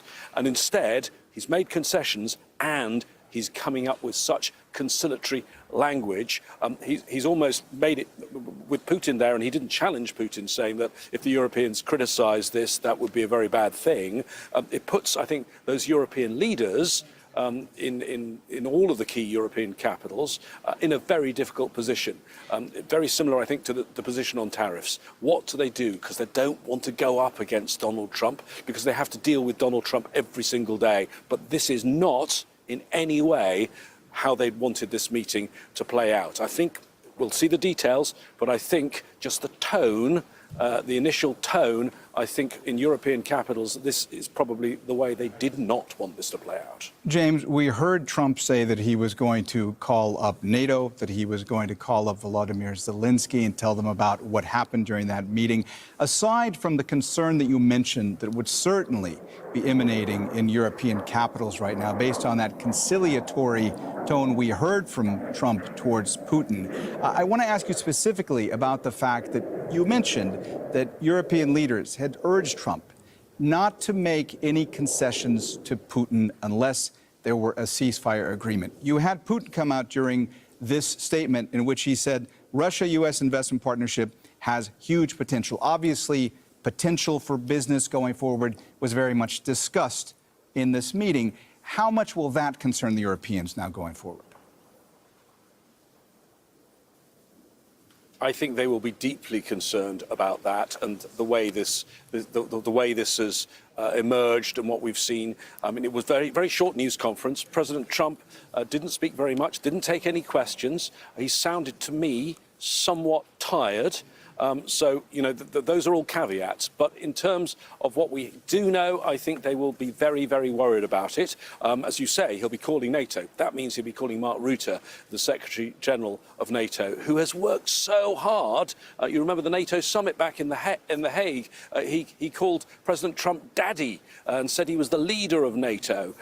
He worked so hard to flatter the US president, to try and change and moderate his position on Ukraine. The idea was he had to be very, very tough with President Trump. And actually, that's what we saw about 6 weeks ago, a change, and President Trump was much tougher. He said that Putin had to stop the bombardment of Ukrainian cities. He had to come up with a plan to go towards peace and peace talks. And otherwise, there was going to be very severe penalties. He set an ultimatum. When he reached the day of the ultimatum, instead, he had this summit. And this is very different, I think, from very, very tough consequences. All right, James Bays, Al Jazeera's diplomatic editor, live for us in Anchorage, Alaska. Thanks so much, James. Matt Dimick is a former head of Russia and East Europe at the U.S. National Security Council and former director of Russia at the Pentagon. He joins us live now from Kansas City. Let me ask you, first of all, thanks so much for being with us here on Al Jazeera. Let me ask you first, what's your takeaway from this press event that was held in Anchorage just a short while ago, where you saw U.S. President Donald Trump, Russian President Vladimir Putin speaking? I think the obvious takeaway and the fact that both of them went up, gave brief statements, talked in vague terms, and had really no concrete deliverables to discuss with the press, I think says everything about this particular sit-down. And that is that I think Putin and his entourage came in with absolutely no willingness to budge on any of their core concerns. They go back to root causes, which are really untenable for the Ukrainians and a deal breaker by any stretch. And I'm guessing that Trump and his team were not able to convince Putin that it was time for talking about a ceasefire or taking it to the next stage. Otherwise, they would have mentioned that in glowing terms. So I think the fact they came out very subdued, President Trump in particular, seemed like on a downbeat. I don't think he had anything to crow about up there on the stage. So we'll find out, what the details as it goes along. But it doesn't seem like there's any great breakthroughs out of this. Matt, you said that from your perspective that Donald Trump looked a little bit more downbeat there on stage. It did seem that there was a difference in tone in the way that both men were speaking and presenting what had happened behind the scenes. I want to ask you about that because Putin said that there was an understanding reached on Ukraine. Trump came out and said that some progress had been made, but there is no deal until there is a deal. Does Putin think at this stage that he has the upper hand, that he's bought more time, and he has that on his side in this war of attrition? Absolutely. I think the Russians are masters at the spin game. So you saw it immediately as the crowd was gathering. They had their ministers out there talking with the Russian press, getting their story out first. And I think they were shaping it the way that they would like to present it, as a win for the Russian side, which I don't think there's any argument that the Russians have won just by showing up and having the red carpet rolled out for them. So they're out there shaping the narrative and trying to present this in the best possible light. And I think they're going to be happy flying back to Russia. They have bought time. President Trump gave them 24 hours. It was going to be settled. Then it was 100 days. Then it was August 8th. All those deadlines have been broken. And I think just coming to Anchorage, sitting down, and now flying back without having to concede anything or being forced to sit down to talk seriously about ceasefire, that just buys more time for Putin. And we'll see what the next deadline is after this, if there is one. Matt, the fact that there were defense, diplomatic, and economic officials involved in these talks in Anchorage, this really was a sign that there was more on the table at this summit than simply trying to reach a ceasefire in Ukraine, right? Absolutely. The fact that you've got the special envoy for foreign engagement and business, and you've got the finance minister from Russia, which dictated that we correspond with our Treasury Secretary and our Commerce Secretary, very indicative of, I'm guessing, some of the discussions that Mr. Witkoff has had over the course of time, that there is business to be done, and it's it shows the trend amongst the Trump team that they would like to make some deals, and they are interested in getting business flowing. But I'm not sure they're going to be able to get that done. It seemed like having those people at the table was a hopeful sign that they would be able to kind of broker some agreements and get some kind of commercial or trade deals going, and potentially even pulling back on some of the sanctions. I think having those people in the room was a tell that that's the way the Russians wanted the conversation to go, and they wanted to get some deliverables out of it. Matt, the fact that going into this summit, it was announced that this was going to be a one-on-one summit, that it was going to be Trump in the room with Putin. Then it became 3-on-3. What does that indicate to you? Well, it's hard to tell whose initiative was that. You had Minister Lavrov flew in hours ahead of time to try to make sure that all of the formats were in agreement. So who knows? Maybe it was his idea to expand it, or it's hard to tell. I'm not sure. Trump values those one-on-one meetings. He has no problem with those. So I don't know if that was an indication on the Russian side that they want to have more people in the room so that they could actually be a part of the conversation and understand what was said, rather than relying on potentially at least one unreliable narrator, and probably two. Matt, let me ask you a little bit more about the idea of this discussion of potential business deals between the U.S. and Russia. As you said, Treasury Secretary Scott Bessent is there in Anchorage. Also, Commerce Secretary Howard Lutnick.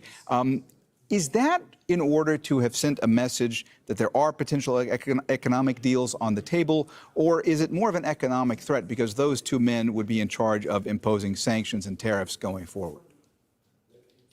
I'm sure it could be a little bit of both, although Trump and his team they've showed an incredible reluctance to deal any kinds of sticks against the Russians. So I doubt that a conversation around the table was going to include threats of further sanctions.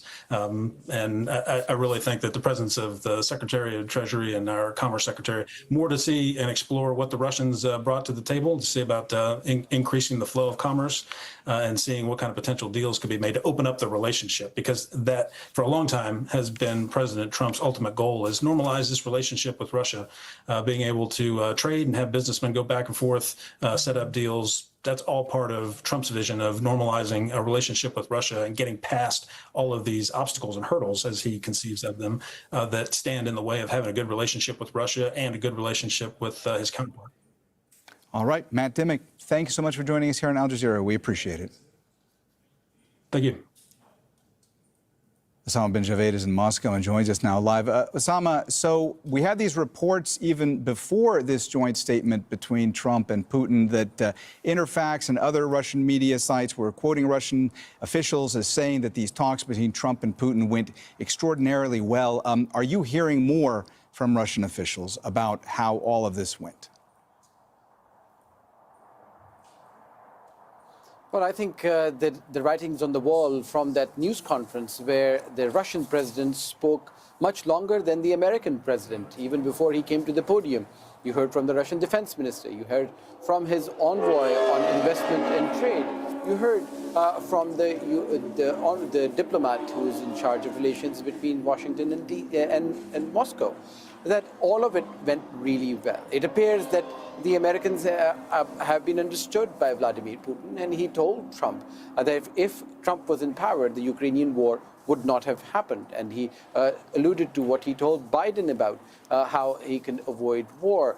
There's been a lot of talk about how this conflict will end, and it appears that Vladimir Putin did talk about now that there is a possibility of ending this conflict, which again gives you an indication that it did go the way that the Russians wanted it to.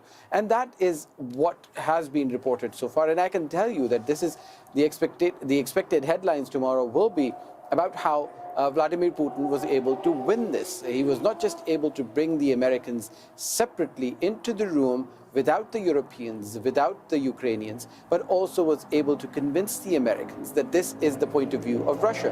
It has historical ties. It sees Ukraine as a brotherly nation. Vladimir Putin calls it a tragedy of what is happening in Ukraine. Yet he's also talking about bilateral relations, ties. We've heard from the deputy foreign minister just 24 hours ago about this document that they had prepared about resuming air traffic, which seems to be on the card. He alluded to the Arctic oil sector and energy deals, which seem to be on the cards as well. It appears that he's also told Trump that since this administration has been in power, bilateral trade has also increased. So it appears that things have gone the way that the Russians wanted to. It appears that they have not moved in the direction where the Americans wanted them to. And that would be a cause for concern in many other circles. But here in Moscow, in the power circles of Moscow and on the streets, this will be seen as a clear victory for Vladimir Putin, a victory that was already being promised before he actually left the tarmac. And it appears that all that energy that these officials are talking about will possibly lead to another conversation. And you saw that real indication in the end where Vladimir Putin joked with Donald Trump and said that the next meeting will be held in Moscow. Yeah, that's right, Osama. I mean, you're talking about how Vladimir Putin was really trying to project an air of confidence beyond just this air of victory they were trying to project before they even arrived at the talks. The fact that he joked at the end of this joint appearance that perhaps the next meeting would be in Moscow. Also, you had the fact that he said that Russia-U.S. investment partnership has huge potential and really talked up the idea of forging a closer business relationship with the U.S. Clearly, that's a message that Putin wanted to really convey, right? Well, absolutely, because you see the relationship between Trump and the rest of the world has actually been marked by the tariffs that he's imposing on partners, on trade associates with America, including India, which remains really a close ally, but also a major trade partner with the Russians. So that's why you saw that in the delegation, there was the head of the investment fund, there was the finance minister, and there were the envoy the aide to Vladimir Putin on foreign affairs as well. So it appears that this is the message they wanted to drill home, that this partnership between the Americans and the Russians can be built back on track. It was the fault of Trump's predecessor that this was derailed in the first place. And now they can actually forge things closer. And you have to realize that despite all of these sanctions, America continues to buy Russian fertilizer, Russian rare metals, and Russian trade continues to thrive with the U.S. side despite all of those sanctions. So it appears that he was able to convince Donald Trump that that is the path forward. Ukraine is an issue that they will continue to talk about. Ukraine is something that Russia has time to negotiate with and talk about while it consolidates positions and takes more territory. But it is the bilateral ties between these two countries which are more important. And on those ties, the financial relationship with what the Trump administration wants to see, not just in the bank accounts, but also in terms of trade and partnerships, is crucial for a path forward which can bring these two countries together and possibly be a pathway to solving the Ukraine crisis. All right, that's Al Jazeera's Osama bin Javed live for us in Moscow. Thanks so much, Osama. Speaking after his meeting with President Putin, Donald Trump said he would call Ukrainian leader Volodymyr Zelensky and U.S. allies about what was discussed.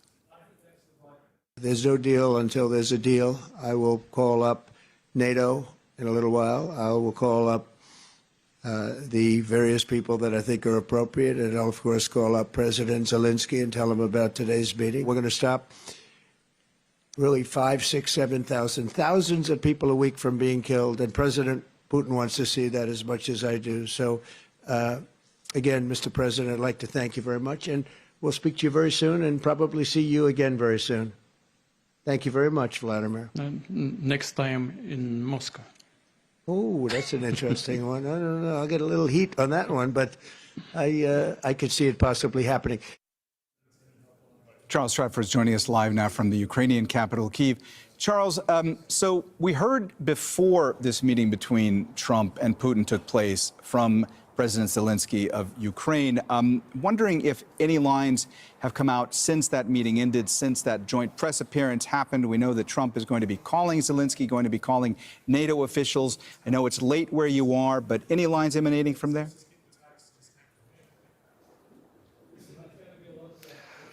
No lines yet, no reaction from the Ukrainian capital, the Ukrainian leadership. I think, though, that from the very get-go, President Zelensky would have been obviously watching this kind of this meeting and the reception from the start that President Trump gave Putin, and comparing it to the kind of treatment that he was, frankly speaking, subjected to in the Oval Office back in February. This very conciliatory tone from President Trump. Trump had said that there was going to be no discussion of any kind of business deals or anything during these talks. All indications suggest that there indeed were those kind of discussions. And I think it's fair to say that Zelensky will be very disappointed by what's come out of this meeting. No mention of a ceasefire. Trump said that, there was one point, the most significant point, was not agreed upon yet. And I think Zelensky will also be listening to what Putin said in as far as he said that all the root causes must be eliminated first. Now, those root causes have changed over the years, it must be said, but Russia's position on this war has not changed, certainly since last year, when President Putin said that there must be a full withdrawal of all Ukrainian forces from the four regions, and that the world must recognise those four regions plus Crimea as being part of Russia, and that Ukraine must never join NATO. So I think there will be disappointment, possibly even shock, and we wait for an official response. I think with respect to the general reaction in Ukraine in the morning amongst Ukrainians, I think many people will be saying, well, I told you so. You know, they were deeply distrustful, obviously, of Putin going into these talks, and to a large extent, pretty distrustful of Donald Trump also. No mention of a ceasefire, very conciliatory tone. All we've got out of it is a potential next meeting, another meeting between at least Trump and Putin. As I say, it won't come as much of a surprise, I think, to a lot of people in Ukraine how this meeting has ended. But we await, of course, for official response and details from President Zelensky and the Europeans. Charles, I know you've been describing at length how distrustful so many in Ukraine are of President Trump and his motivations when it comes to Putin, when it comes to what he will do with regard to Ukraine. Based on what you've been hearing, what would you expect that a lot of people in Ukraine would want to see going forward from Zelensky?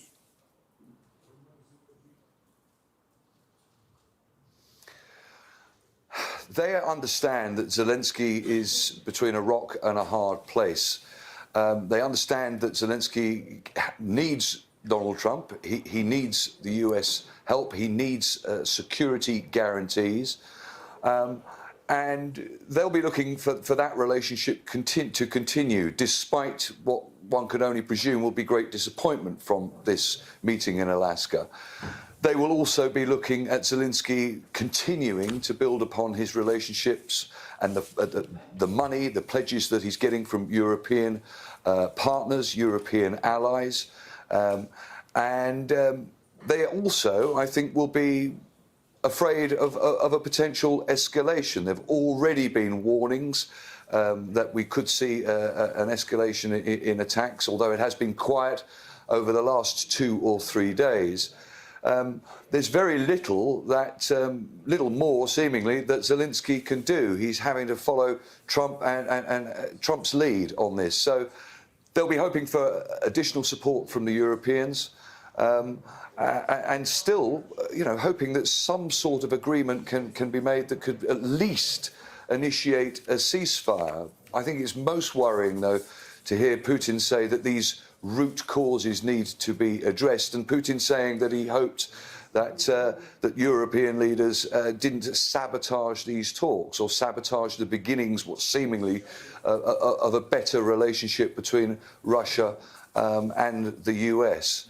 But as I say, all these warnings that Ukrainians have been telling us over the last few days regarding their level of distrust for both Putin and Trump, with all this subtle emphasis on business deals and improved relationships, will be of great concern to this country this morning.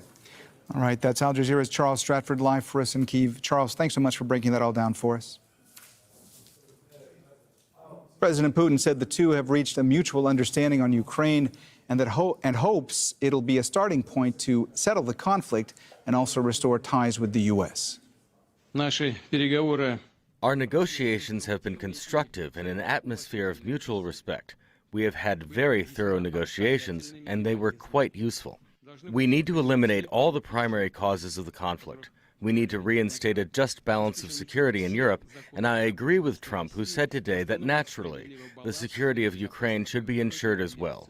I hope the agreement paves the path for peace in Ukraine.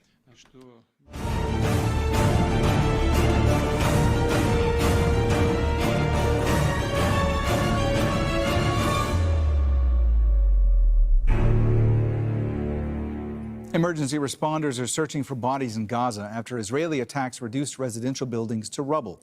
Israeli forces have carried out relentless strikes in the Zaytun neighborhood of Gaza City, one of the most densely populated areas in the Strip. The Civil Defense Agency says more than 300 homes have been razed in 3 days and entire families wiped out. The Israeli military has been dropping leaflets, ordering people to leave, after announcing last week that it planned to seize the city. The Israeli military has also bombed Khan Yunis in the south of the Strip, even as it tries to forcibly transfer Gaza's entire population there. Attacks on Friday killed at least 44 Palestinians across Gaza. And starving Palestinians have again been targeted while they try to access food. At least one woman was killed and several other people wounded at a site run by the notorious Gaza Humanitarian Foundation. The group is backed by the U.S. and Israel, but the UN has described its food distribution sites as death traps. Tarek Abu Azoum is in Deir al-Balah with more on the latest Israeli strikes. There is no any kind of let-up in terms of the scale and the intensity of Israel's ground and aerial attacks on Gaza. Hospitals, schools and makeshift tents have been constantly targeted by the Israeli military without any warning ahead of the strikes. And we can see that the main focus at the moment is in the eastern areas of Gaza City. These areas have been witnessing an unrelenting demolition campaign. According to initial reports, over 300 homes have been demolished by the Israeli military. The ongoing systematic efforts taking place in these areas reflect that Israel will not allow for any Palestinian back to these areas through its systematic destruction for civilian infrastructure and properties there. But also elsewhere in Gaza, we can see that Israel is still stepping up attacks on the city of Khan Yunis, where battles and clashes are still taking place between armed factions and Israeli occupation forces inside the hot-beating areas of the city there. And this all is unfolding while the humanitarian situation has been not fully alleviated, as Israel allowed for a slight uptick of 8 trucks to enter Gaza that cannot meet the extensive demands of Gaza's population, where people are still haunted and killed by Israeli forces near the controversial Gaza Humanitarian Foundation run 8 centers. Tarek Abu Azoum, Al Jazeera, Deir al-Balah, Palestine. 7 Palestinians, including 2 children, have been killed after Israeli forces struck the Musa bin Nusayr school. The building was sheltering displaced families in Gaza City's Al-Darraj neighborhood. Al Jazeera's Ibrahim Al-Khalili has the story. I'm here today standing inside Musa bin Nusayr school in Gaza's densely populated Al-Darraj neighborhood east of Gaza City, where the Israeli fighters just targeted this classroom, which led to the death of many Palestinians, and dozens were injured and transported to the nearest hospital. The scale of devastation we are seeing in the frame is unprecedented, as we can clearly see the hole on the ceiling on the upper floor caused by this attack, which came without any prior warning. We can clearly see the remnants. This is what's left of the Israeli missile which hit this classroom and killed many displaced Palestinians. As we have spoken to people here, they describe this attack as one of the deadliest this school has witnessed. We were sitting safely having lunch when suddenly we heard a missile hit the school. We jumped up and started running, checking on ourselves and looking for our children. We ran in every direction, not knowing where the strike had landed, right, left, above and below. There were bodies on the ground, people torn apart, and we didn't know who had been hit. We ran, searching desperately for our children. We always believed this school was safe, that there was security here, that we were protected, but it turned out it was not safe. This is the 6th time the school has been struck, and before, my daughters were among those killed. My children were playing in the yard, and I was preparing lunch. Suddenly we heard the bombing in the school. We heard the screams of the women and children. My husband went to try to find our children where they are. We found the school, the classes here full of dead bodies, and the young children and women are cut, shattered into pieces. The blood is all over the place. As we have spoken to eyewitnesses, people, displaced Palestinians, were sleeping on the ground right here. We can clearly see their belongings scattered on the ground. Bed covers, mattresses, and all the belongings. These families who have been displaced here and got targeted and killed had fled their homes in eastern parts of the Gaza Strip, like Al-Shija'iyya, Al-Tufah, and the Zaytun neighborhoods, and they sought refuge here, believing that these school walls will offer them some respite from Israel's attacks. In the light of the staggering escalation of attacks by the Israeli military targeting school shelters, hundreds of thousands of Palestinians are left with nowhere to run. Ibrahim Al-Khalili, Al Jazeera, Gaza City, Palestine. Israeli settlers have carried out more attacks on Palestinian properties in the occupied West Bank. Several homes and vehicles were set on fire in the village of Atara, north of Ramallah, on Thursday night. Israeli settlers have intensified their attacks against Palestinians during the war on Gaza. They're often carried out under the protection of Israeli forces, and the attackers are rarely punished. We were sitting here outside the house with my nephews and friends. 15 minutes after they left, I went upstairs to the roof, and I heard a huge sound, like something exploded. I ran down following the sound, and the vehicles were set on fire. I was surprised. Why were they on fire? Then my nephew said, "Look, there are the settlers." They ran after them, and they found out that they had burnt 2 vehicles down there, and this one here. Hezbollah is resisting Lebanese government orders to lay down its weapons. The armed group says the government would be handing over the country to Israel. The Lebanese government has ordered the army to ensure all weapons are under state control by the end of the year. It's one of the conditions of a U.S. deal agreed earlier this month. It also stipulates an Israeli withdrawal from southern Lebanon. The government has taken a very dangerous decision. With it, it violated the covenant of coexistence, and it is exposing the country to a major crisis. Zaina Khudr has more on Hezbollah's reaction from Beirut. These were some of the strongest statements yet by Hezbollah's Secretary General Naim Qassem concerning the Lebanese government's decision to disarm the group. In his words, there will be no life in Lebanon if the state confronts Hezbollah. It is being seen as a threat. Most of the speech was directed at the Lebanese government, messages to the government saying that it's a dangerous decision, they're exposing the country to a major crisis, and that the Lebanese government will be held responsible if there is internal strife. The decision to disarm Hezbollah is unprecedented. It's the only group that maintained its weapons after the civil war ended in 1990.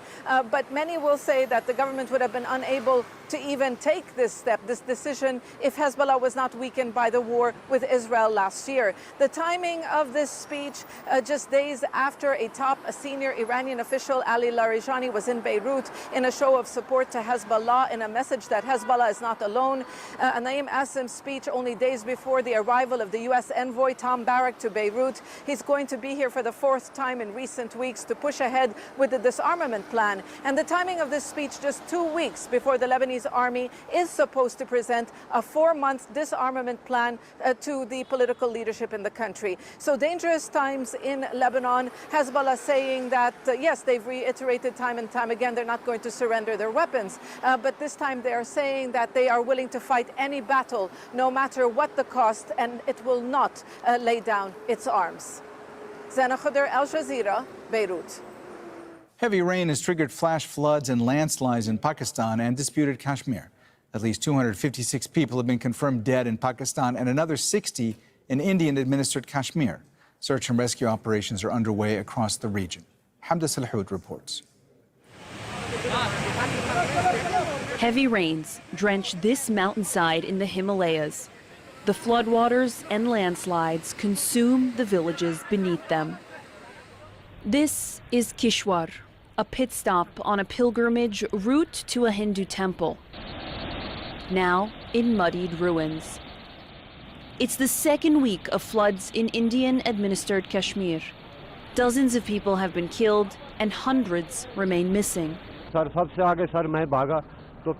started running. When I looked back, I couldn't see anyone. I have no idea where all the people vanished to.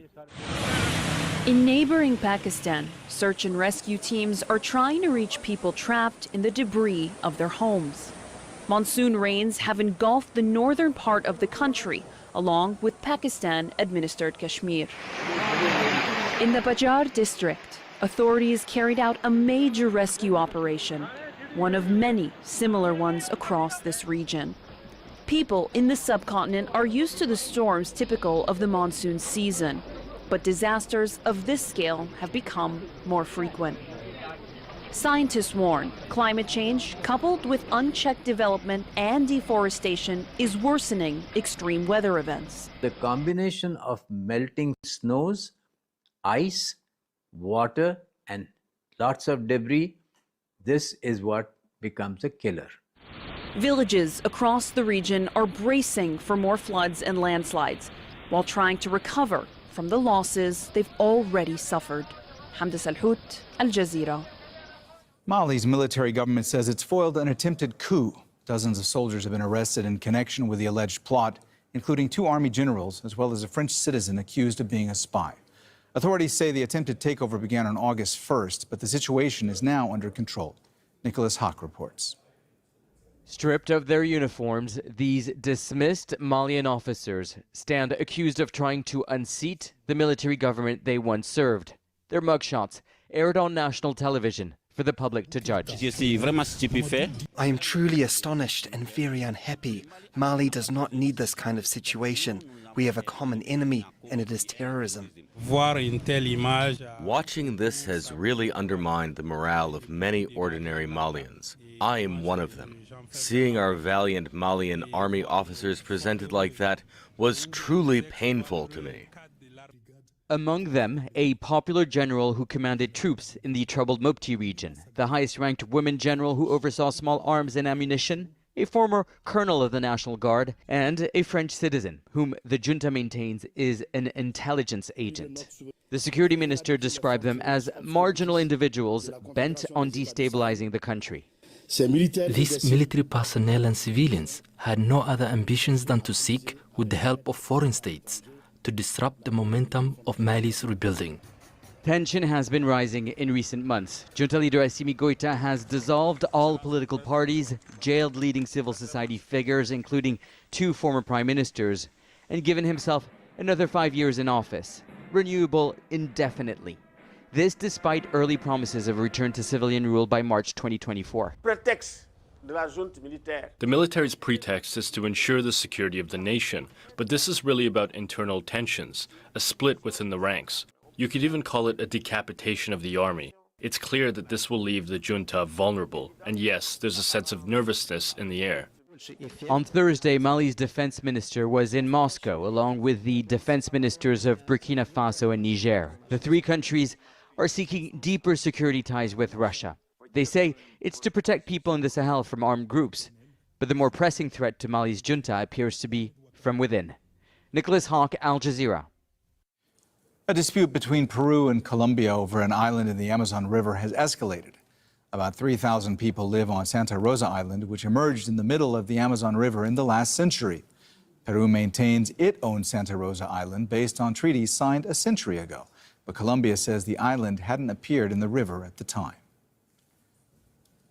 Peruvian President Dina Boluarte has visited the island, claiming sovereignty. On Tuesday, Peruvian police arrested 3 Colombian men who were on the island doing land surveying work. Colombia's government demanded their immediate release, describing the arrests as a kidnapping. Peruvian police also removed a Colombian flag on the island placed there this week. Unfortunately, for several days now, unacceptable messages have been sent and actions taken that impact the brotherhood that unites our two nations, and in particular the border communities. Let us be clear, Peru's sovereignty is not in question. The district of Santa Rosa is and will continue to be Peruvian. That is a fact.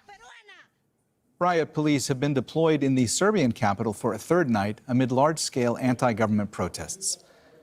Serbia's police say they've detained hundreds of demonstrators. The arrests come amid reports of police brutality and excessive use of force during the unrest. The protests began in November after a train station canopy collapsed, killing 16 people and prompting accusations of corruption.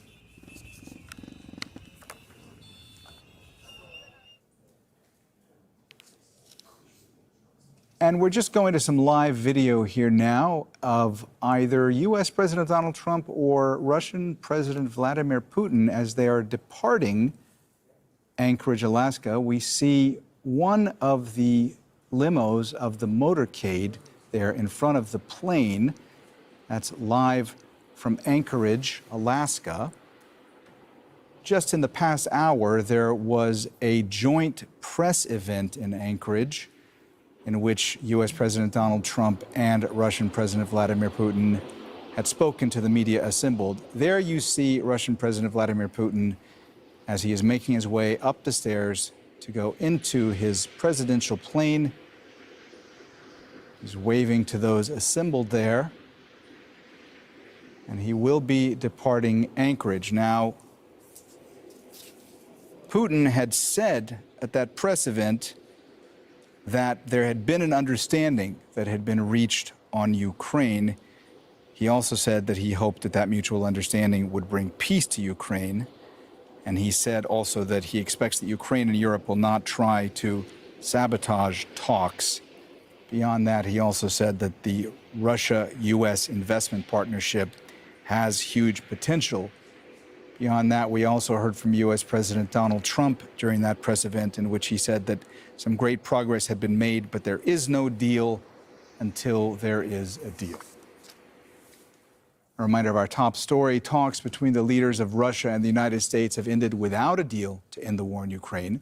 But Donald Trump and Vladimir Putin said great progress had been made towards ending the conflict. The discussions lasted 2.5 hours in the Alaskan city of Anchorage. Ukrainian President Volodymyr Zelensky was not invited to the summit. He's rejected giving up parts of his country occupied by Russian forces. At a press conference following the meeting, Trump and Putin suggested that future negotiations could happen. President Putin said the two have reached a mutual understanding on Ukraine and hopes it'll be a starting point to settle the conflict and also restore ties with the U.S. Our negotiations have been constructive in an atmosphere of mutual respect. We have had very thorough negotiations, and they were quite useful. We need to eliminate all the primary causes of the conflict. We need to reinstate a just balance of security in Europe, and I agree with Trump, who said today that naturally, the security of Ukraine should be ensured as well. I hope the agreement paves the path for peace in Ukraine. Speaking after his meeting with President Putin, Donald Trump said he would call Ukrainian leader Volodymyr Zelensky and U.S. allies about what was discussed. There's no deal until there's a deal. I will call up NATO in a little while. I will call up the various people that I think are appropriate, and I'll, of course, call up President Zelensky and tell him about today's meeting. We're going to stop really 5,000, 6,000, 7,000, thousands of people a week from being killed, and President Putin wants to see that as much as I do. So, again, Mr. President, I'd like to thank you very much, and we'll speak to you very soon and probably see you again very soon. Thank you very much, Vladimir. Next time in Moscow. Oh, that's an interesting one. I don't know. I'll get a little heat on that one, but I could see it possibly happening. The United Nations has failed to secure a deal on the world's first legally binding treaty to curb plastic pollution. Delegates meeting in Geneva were unable to resolve differences on how to cut production. Victoria Gatenby reports. Across the world's oceans, plastic waste is piling up. An estimated 11 million tons flow into the sea every year, breaking down into microplastics found in drinking water, Arctic ice, and even in human blood. For nearly 2 weeks, negotiators in Geneva worked on a treaty to tackle the crisis, from production to disposal. But disagreements on limiting the output of non-recycled plastics resulted in a deadlock. It's very clear that we did not arrive where we wanted to arrive, but I also believe that everybody came here with the intention to get the deal done. The draft text fell far short of the ambitions of the European Union and small island nations. They'd pushed hard for strict production caps. It is tragic and it is deeply disappointing to see some countries that are trying to block an agreement, a treaty that will give us the instruments needed to tackle plastic pollution. Environmental campaigners accuse petrochemical producing countries of shifting the focus away from reducing production and towards recycling.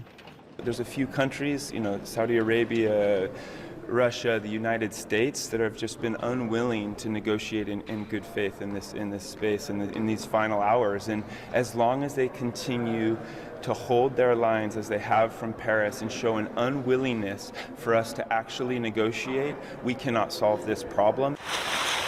Scientists warn that without strict limits, the production of global plastic could triple by 2060, worsening environmental, economic and health impacts. Delegates will reconvene for a final round of talks at an as yet unconfirmed date. Many see it as a final opportunity to secure a treaty that stops plastic pollution at its source before it's too late. Victoria Gatenby, Al Jazeera.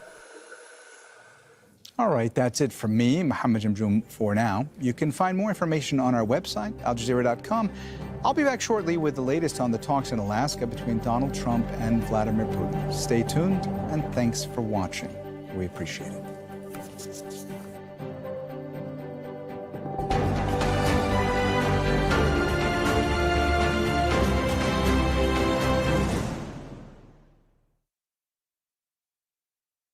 Bulldozing Muslim homes and businesses, calling them illegal encroachments. Critics say the demolitions are targeted. The government doesn't care. They treat us Muslims like second-class citizens. 101 East investigates India's bulldozer justice on Al Jazeera.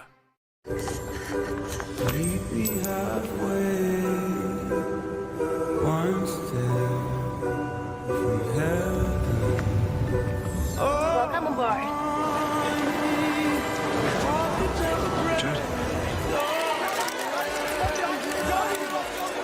There's no limit to how far a dream can take you. Star in your own adventure now. Qatar Airways.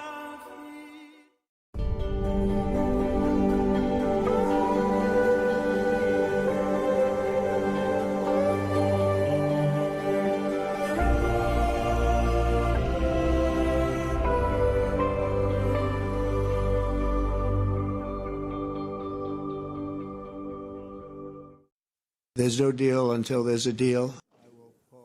No end to the war in Ukraine, but Donald Trump says great progress has been made on ending the conflict during talks with Vladimir Putin in Alaska.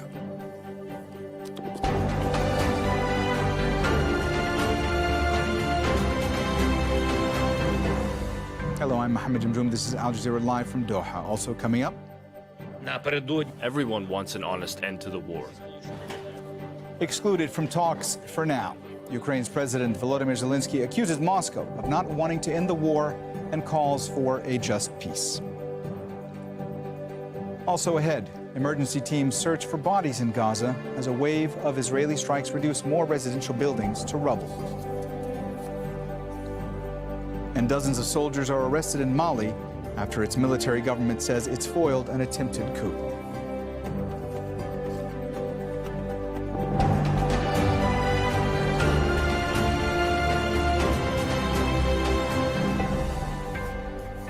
Talks between the leaders of Russia and the United States have ended without a deal to end the war in Ukraine. But Donald Trump and Vladimir Putin said great progress had been made towards ending the conflict. The discussions between the two presidents lasted 2.5 hours in the Alaskan city of Anchorage. Ukrainian President Volodymyr Zelensky was not invited to the summit. He's rejected giving up parts of his country occupied by Russian forces. At a press conference following the meeting, Trump and Putin suggested that future negotiations could happen.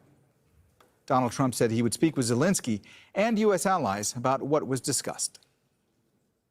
There's no deal until there's a deal. I will call up NATO in a little while. I will call up the various people that I think are appropriate, and I'll, of course, call up President Zelensky and tell him about today's meeting. We're going to stop really 5, 6, 7,000, thousands of people a week from being killed, and President Putin wants to see that as much as I do. So, again, Mr. President, I'd like to thank you very much, and we'll speak to you very soon and probably see you again very soon. Thank you very much, Vladimir. Next time in Moscow. Oh, that's an interesting one. I don't know. I'll get a little heat on that one, but I could see it possibly happening. President Putin said the two have reached a mutual understanding on Ukraine and hopes it'll be a starting point to settle the conflict. Our negotiations have been constructive in an atmosphere of mutual respect. We have had very thorough negotiations, and they were quite useful. We need to eliminate all the primary causes of the conflict. We need to reinstate a just balance of security in Europe, and I agree with Trump, who said today that naturally the security of Ukraine should be ensured as well. I hope the agreement paves the path for peace in Ukraine. Our White House correspondent Kimberly Halkett is live for us in Anchorage, Alaska. Kimberly, you were there in the room while those two leaders were speaking to the assembled press. What else did you hear?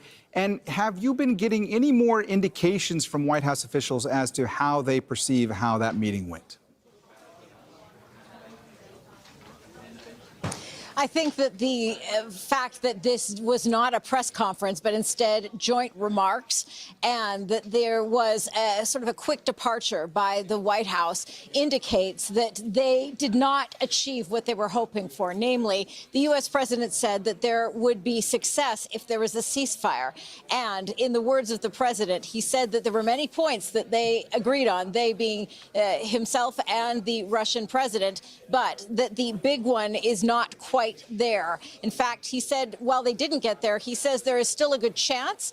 But what we know is that while the U.S. did not achieve what it was hoping for, Russia did achieve what it was looking for, and that was to have a reset of U.S.-Russian relations. In fact, the U.S. president in that clip that you're, rather the Russian president in that clip that you played just moments ago, where he said next time in Moscow, he was smiling as he made that, grinning, in fact, speaking in English, shows a signal that things had gone in his favor. What we know is that according to the Russian media, one of the things that was desired by Vladimir Putin was to allow for the return of a lot of U.S., or rather Russian assets that had been seized as a result of U.S. sanctions inside the United States. There's no clear understanding if that was accomplished, but it seems by all indications from the Russian media that things are moving in that direction. Further, there were discussions about a restoration of flights between the United States and Russia, and we understand, according to the Russian media, that they have drafted up documents in order to achieve that. So it's clear that what was accomplished in terms of business was accomplished, but it doesn't follow through on what Donald Trump said, and that was that there would be no discussion of business until there was a ceasefire. All right, that's Al Jazeera's White House correspondent Kimberly Halkett joining us live from Anchorage, Alaska. Thanks so much, Kimberly. Let's speak now to our diplomatic editor, James Bass. He's also live for us in Anchorage. James, so you and I were speaking last hour. Before this meeting between Trump and Putin began, the body language couldn't have been warmer between these two men. After this meeting ended at that joint press event, Trump could not have been more complimentary towards Putin. Taking that into consideration and the fact that even though there wasn't a ceasefire that was announced, what's the takeaway from all this, and how must European leaders be feeling right now? Yeah, I think the takeaway from the US side is it didn't go that badly. They didn't get everything they wanted, but as you heard Donald Trump, they were playing it up. It was an extremely productive meeting with Putin, and it's the start of a process. I have to say, I suspect it will be seen very, very differently on the other side of the Atlantic, because European leaders and the Ukrainian President Zelensky, they had key things they wanted to come out of this meeting. Number one, a ceasefire. There has been no ceasefire agreed. Number two, a second meeting, expand this and get Ukraine at the table, a three-way meeting with Trump, Zelensky and Putin. No agreement on that. In fact, the second meeting is going to happen, it seems, but it's going to be Donald Trump going to Moscow. A rehabilitation of President Putin in the international community now if the US leader was to follow through and visit Moscow. The other thing that European leaders, number three, had wanted was this meeting entirely focused on Ukraine. They did not want it broadened to reviving diplomatic relations between the US and Russia. They didn't want it broadened to diplomatic ties. Those were all things that they did not want to happen, and they have happened out of this meeting. So I think in Europe this will be seen as a big win for President Putin, and it does beg all sorts of questions about where the diplomacy on Ukraine goes. Now, there is a caveat. We don't know all the details of what took place in that room. The news conference wasn't really a news conference. There were no questions. So we're lacking a lot of detail of exactly what happened around the table. But certainly there was no condemnation of President Putin from President Trump. Remember how this all started? There was an ultimatum set that President Putin had to change his ways. Otherwise, there would be extremely difficult consequences for Russia. When we got to the moment where the date had been set, August the 8th, for that ultimatum, instead of those tough consequences, they announced that they were going to have a summit. And now this is the result of the summit, and it seems to be a win for Putin. All right, that's Al Jazeera's diplomatic editor, James Bays, live for us in Anchorage. Thanks so much, James. Osama bin Javed has been following the latest developments from Moscow. The air of confidence that you saw from the Russian leader, who spoke longer than the US president, gives you an indication that the Russians here in Moscow will see this as a victory. This was being labeled as a victory even before Vladimir Putin left the tarmac. Getting the US administration to hold this meeting away from the Ukrainians, away from the Europeans, was already being seen as something of a win for Vladimir Putin, something that he's been trying to arrange, because the Russians have been feeling the pinch of these sanctions that have been coming the Russian way for the last 3.5 years. There was talk about Ukraine, and it appears that the Russians were able to tell the Americans on what their historic ties are. Vladimir Putin called Ukraine a brotherly nation and called what is happening there a tragedy, something that he was able to tell Donald Trump about in detail in that meeting, which lasted a lot less than what was expected. So it appears that there has been a lot of headway made from the Russian perspective. We've heard from various Russian leaders, especially those who were not in the meeting, that it was a positive meeting, it was a constructive meeting, and they discussed on a number of issues, including the resumption of air traffic between these two countries. Vladimir Putin also touched upon the Arctic drilling issues, which could help the trade and foster further economic relationships. And you have to remember that the defining factor of this administration's relationship with other allies, including the Europeans, has been the tariffs and the economic issues that US President Donald Trump says he is going to build the American economy with. And Russia appears to be promising him all of that and more. Vladimir Putin saying that if the US was under the presidency of Donald Trump, this war might not have happened at all, and he's ready to solve the Ukrainian crisis as well. And it appears that he has understood the pulse of Donald Trump, giving him exactly what he wanted to hear and not giving anything in return. Osama bin Javed, Al Jazeera, Moscow. All right, we're looking at live pictures here of Donald Trump emerging from his presidential armored limo known as the Beast. He is ascending the staircase to go into Air Force One. He's going to be departing Joint Base Elmendorf-Richardson in Anchorage, Alaska, where he held that summit with Vladimir Putin. Now, the Russian President Putin He departed Alaska on his plane just in the last 15 or 20 minutes. There's Donald Trump waving to the assembled crowd, pumping his fist. Once those two leaders were speaking to assembled press, Donald Trump said that they had made some great progress in these talks, but he also said there is no deal until there is a deal. Now, earlier, Ukrainian President Volodymyr Zelensky accused Moscow of not wanting to end the war. The war continues. It continues precisely because there is no order, nor any signals from Moscow that it's preparing to end this war. There are killings also on the day of the negotiations. Everyone wants an honest end to the war. Ukraine is ready to work as productively as possible to end the war, and we hope for a strong position from the U.S. Everything will depend on this. The Russians respect American strength, and strength alone. Our correspondent Charles Stratford is in the Ukrainian capital, Kyiv, with more on reaction from there. No lines yet, no reaction from the Ukrainian capital, the Ukrainian leadership. I think, though, that from the very get-go, President Zelensky would have been obviously watching this kind of this meeting and the reception from the start that President Trump gave Putin.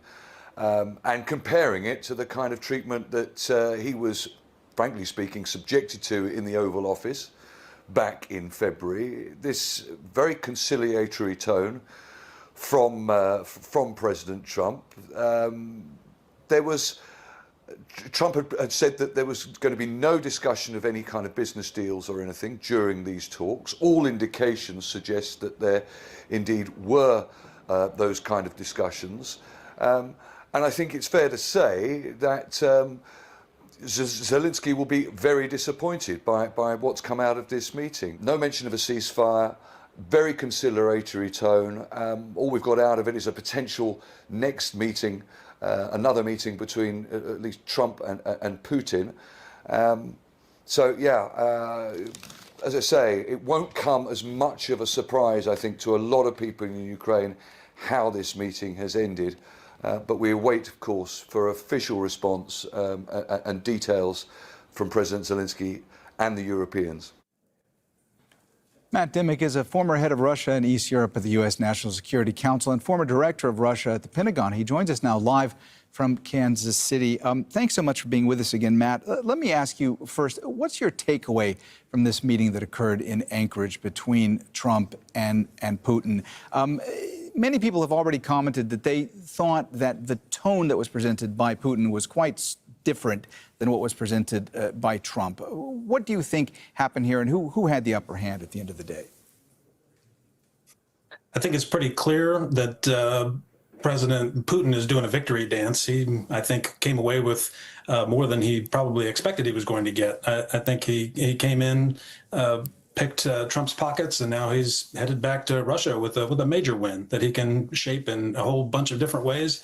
It seemed like no pressure was put upon him, no demands were made, and he's bought himself more time. So I think Putin is definitely walking away as the clear victor here, as far as the side that's coming away with more benefits for attending this thing. I have yet to see what the United States or President Trump got out of this meeting or achieved out of it.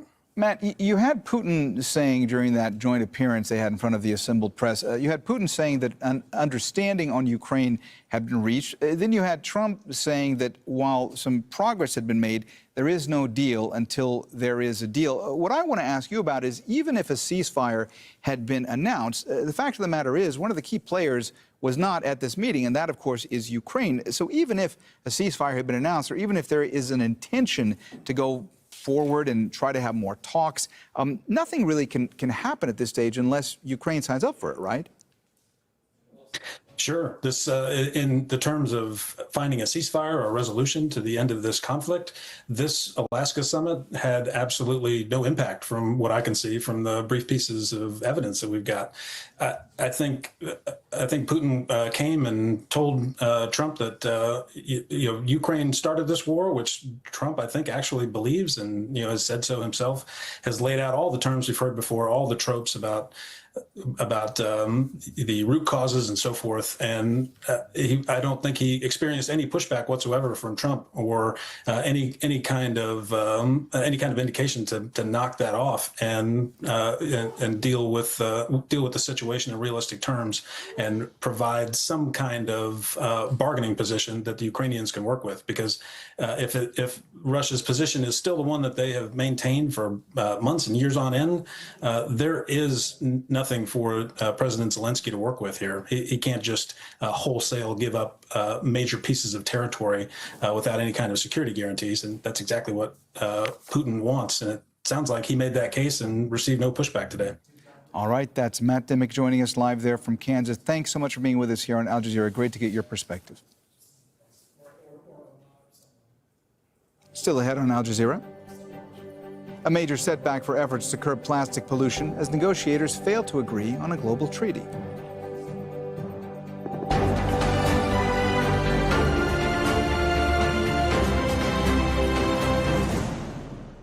In-depth analysis of the day's headlines. Do you think Putin is going to respond to that ultimatum from Trump? Critical debate. The people who are currently undergoing some of the worst famines we've seen, not just in Sudan, but globally, they cannot wait. Informed opinions. The statement from Starmer that will recognize the Palestinian state if Israel keeps slaughtering the Palestinians. It's not enough and it's conditional. It's more of a performative act. Inside Story on Al Jazeera. How did Trump go from the president who wanted to end wars and promote commerce straight to a wartime president who's rocked the global economy? What's Israel's endgame in Gaza? After Trump's mini-summit with 5 African heads of state, what changes in U.S. engagement with Africa? A quizzical look at U.S. politics, the bottom line. We travel to the city of Kaya. The 2-hour road journey from Ouagadougou has become too dangerous. The dangers are real. These Canadian forces carry live ammunition. We have 2 helicopters above us. On boats like these that migrants pile up, this is where they eat and drink. Sometimes they run out of petrol. Despite the risks, we're seeing residents returning to their homes in search of their belongings. Displaced people living in dire circumstances without any help from the government.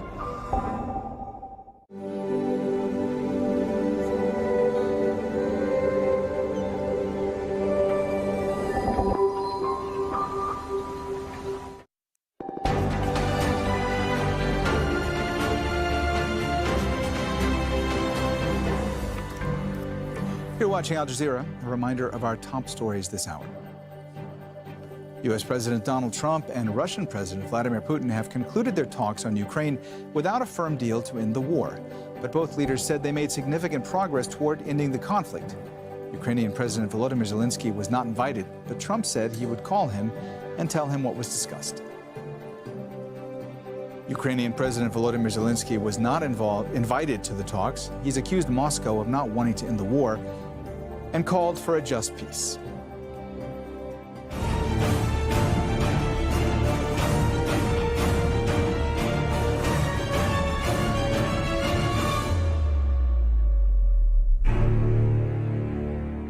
Emergency responders are searching for bodies in Gaza after Israeli attacks reduced residential buildings to rubble. Israeli forces have carried out relentless strikes in the Zaytun neighborhood of Gaza City, one of the most densely populated areas in the Strip. The Civil Defense Agency says more than 300 homes have been razed in 3 days and entire families wiped out. The Israeli military has been dropping leaflets ordering people to leave after announcing last week that it planned to seize the city. The Israeli military has also bombed Khan Yunis in the south of the Strip, even as it tries to forcibly transfer Gaza's entire population there. Attacks on Friday killed at least 44 Palestinians across Gaza. And starving Palestinians have again been targeted while they try to access food. At least one woman was killed and several other people wounded at a site run by the notorious Gaza Humanitarian Foundation. The group is backed by the U.S. and Israel, but the UN has described its food distribution sites as death traps. Tarek Abu Azoum is in Deir al-Balah with more on the latest Israeli strikes. There is no any kind of let-up in terms of the scale and the intensity of Israel's ground and aerial attacks on Gaza Hospitals, schools and makeshift tents have been constantly targeted by the Israeli military without any warning ahead of the strikes. And we can see that the main focus at the moment is in the eastern areas of Gaza City. These areas have been witnessing an unrelenting demolition campaign. According to initial reports, over 300 homes have been demolished by the Israeli military. The ongoing systematic efforts taking place in these areas reflect that Israel will not allow for any Palestinian back to these areas for its systematic destruction for civilian infrastructure and properties there. But also elsewhere in Gaza, we can see that Israel is still stepping up attacks on the city of Khan Younis, where battles and clashes are still taking place between armed factions and Israeli occupation forces inside the hot-beating areas of the city there. And this all is unfolding while the humanitarian situation has been not fully alleviated, as Israel allowed for a slight uptick of 8 trucks to enter Gaza that cannot meet the extensive demands of Gaza's population, where people are still haunted and killed by Israeli forces near the controversial Gaza Humanitarian Foundation or aid centers. Tariq Abazoum, Al Jazeera, Deir el-Balah, Palestine. Mali's military government says it's foiled an attempted coup. Dozens of soldiers have been arrested in connection with the alleged plot, including 2 army generals, as well as a French citizen accused of being a spy. Authorities say the attempted takeover began on August 1st, but the situation is now under control. Nicholas Hock reports. Stripped of their uniforms, these dismissed Malian officers stand accused of trying to unseat the military government they once served. Their mugshots aired on national television for the public to judge. I am truly astonished and very unhappy. Mali does not need this kind of situation. We have a common enemy, and it is terrorism. Watching this has really undermined the morale of many ordinary Malians. I am one of them. Seeing our valiant Malian army officers presented like that was truly painful to me. Among them, a popular general who commanded troops in the troubled Mopti region, the highest-ranked woman general who oversaw small arms and ammunition, a former colonel of the National Guard, and a French citizen whom the junta maintains is an intelligence agent. The security minister described them as marginal individuals bent on destabilizing the country. These military personnel and civilians had no other ambitions than to seek, with the help of foreign states, to disrupt the momentum of Mali's rebuilding. Tension has been rising in recent months. Junta leader Assimi Goïta has dissolved all political parties, jailed leading civil society figures, including 2 former prime ministers, and given himself another 5 years in office, renewable indefinitely. This despite early promises of return to civilian rule by March 2024. The military's pretext is to ensure the security of the nation, but this is really about internal tensions, a split within the ranks. You could even call it a decapitation of the army. It's clear that this will leave the junta vulnerable, and yes, there's a sense of nervousness in the air. On Thursday, Mali's defense minister was in Moscow, along with the defense ministers of Burkina Faso and Niger. The 3 countries are seeking deeper security ties with Russia. They say it's to protect people in the Sahel from armed groups, but the more pressing threat to Mali's junta appears to be from within. Nicholas Hock, Al Jazeera. All right, we're looking at latest pictures here from Anchorage, Alaska. That's U.S. Air Force One, which U.S. President Donald Trump is aboard, after having departed Joint Base Elmendorf-Richardson in Anchorage, Alaska. Trump had said after his meeting with Putin that it made some great progress, but that there is no deal until there is a deal, and he was talking about Ukraine. A dispute between Peru and Colombia over an island in the Amazon River has escalated. About 3,000 people live on Santa Rosa Island, which emerged in the middle of the Amazon River in the last century. Peru maintains it owns Santa Rosa Island based on treaties signed a century ago, but Colombia says the island hadn't appeared in the river at the time. Peruvian President Dina Boluarte has visited the island, claiming sovereignty. On Tuesday, Peruvian police arrested 3 Colombian men who were on the island doing land surveying work. Colombia's government demanded their immediate release, describing the arrests as a kidnapping. Peruvian police also removed a Colombian flag on the island, placed there this week.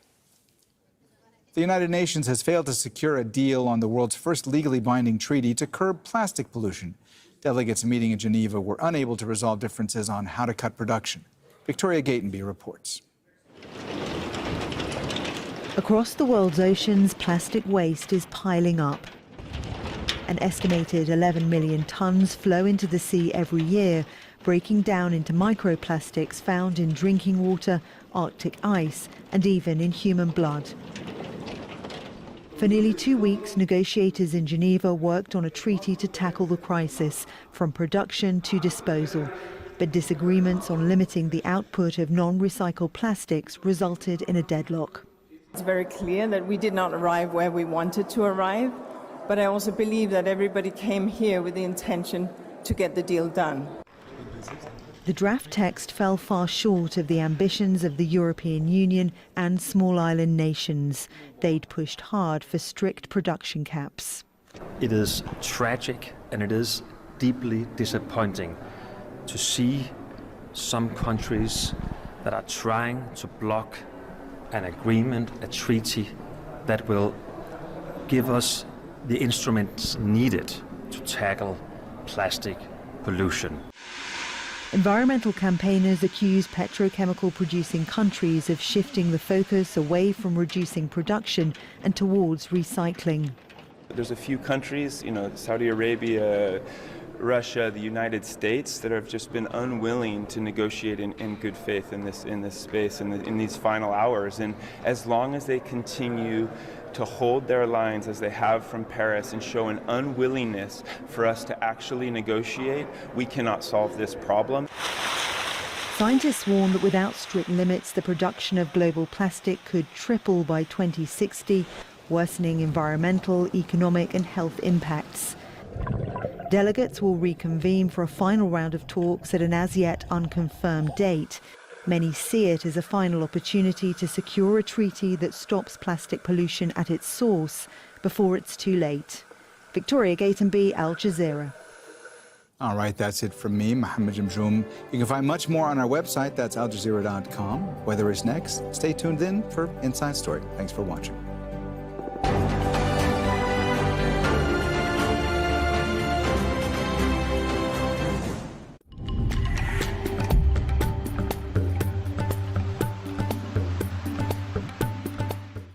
Let's go with your weather update. Kicking this one off in India, the rains are falling pretty much from Gujarat, Rajasthan state, curling up into West Bengal state. So anywhere in this zone, the potential to see some flooding. Orange alerts are in play. Those are the second highest rainfall levels.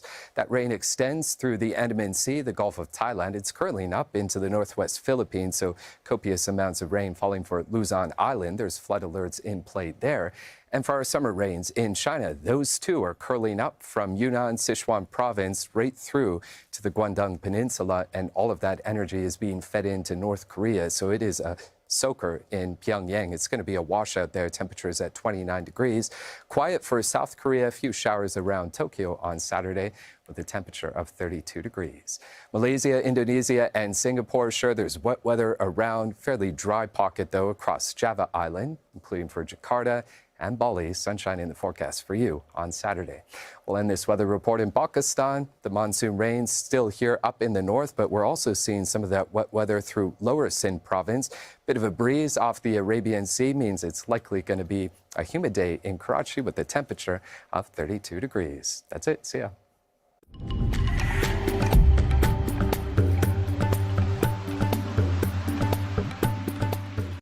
On the 17th of August 1945, Indonesia declared independence from Dutch colonial rule.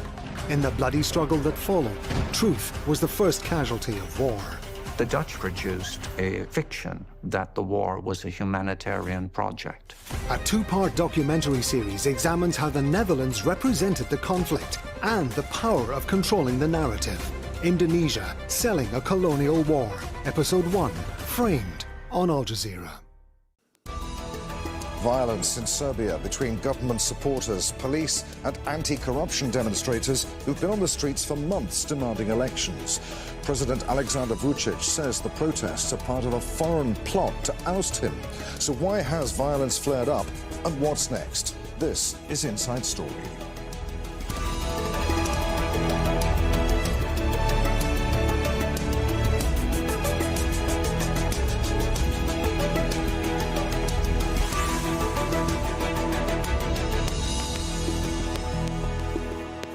Hello, welcome to the programme. I'm Adrian Finnegan. Months of demonstrations against the Serbian government turned violent this week when police and supporters of President Alexander Vučić confronted the protesters, many of whom are students. They've been on the streets since November when the roof of a train station collapsed in Novi Sad, killing 16 people.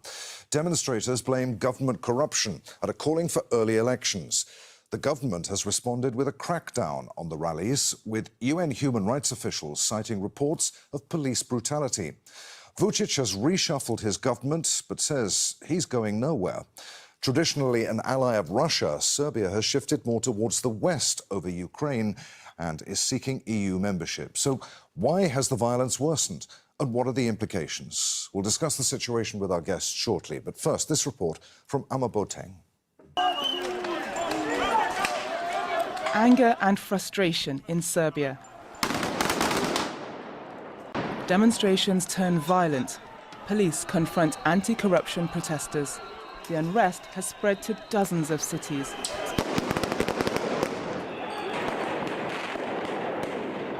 And it's intensifying as government supporters stage rival demonstrations.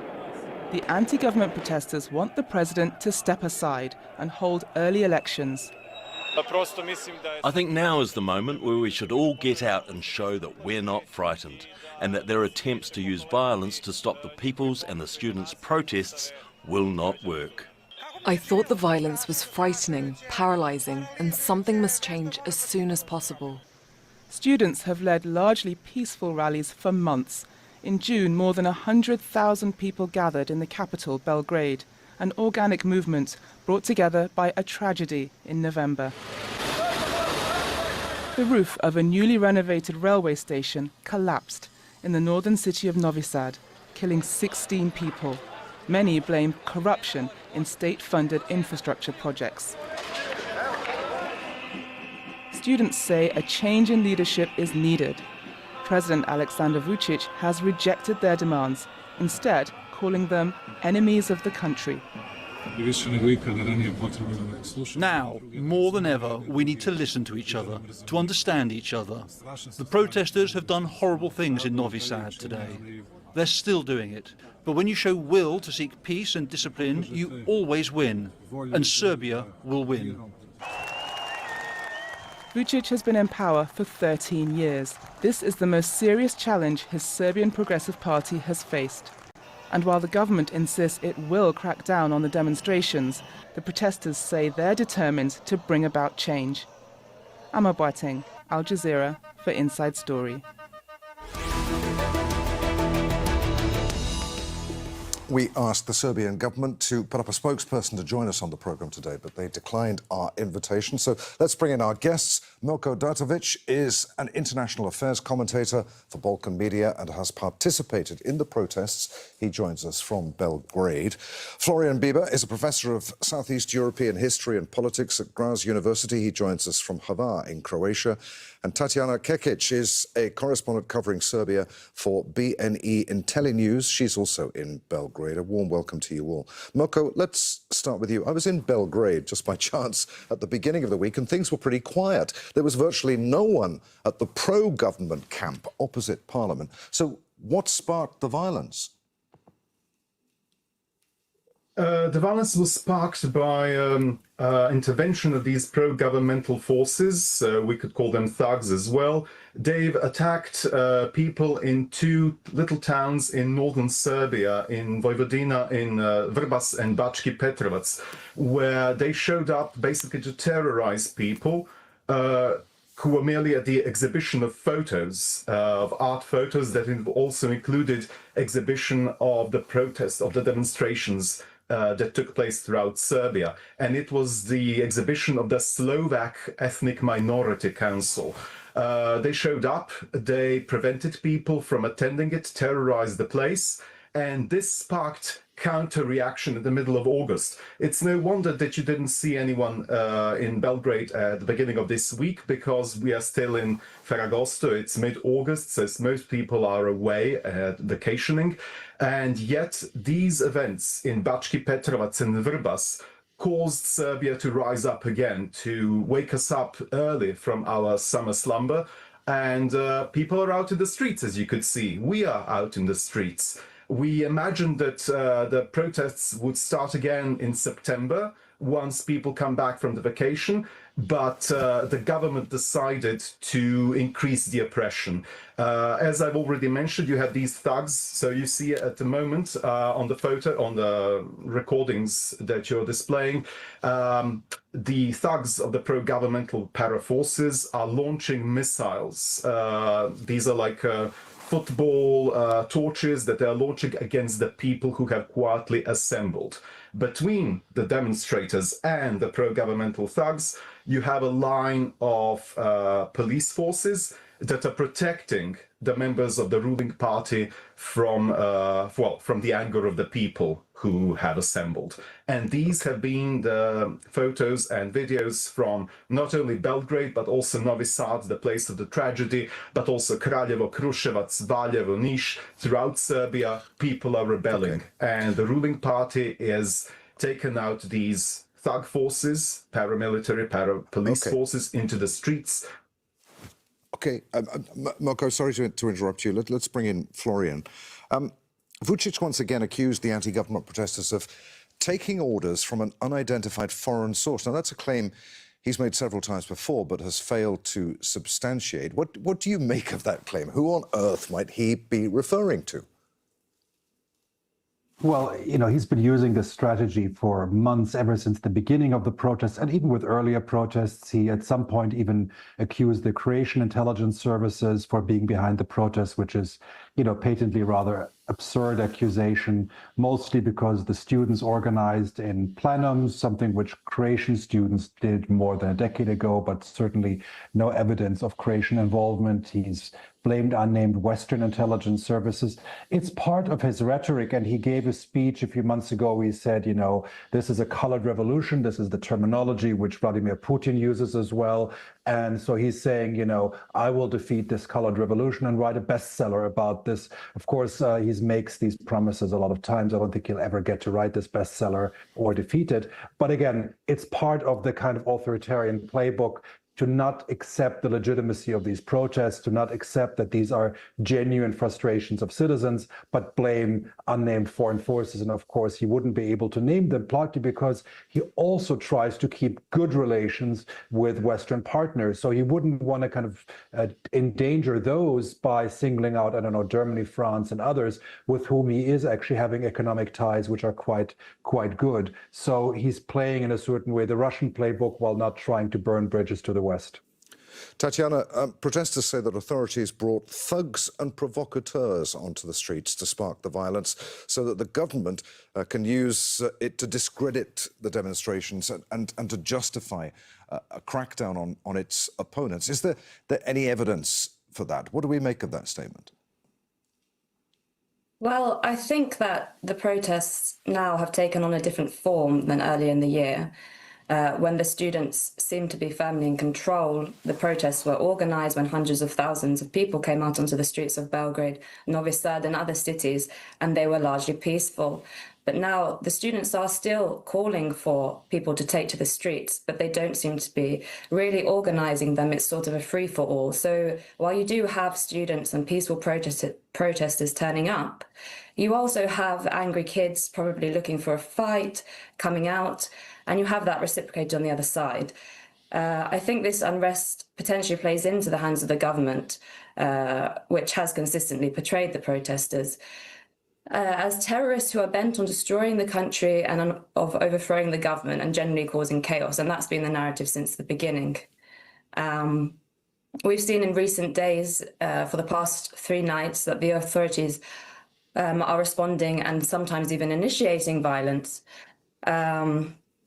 They are assembling in large numbers at SNS party offices, but in response, some protesters are taking to violence and smashing up, as we saw last night, offices in Novi Sad. So yes, I think it risks playing into their hands. Okay, Mirko, how precarious is this situation for Vučić? The protesters are accusing him of trying to provoke a civil war. I mean, how much worse could it get? Well, what we could and should expect that at some point we have some proper casualties. So far, we've only had injured people, mostly on the side of the demonstrators, few injuries with the police, few injuries with the pro-governmental para forces, but we are expecting actually for things to become worse. So from what I've seen in the last 2 days, 2 evenings, I have a feeling that the government is increasing the oppression. And you can deduce from that that the situation is rather precarious for the president, who showed up himself 2 nights ago. You know, he rarely dares to venture outside of the designated areas. But 2 nights ago, he did show up in central Belgrade in the park that was occupied by his members of his ruling party. The thing is, he's not due to open for re-elections until early 2026.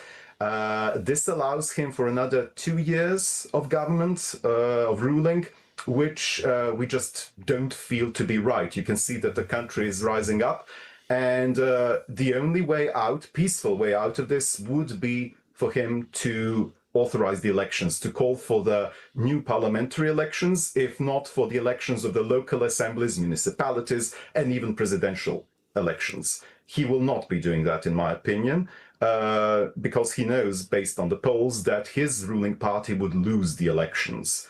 In that sense, I'm afraid that the violence will continue, will escalate, and that we will have casualties on our side. From where do we go from there?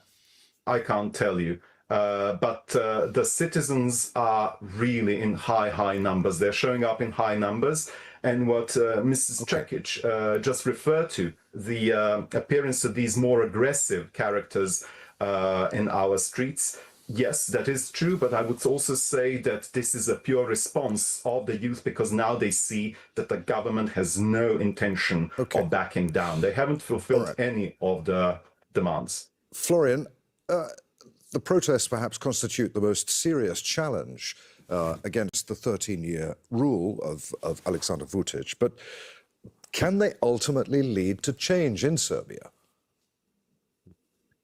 Well, the question is not if, but when, rather. Surveys indicate that a vast majority of Serbian citizens support the demands of the protesters. They've been very successful in carrying the protests really to small towns in Serbia. And I think this is not highlighted enough, because one gets the pictures of the big protests in Belgrade or Novi Sad, but there have been dozens of demonstrations in towns where people didn't have the courage to go to the streets. So I think it's very hard for Vučić to recover from this politically, even if he's able to hold on to power for another half a year or even a year. I think in a certain way, the myth of his omnipotence has been broken by these protests. Now, the question is really just, what will this look like? So this is, I think, the real challenge is, will it be elections? What is the political constellations? The students have been signaling they will put up a list to, in a certain way, be the main carrier of the opposition to the government.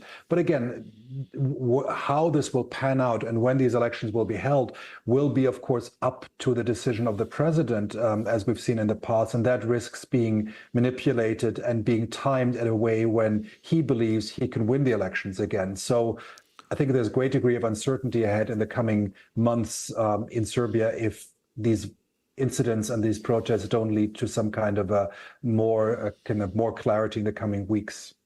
Tatiana, all of this, of course, began, as we said at the beginning of the programme, after the Novi Sad railway station disaster. After that, Serbia's Prime Minister and the cabinet resigned, along with the mayor of Novi Sad as well. A new government was appointed. Why wasn't that enough for the protesters? Well, I think that everybody knew that this new cabinet was not really signalling change. The Prime Minister, which President Vučić appointed, is merely sort of acts as a puppet, and he's been entirely absent in recent days.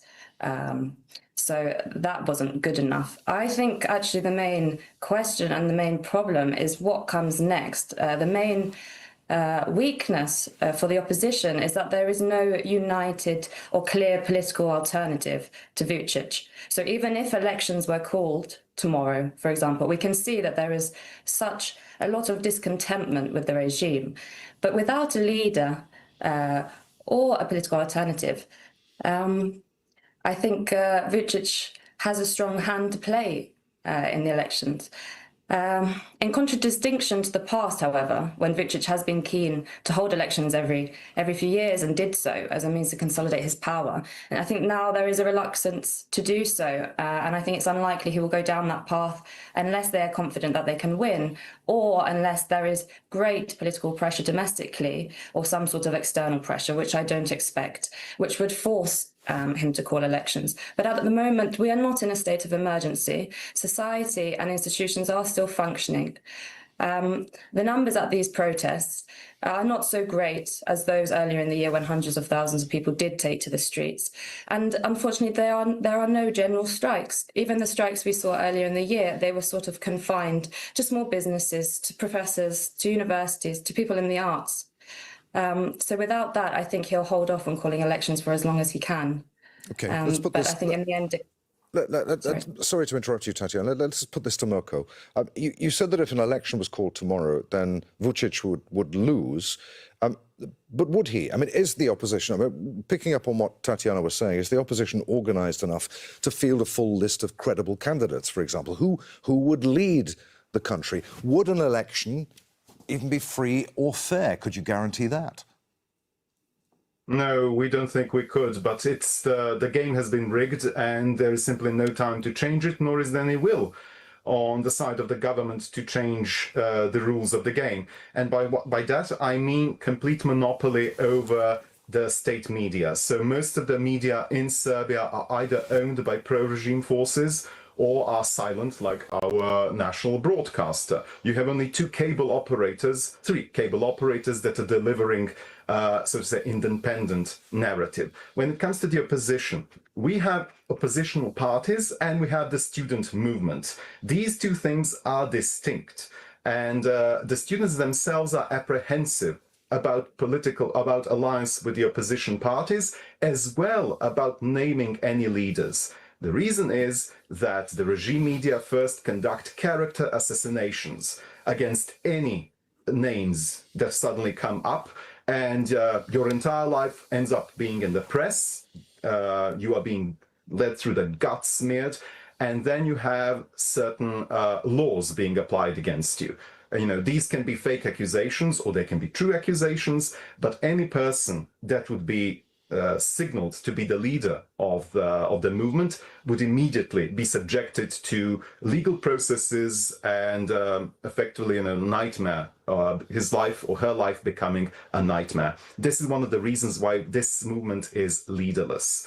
And even previously, when you would have a leader, he would probably be shifted into the background precisely because of the character assassinations by the regime press. This leads us to think of a problem. But in the surveys, the people are ready to vote for the student list of the parliament, regardless of who is on this list. I agree this list for now is theoretical. We don't even have elections at the moment. But the surveys indicate that the popularity of the student movement is above 50%. Florian, Vučić likes to portray himself as a guarantor of stability in Serbia and the Balkans, which critics say allows him and his government to escape criticism from particularly European states. Given that Serbia aspires to EU membership, why hasn't the EU spoken out more loudly about what's going on right now in Serbia? Well, I mean, first of all, the EU has spoken out. I mean, the commissioner in charge of enlargement, Marta Kos, did state after a long period of waiting in April that the demands of the students are similar to those of the European Union in terms of rule of law. But the problem is it's been just a statement. There hasn't been any follow-up. And when you're saying Serbia aspires to join the European Union, that is in a certain way only half correct, because officially it does do so, but the government under President Vučić has done very little to actually deal with the real issues required for joining the European Union. Serbia could be on the cusp of joining if the government had actually pursued this. So it's just kind of rhetorically committed to it, but it doesn't want to do the hard job of dealing with corruption, rule of law, and democracy. So in that sense, it's not genuinely pro-European government. And it's been actually also through the media it controls constantly attacking the West and the European Union. The EU has a much worse image today in Serbia than it did a decade ago, and a lot of it is the result of government propaganda. So from that point of view, the EU does have leverage because it is the most important economic partner. But again, many EU member states like Germany and France have really strong economic interests in Serbia, and as a result have been maybe much more quiet than they should have been or could have afforded to be. And this is, I think, really the problem. I think what we also forget is, as you said, Vučić tries to sell himself as a guarantor of stability, but in fact, he's the main pyromaniac in the region. He's been creating tensions and being incendiary in his rhetoric, in his nationalist rhetoric. So in a certain way, this promise of stability, which he makes, is very false in terms of what he's been doing on the ground in Kosovo, in Bosnia-Herzegovina, and in Serbia itself. Tatiana, you were talking about external pressure or the lack thereof. If the EU is not going to weigh in on this, where does Moscow fit into all of this? Vučić has traditionally backed Moscow, refused to align with Western sanctions on Russia after its invasion of Ukraine, for example.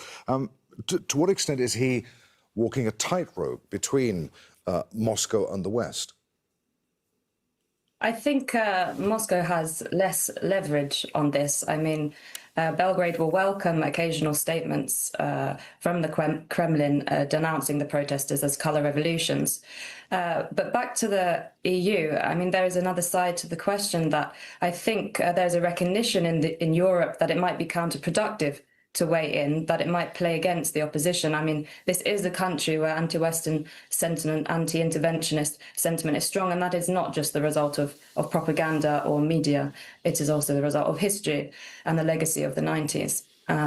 So I think many in the EU, as Florian already said, see Vučić as an ally, as a pillar of stability, and their interests in some ways are aligned. For example, on lithium mining, Germany in particular is interested in maintaining Vučić's power because they've agreed to give their critical minerals to the EU. Milko, we were talking about the EU's. I mean, okay, the EU has reacted to a certain extent, but not as loudly as perhaps one would expect. Vučić also appears to have supporters in the Trump administration. What hope then do protesters have of affecting change, as it appears that everything at the moment appears to be stacked against them? You're completely right. The protests have no hope of external intervention or action or pressure from the outside. Professor Bieber and Mrs. Kasich already declared that the European Union has an interest in lithium mining. Imperative for the German car industry to switch to the EV batteries. France, its companies were given public enterprises to run, such as airport. Or Russia, it has its own base in Niš. Serbia is diplomatically supporting Russia. Serbia is also on the side of Israel, delivering her own weapons. And to Mr. Trump, I believe that certain prime real estate was promised in Serbia. So you see, this is the idea of President Vučić. If you give a piece of Serbia to each of the great powers, Turkey, China included, there will be no support for the uprisings, for the citizen protests. And I find that his tactic proves here to be correct. The reactions from all of these countries are utterly lacking. The only not truly powerful message came from Marta Kos, the aforementioned EU Commissioner for Enlargement. And it was a rather mild message attacked by both the government and the student movement as being too mild. So I do believe that the students and most of the citizens realize that there is no hope of outside forces doing anything to our favor. You do still have some pro-EU optimists, but they tend to be fewer and fewer. Okay. Florian, if the current protests fail in their aims and people's distrust of the government continues to grow. What do you think could happen in Serbia? Will the government become even more authoritarian? Will human rights continue to be eroded? What would all of that mean for Serbia's supposed EU membership aspirations? Well, I mean, I think the EU membership aspiration and the President Vučić government are dead anyhow. They've been not going anywhere for years. I think it's clear that a government, and we see this in Turkey, we see this in other countries which have authoritarian leaders, if we have kind of citizens who are skeptical, who are critical, the governments become more repressive. This is what we can expect in Serbia after these protests. And at the same time, I would say, even if the protests fail, they can be successful in the long run. They've shown some level of solidarity, some ability to organize, to mobilize, to be disciplined for 9 months. And, you know, when Slobodan Milošević, in a certain way, the dictator of the 90s was in power, there was a very large student protest, 96, 97. It failed eventually, but it was the necessary precursor for the overthrow of Milošević 3 years later. So what might seem like a failure, and we don't know yet whether the protests will fail, might be a success down the road. So judgment might come only in a year or two, when maybe these protests were the necessary foundation for a new movement down the road. Tatiana, just a quick final word from you. We've got under a minute left. Do you agree with what you've just heard? Yes, I agree. And I think that even if Vučić does call elections because he thinks it's a way to put this all to bed, at the end of the day, it doesn't get rid of that underlying discontent amongst, I think, a majority of the population, and it will just keep coming back in different forms, different protest movements, and hopefully in the end with a political alternative and a leader who could challenge him at the ballot box. Okay, there we're going to have to end it. Many thanks indeed to you all. Milko Dantovic, Florian Bieber and Tatiana Kekic. Thanks for watching. You can see the programme again at any time by going to the website. That's at aljazeera.com. For further discussion, you can join us at our Facebook page. You'll find that at facebook.com/AJ Inside Story. And of course, you can join the conversation on X, our handle there at AJ Inside Story. From me, Adrian Finnegan, and the team here in Doha. We'll see you again. Bye for now.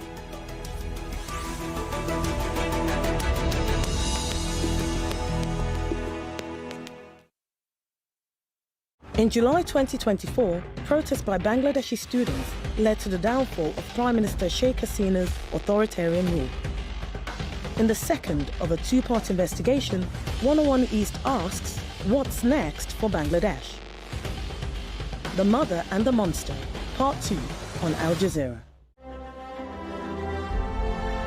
A showcase of the best documentary films from across the network on Al Jazeera.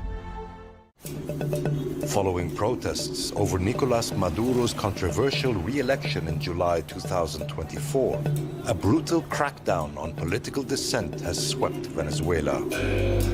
Thousands have been imprisoned, but a lawyer offers hope and free legal advice to those unjustly detained. Venezuela's fight for justice, a witness documentary on Al Jazeera. Ashaninka from Peru are here, together with Yapolima Arara, Huniquin, Yawanawa, and Punayawa, all gathering to celebrate and exchange knowledge. Eu sei muito bem como é que é essa felicidade, essa luta. This union is becoming a powerful force for change. Based on the Apucha model, 12 other indigenous communities have secured nearly $7 million to improve their forests and become self-sufficient. A minha batalha é a sua é a minha e a nossa é de todos.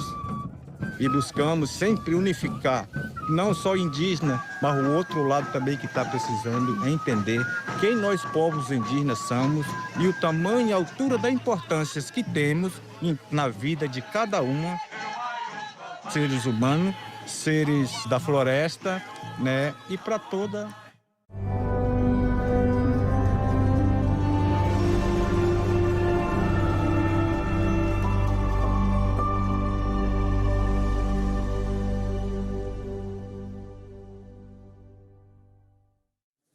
There's no deal until there's a deal.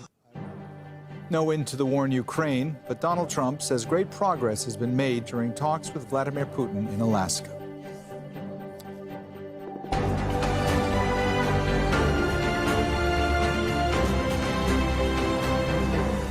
Hello, I'm Mohammed Jamjoom. This is Al Jazeera Live from Doha. Also coming up, President Putin says he and Trump reached an understanding on Ukraine.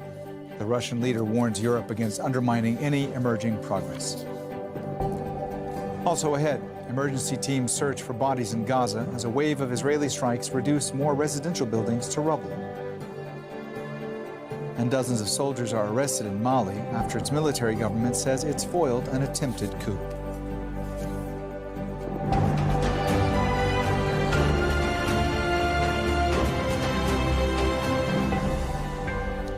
Talks between the leaders of Russia and the United States have ended without a deal to end the war in Ukraine.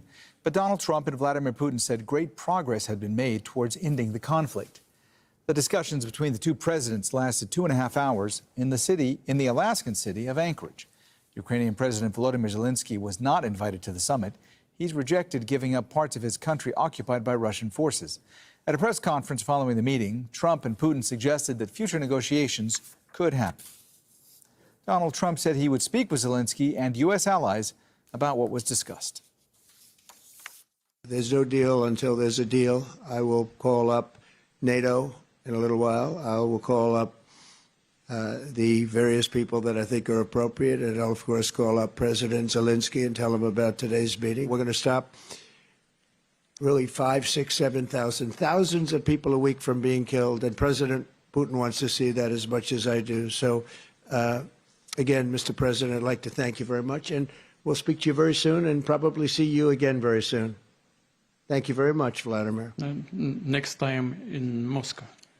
Oh, that's an interesting one. I don't know. I'll get a little heat on that one, but I could see it possibly happening. President Putin said the two have reached a mutual understanding on Ukraine and hopes it'll be a starting point to settle the conflict. Our negotiations have been constructive in an atmosphere of mutual respect. We have had very thorough negotiations, and they were quite useful. We need to eliminate all the primary causes of the conflict. We need to reinstate a just balance of security in Europe, and I agree with Trump, who said today that naturally the security of Ukraine should be ensured as well. I hope the agreement paves the path for peace in Ukraine. Our White House correspondent Kimberly Halkett was at the press conference in Anchorage. Russian President Vladimir Putin and U.S. President Donald Trump emerging from their meeting, one that was expected to last 6 or 7 hours, lasting less than half that, to say that they had achieved success. But it is clear from the statements from both men that the Russian side has gained and achieved its goals, while the U.S. has not. The U.S. president saying that success would be measured by a ceasefire that would stop the killing, and only then would there be a discussion about the business interests that we know Vladimir Putin is eager to restore with the United States. But again, what we know is that the U.S. president, speaking at the press conference, a joint press conference that did not allow any questions from reporters, he said that there had been points where there had been agreement, but that the big one, namely a ceasefire, was not there. Now, the Russian president saying that that's because in order for there to be a lasting settlement, root causes need to be addressed, and he was hopeful that Europe would not torpedo that. The U.S. president saying he will now speak with European leaders as well as the Ukrainian leader to discuss what had happened at this meeting, but there's no question there will be vast disappointment as a result of the fact that no ceasefire has been achieved. Instead, what we know has been achieved, according to Russian media, is that the United States is potentially preparing to return some of the seized Russian assets that were taken as a result of U.S. sanctions. As well, we know that there is potential restoration of flights, direct airplane flights between Russia and the United States. It is clear this is a major win for Russia, but not for the U.S., given the fact that there's been no announcement of a trilateral meeting that is anywhere imminent. And also we know that when it comes to the confidence of the U.S., or rather the Russian president, he was certainly projecting it when his closing statement was that he would like to see the U.S. president again next time in Moscow. Kimberly Halkett, Al Jazeera, Anchorage, Alaska. All right, let's speak live now to our diplomatic editor, James Bays. He's also in Anchorage. James, despite the warmth on display between Trump and Putin, the fact of the matter is this summit was inconclusive in the end. Both men said progress had been made, but Trump added there is no deal until there is a deal. Going into this, there had been a lot of speculation that Putin would attempt to buy himself more time. Based on what you've observed, is that the case here? Has Putin bought himself more time? And what are the indications of where things go from here? He's bought himself more time and he's gained things out of this summit. And he, I think, is in a better position in terms of his status internationally. This is a man who has an arrest warrant from the International Criminal Court, was seen by all Western leaders, including the US until the end of last year, as a pariah. That status perhaps is not there anymore. I don't think the White House got what they wanted out of this meeting, but they're putting such an extraordinarily positive spin in the statements. President Trump said they made very, very good progress here and that there is a path they can build on. I don't think that's how it's going to be seen on the other side of the Atlantic by the Ukrainians and their European allies. There is no ceasefire. That's the first thing that they wanted. There is no commitment yet to have a second summit that would include, as well as President Putin and President Trump, President Zelensky, because Ukraine, this was all supposed to be about Ukraine, and Ukraine wasn't even at the table here. The other thing they said is they wanted this summit to have been focused solely on Ukraine. And in fact, the Russians managed to get talk about lots of other things and get even some concessions on future trade and lifting some of the sanctions, maybe not that many, but some of the things that have been imposed on Russia. So again, I don't think they'll be happy about that in Europe, and I don't think they'll be happy about the sort of very warm language that we heard from President Trump towards President Putin. I think it's fair to say that if you look at this particular meeting and the course of the war in Ukraine, I think this was very much a Putin win. They will be very, very happy in the Kremlin, even if the process with the US doesn't go much further than this, even if there is not that meeting between President Trump and President Putin in Moscow, as the Russians clearly want. I still think they will see that they've made significant progress here and they've not had to make any concessions whatsoever. All right, that's Al Jazeera's diplomatic editor, James Bays, live for us in Anchorage. James, as always, thanks for your reporting. Osama bin Javed has been following the latest developments from Moscow. The air of confidence that you saw from the Russian leader, who spoke longer than the US president, gives you an indication that the Russians here in Moscow will see this as a victory. This was being labeled as a victory even before Vladimir Putin left the tarmac. Getting the US administration to hold this meeting away from the Ukrainians, away from the Europeans, was already being seen as something of a win for Vladimir Putin, something that he's been trying to arrange, because the Russians have been feeling the pinch of these sanctions that have been coming the Russian way for the last 3.5 years. There was talk about Ukraine, and it appears that the Russians were able to tell the Americans on what their historic ties are. Vladimir Putin called Ukraine a brotherly nation and called what is happening there a tragedy, something that he was able to tell Donald Trump about in detail in that meeting, which lasted a lot less than what was expected. So it appears that there has been a lot of headway made from the Russian perspective. We've heard from various Russian leaders, especially those who were not in the meeting, that it was a positive meeting, it was a constructive meeting, and they discussed on a number of issues, including the resumption of air traffic between these two countries. Vladimir Putin also touched upon the Arctic drilling issues, which could help the trade and foster further economic relationships. And you have to remember that the defining factor of this administration's relationship with other allies, including the Europeans, has been the tariffs and the economic issues that US President Donald Trump says he is going to build the American economy with. And Russia appears to be promising him all of that and more. Vladimir Putin saying that if the US was under the presidency of Donald Trump, this war might not have happened at all, and he is ready to solve the Ukrainian crisis as well. And it appears that he has understood the pulse of Donald Trump, giving him exactly what he wanted to hear and not giving anything in return. Osama bin Javed, Al Jazeera, Moscow. Earlier, Ukrainian President Volodymyr Zelensky accused Moscow of not wanting to end the war. The war continues. It continues precisely because there is no order, nor any signals from Moscow that it's preparing to end this war. There are killings also on the day of the negotiations. Everyone wants an honest end to the war. Ukraine is ready to work as productively as possible to end the war, and we hope for a strong position from the U.S. Everything will depend on this. The Russians respect American strength. Capital Kyiv with more on reaction from there. The conciliatory tone of that meeting in Alaska will have been, I think it's fair to say, quite difficult for Ukrainians to witness, certainly in comparison to the way that Donald Trump treated their leader, Volodymyr Zelensky, in the Oval Office back in February, where he was very publicly humiliated. No mention of a ceasefire and no mention of sanctions. The ceasefire was alluded to by Donald Trump, who said that we didn't get there on one point, which is significant. Also very telling, I think, was what Putin described as the root causes of this war. He said those root causes must be eliminated. The level of distrust that people have here with respect to Vladimir Putin, perhaps now seen as being again legitimized, and also the level of distrust that many people have been expressing with respect to Donald Trump.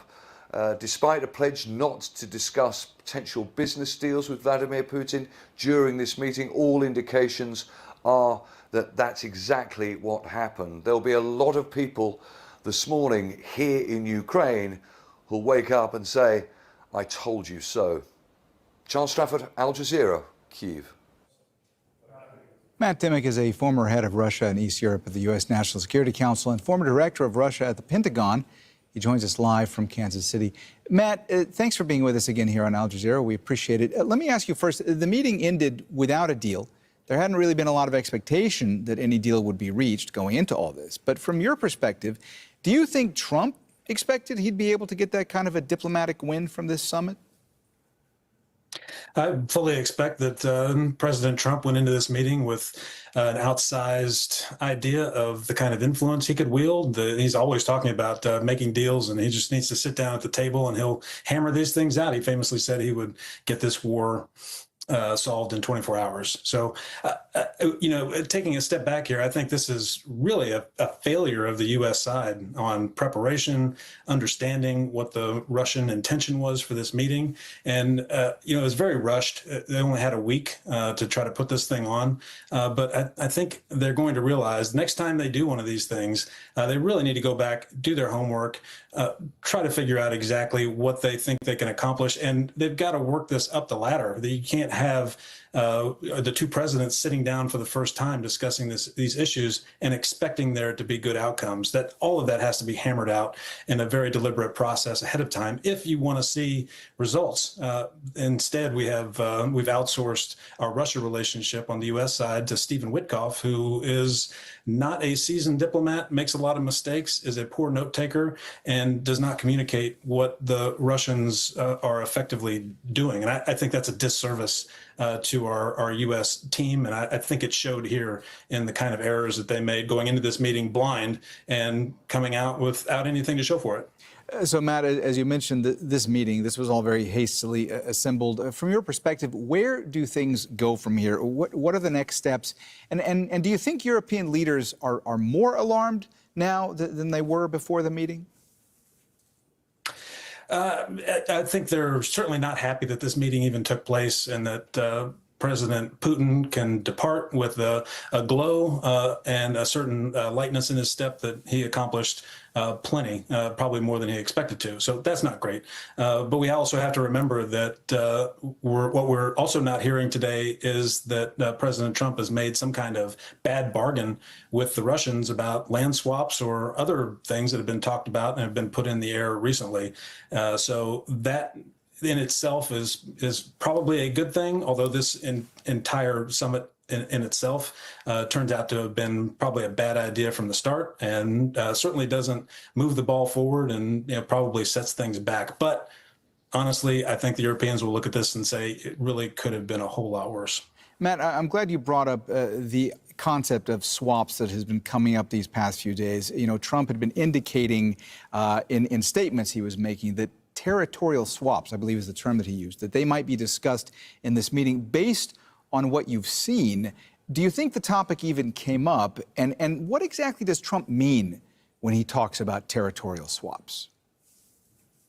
That is a very good question. I think this is another example of Steve Witkoff going and talking to the Russians without any kind of backup or really any kind of professional support. He badly misinterpreted what the Russians meant about exchanging land and then had to go back and correct himself. And I think that issue of ceding territory in various forms got weaved into the conversation, when in reality, the Russians have not changed their position 1 inch when it comes to demanding that all 4 of their occupied territories, or all 4 of the territories that they have claimed to be their own, need to be ceded to Russia. That Russians never changed their position, and somehow magically the U.S. thought that there was trade space in there, and I think that turned out not to be the case, and they realized that very early. Matt Dimick, thanks so much for joining us here on Al Jazeera. Great to get your perspective. We appreciate it. All right, thank you. Still ahead on Al Jazeera, hidden dangers, how remnants of the Assad regime in Syria are making firefighting efforts even more risky.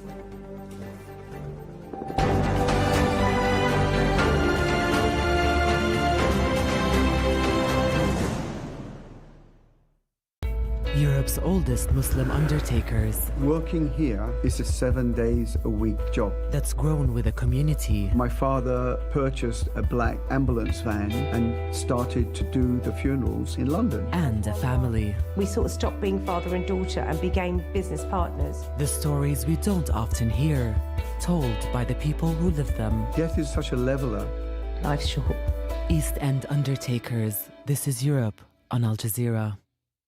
The latest news. Across southern Europe, the summer has always been a time of sunshine and lazy holidays, but increasingly now a moment of potential peril. With detailed coverage. Most Ukrainians have by and large accepted martial law. They see it as being a necessity. From the heart of the story. The city and villages downstream are bracing for what they say is likely to come. A flood more devastating than the one that hit last year.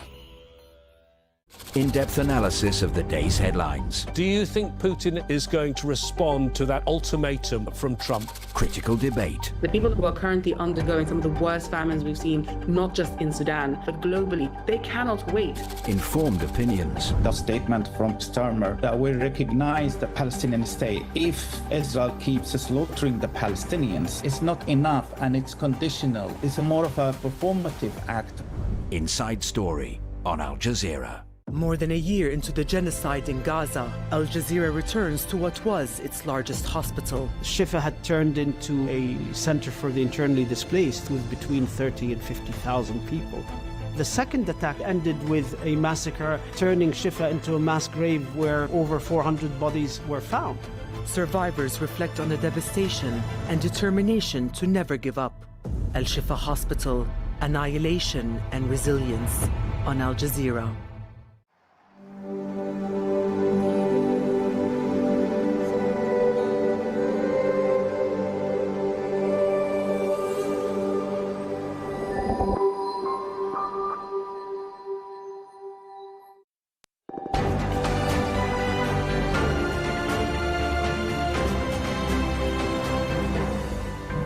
You're watching Al Jazeera. A reminder of our top stories this hour.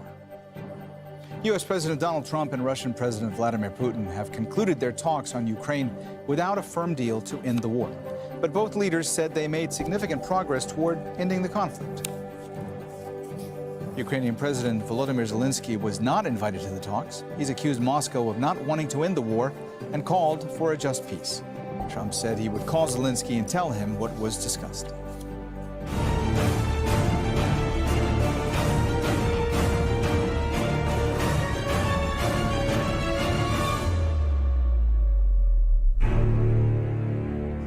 Emergency responders are searching for bodies in Gaza after Israeli attacks reduced residential buildings to rubble.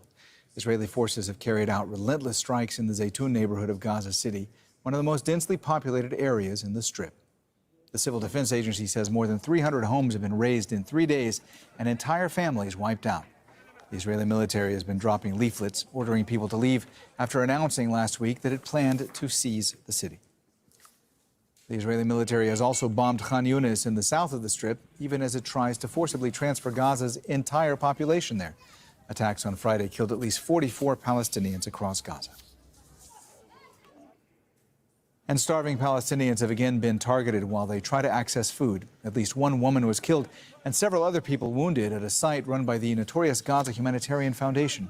The group is backed by the U.S. and Israel, but the UN has described its food distribution sites as death traps. 7 Palestinians, including 2 children, have been killed after Israeli forces struck the Musa bin Nusayr school. The building was sheltering displaced families in Gaza City's Al-Darraj neighborhood. Al Jazeera's Ibrahim Al-Khalili has the story.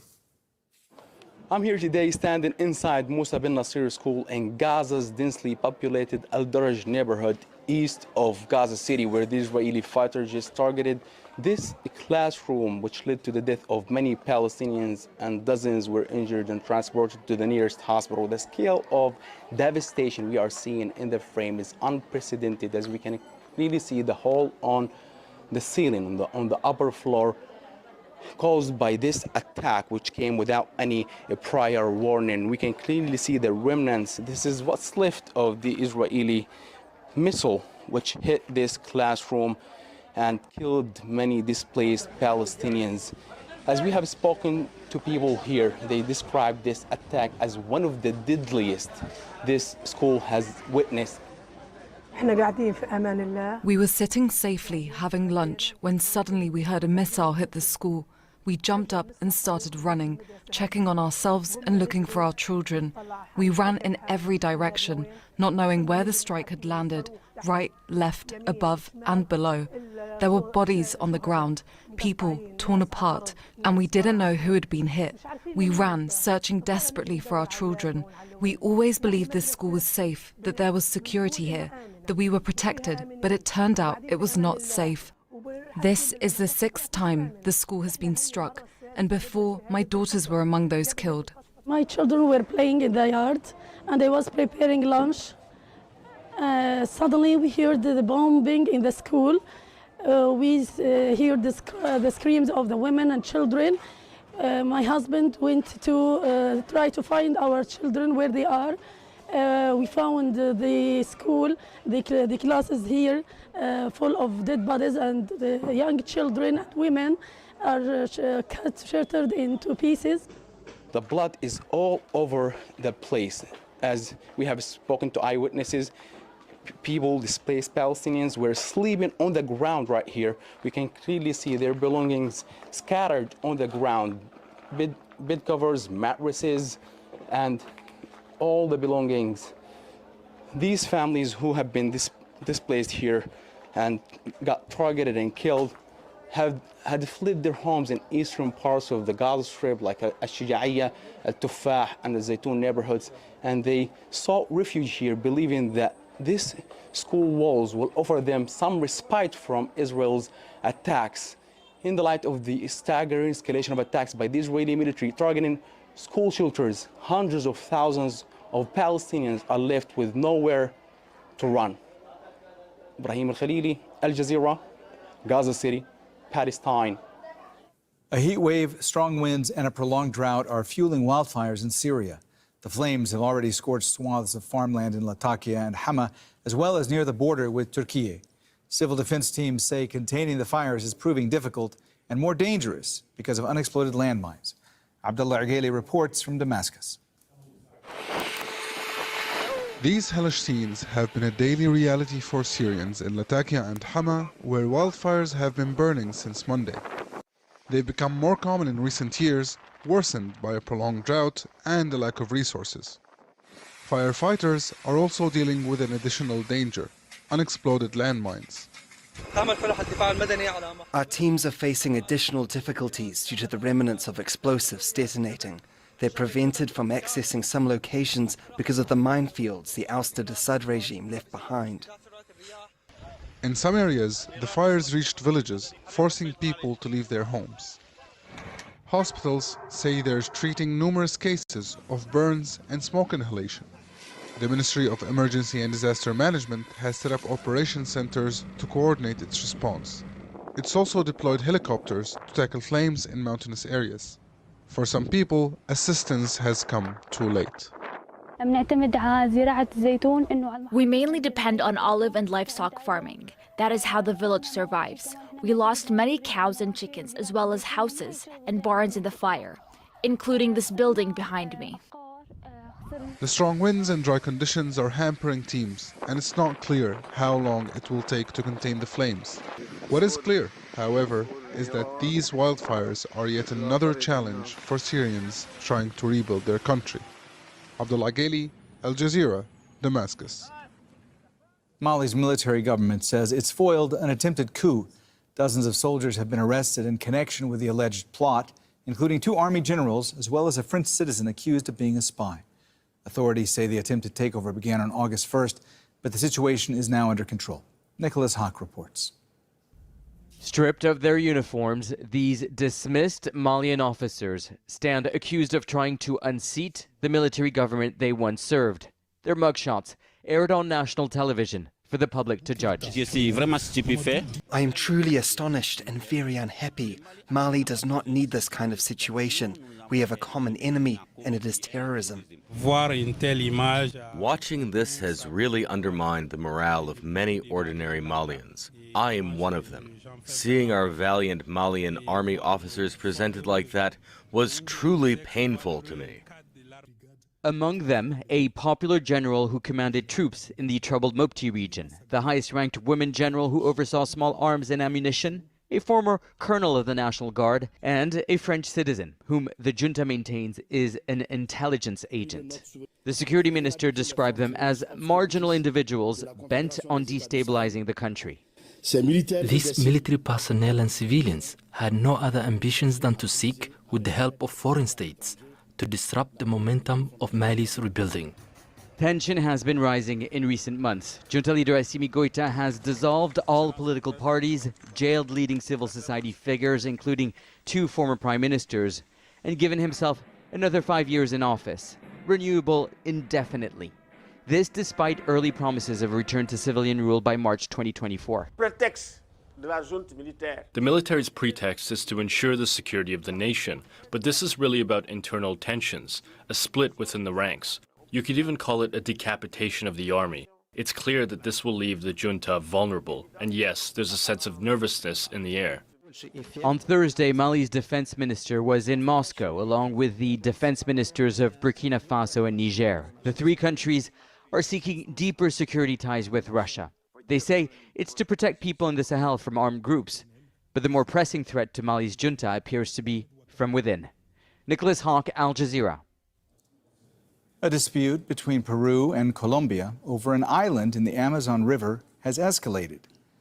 About 3,000 people live on Santa Rosa Island, which emerged in the middle of the Amazon River in the last century. Peru maintains it owns Santa Rosa Island based on treaties signed a century ago. But Colombia says the island hadn't appeared in the river at the time. Peruvian President Dina Boluarte has visited the island, claiming sovereignty. On Tuesday, Peruvian police arrested 3 Colombian men who were on the island doing land surveying work. Colombia's government demanded their immediate release, describing the arrests as a kidnapping. Peruvian police also removed a Colombian flag on the island, placed there this week. Unfortunately, for several days now, unacceptable messages have been sent and actions taken that impact the brotherhood that unites our 2 nations, and in particular the border communities. Let us be clear, Peru's sovereignty is not in question. The district of Santa Rosa is and will continue to be Peruvian. That is a fact. Riot police have been deployed in the Serbian capital for a 3rd night amid large-scale anti-government protests. Serbia's police say they've detained hundreds of demonstrators. The arrests come amid reports of police brutality and excessive use of force during the unrest.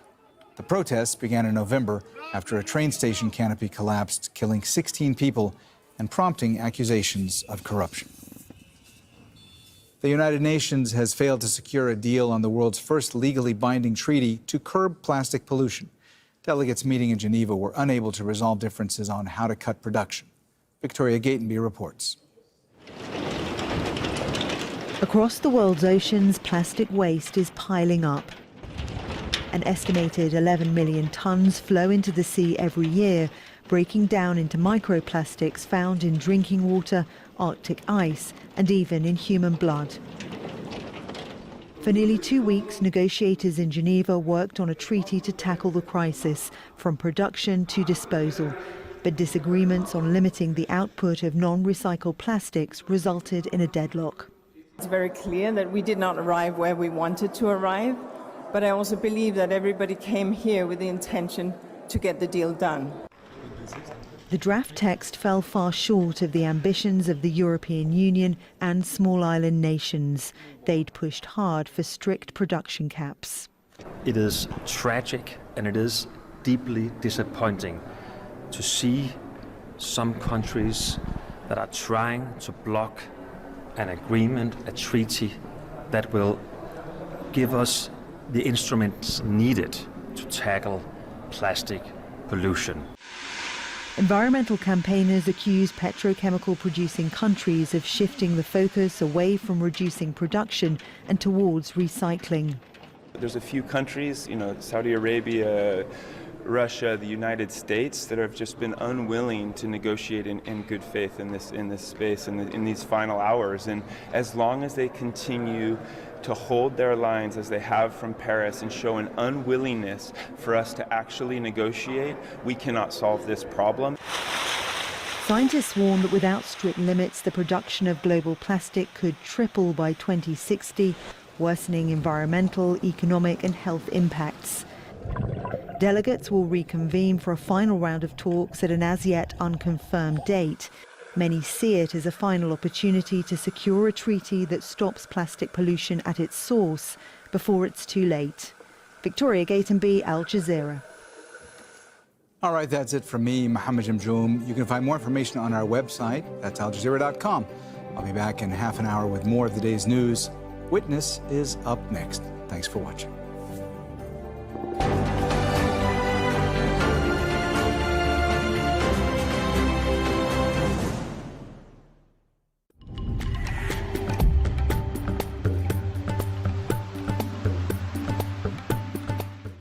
Hello again. Here's an update on Hurricane Erin. It's in the eastern Caribbean, so it will give some rain to Guadeloupe, Puerto Rico, as it continues to move up toward Bermuda over the next few days. This red line is the path this storm looks to go, and it is likely to cook up into a major hurricane.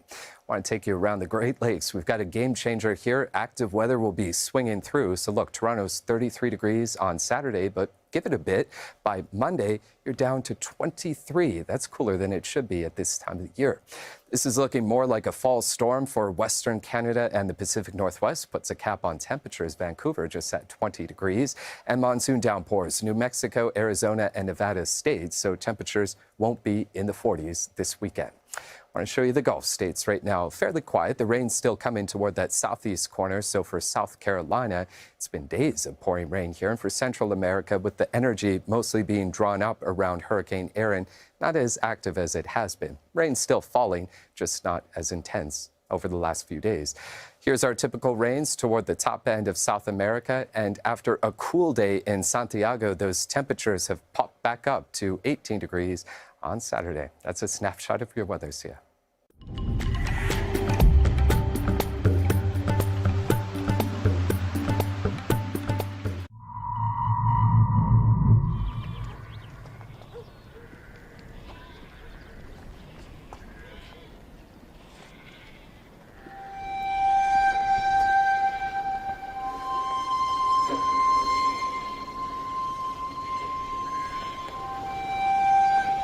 Settlers.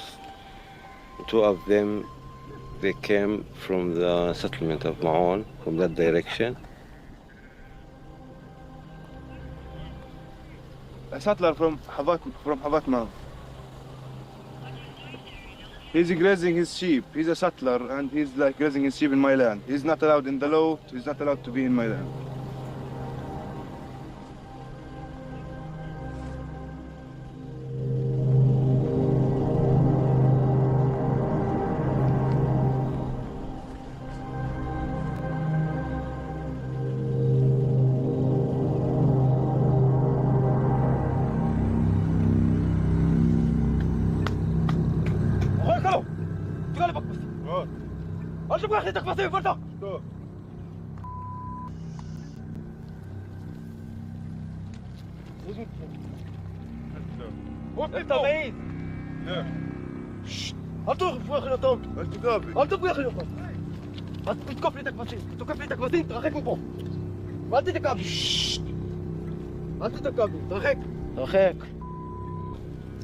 كل الشغل شوية شوية للجنود معنا ها؟ للجنود والشرطة جنود معاكو؟ شرطة؟ شرطة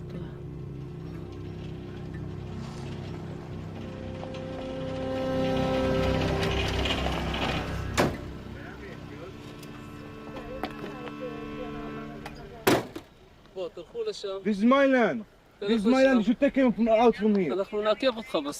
Here the army, and they are not doing anything. They are trying to kick me from my land.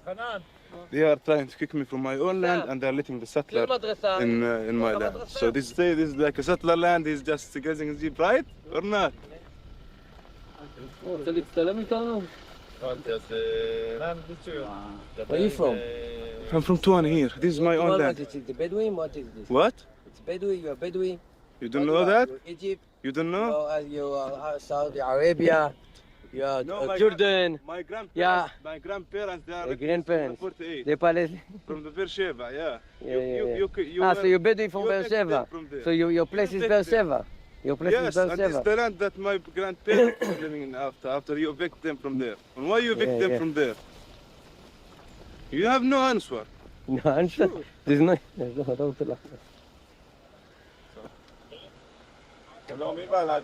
أهلا. السلام عليكم. صح؟ كله فاضي ليش اللي فهمت؟ ויש הרבה תלונות במשטרה נגד המתנפל הזה. כל הזמן מביא את הצאן ומכניס.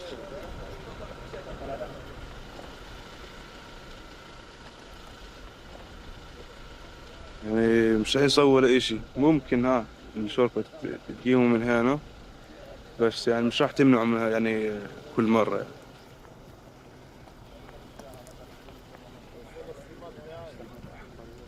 אני נפטון, זה ברור, שטח צבאי סגור, אני מבקש ללכת, אני מתחיל לספור.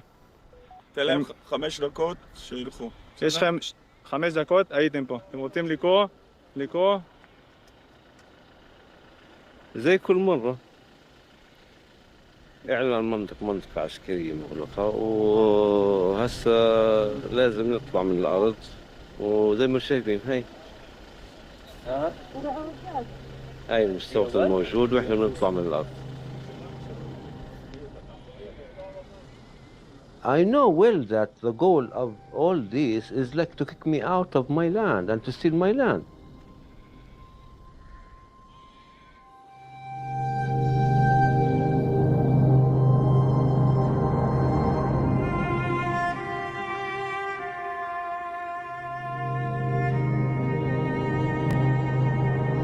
If you're just joining us, we are reporting on this breaking news this morning. The Palestinian armed group Hamas has launched this unprecedented operation against Israel. Palestinian fighters have breached Israel's defensive line around Gaza. Dozens of bodies were found in an area called Reem, bordering the Gaza border. By far the deadliest day of the Israeli-Palestinian conflict in 50 years.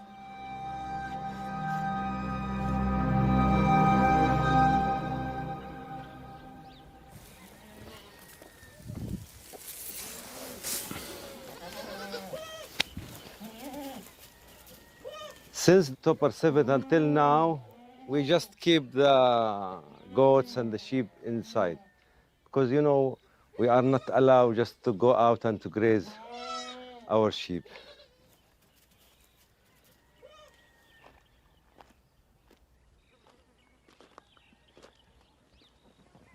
The settlers started ruling, I can say, the area here.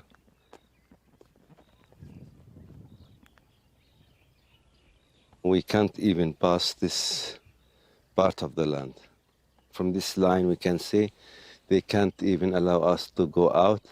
And you can see they just put the Israeli flag right on our trees and on our land there, if you can see. The first time when they came with the bulldozer.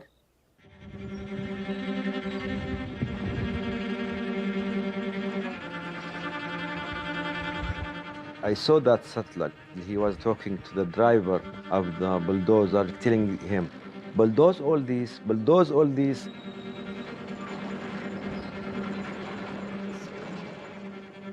We just woke up, and start like screaming, what are you doing?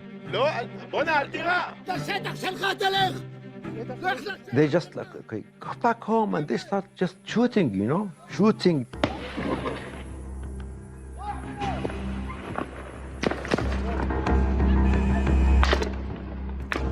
And then, just after we finished the prayer, I saw the settler coming down, and I saw 3 soldiers. They were just escorted him. He met Zakaria, and he just shoot him.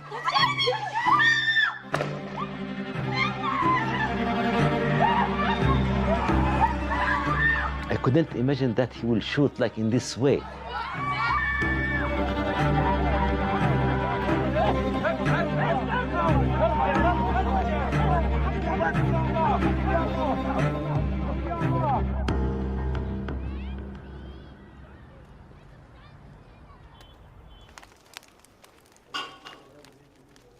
هي صحيح، هو موضوع انه المستوطنين استغلوا فرصة اعلان الحرب وبلشوا ينفذوا في كل المخططات القديمة اللي هم ما قدروا يعملوها قبل. فعشان هيك هم مستغلين الفرصة بحيث انهم يعملوا واقع جديد وحقائق جديدة على الارض، وبالتالي بيسرقوا الأراضي. وفي نفس الوقت يعني هو موضوع القتل هو هذا في الأيديولوجية عندهم، يعني إنه القتل سهل. الفكرة الحين إنه هنا كيف بدنا نعزل يعني في النهاية صمود الناس، أو كيف بدنا نساعد الناس في تواجدهم في البيوت وفي أرضهم. يعني إحنا الحين فترة يعني تقريبا الاحتلال قاعد بيعزل فينا يوم عن يوم فأهم شيء المتابعة زي ما حكينا. في عندنا عائلات بتعاني كثير، اللي هي زي عائلة دار عيسى، حج عيسى. هاي كلها يعني عائلات بحاجة تعزيز بحيث إنه يكون في عندهم الضامنين اللي كمان يساعدوهم في إنه نوعا ما يخففوا من اعتداءات المستوطنين عليهم، وما يكونوا ضحية إنهم يطلعوا من أرضهم ومن بيوتهم. استهداف المباشر هو خاص، يعني ما فيش فيها إنه خوف أي لحظة، خصوصا بعد اللي صار مع زكريا. يعني الواحد صار كثير وانتم مستهدفين بدرجة أولى، وانتم معروفين على مستوى بحيث انه انتم باسمائكم معروفين، باشكالكم، بسيارات، بكل شيء معروفين للمستوطنين وللجيش. فاحنا قدر الامكان انه قديش الفترة هاي ان نفوت الفرصة عليهم، بحيث انه يعني ما نعطيهم اي مبرر للقتل. اللي صار مع زكريا يعني فعلا هو مثال قوي جدا، بحيث انه وضح قديش انه هذول المستوطنين متعطشين للقتل.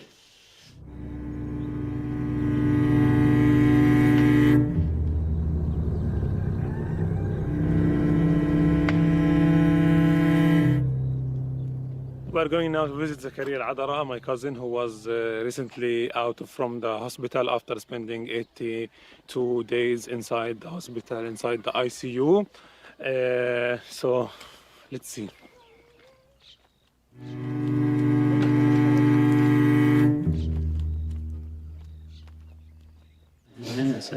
شو الوضع؟ شو محطم بعدين 5 كيلو زايد، شو شوي على هونك. تعال تبرد. اسمع من مرة ظل محافظ على الوزن المثالي. في ألم؟ مش ألم ولا تعرف تنام، ليش نوم ما بدنا تشوف محل الرصاص.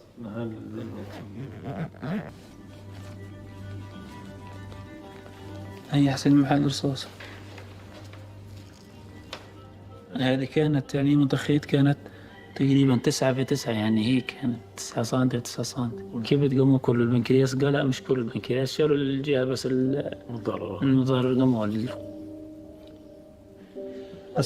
صارش مع الشرطة مع مع المستوطن هذا، فيش غير إجراء مجال بسحب من البارودي؟ الشرطة معروف جديد. أخذوا سلاح، بس يعني قبل ما يوقفوا محامي اكتفوا إنه يعطوه تحذير وياخذوا سلاح. يعني شو قديش إنه حاول يقتل بني آدم بس اكتفوا بالتحذير ياخذ سلاح. في أثناء تقديم الشهادة لما طلبوا الشهود صار المترجم يحكي مع المحقق. More and more scary settlers with more and more guns that can end our life. The settlers now in Rakiz are trying to siege land, and we are moving there to see the situation. شو صار؟ شو صار؟ يروم يا راجل لهم بيجي ساعة، يروم بركبوا في مسير، شايف؟ وين وصلوا؟ يروم مسلم عند ترى شخص عند فوق.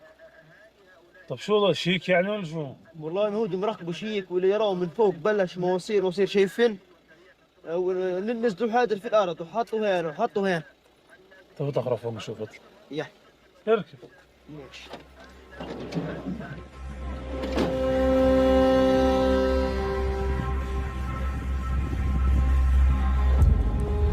السلام عليكم، كيف حالك؟ كيف؟ انا اول ما اجوا بقى يحسوا قلت دير بالك كان في زيتون، شاف ابعد لغايه وقت شو اسمه ابعد لغايه، ولا هو لو بده يدخل ساعه بيدخل لهين. شو طلع فاهم شو قالوا لك؟ شو ما قلتش معاهم؟ اكيد احنا بنحط نفس لا يجوش علي.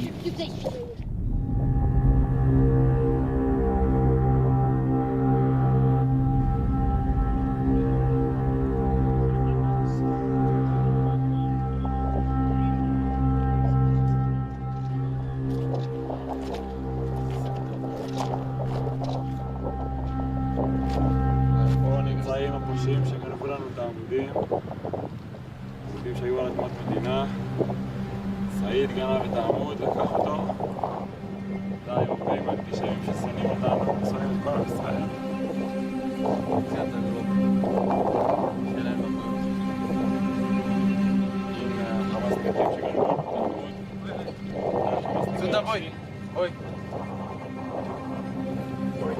هنا عندي شامي بكرة نازل وصغير بمخشي امام يلا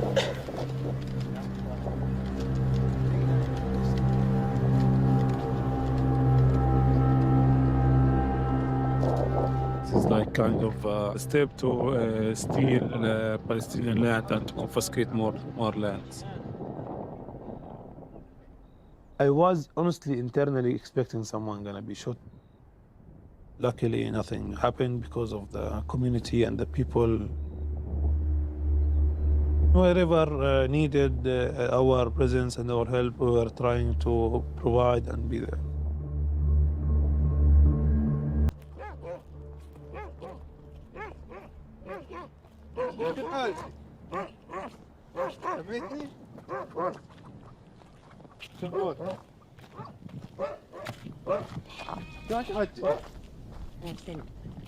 مش عارفين شو الحافظ؟ ايوه اودك تروح تنام في صفاي صح؟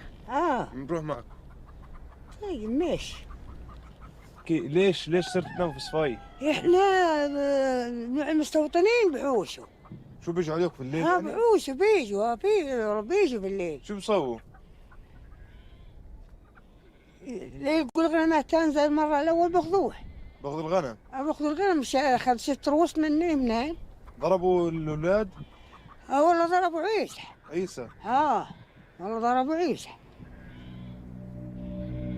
I feel helpless, but even documenting their life is really important because there's many people around the world that don't know even about what these people are facing.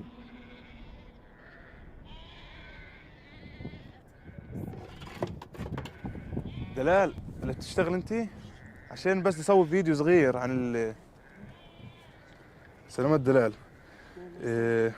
تقدر تحكي لنا عن شو صار معكم بعد فترة الحرب هاي.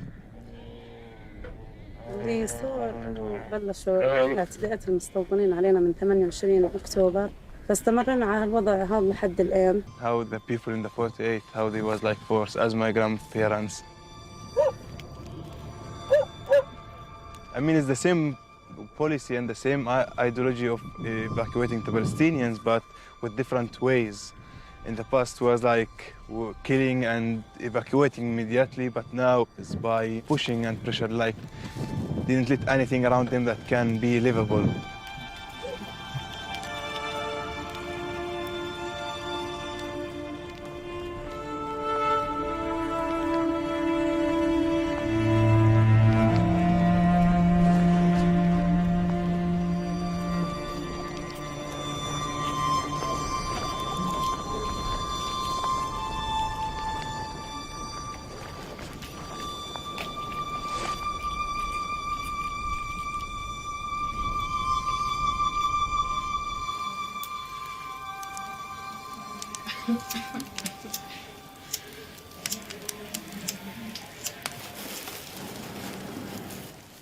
For them, like, they see it, maybe it's like normal.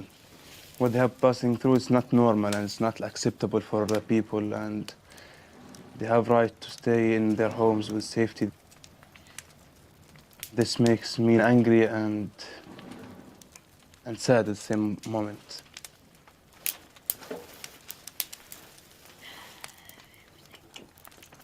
كيف بقت البلاد زمان؟ ها؟ كيف بقت البلاد زمان؟ بقى أحسن من هالوقت. بقى فيش لا مستوطنين ولا شيء؟ فيش لا مستوطنين. بس يعني الجيش ما بوش يعني يدعو على العالم. زي اليوم. ليه؟ بس من يوم المستوطنين هيك خربت الحياة من مرة.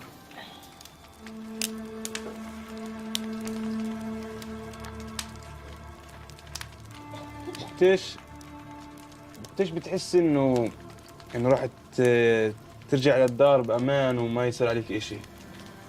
يعني الحين ما يعني هالوقت ما لها امان من المستوطنين يعني. يعني ما بتتوقع انك ترجع زي الاول يكون في امان وهيك؟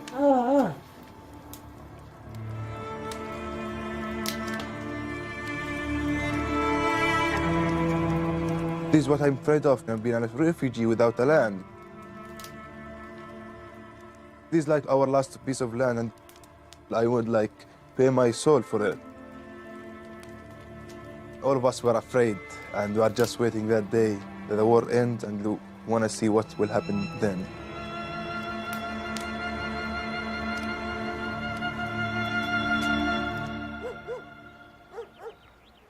It's 7 GMT, that's 9 a.m. in Gaza, where fighting and explosions have been heard.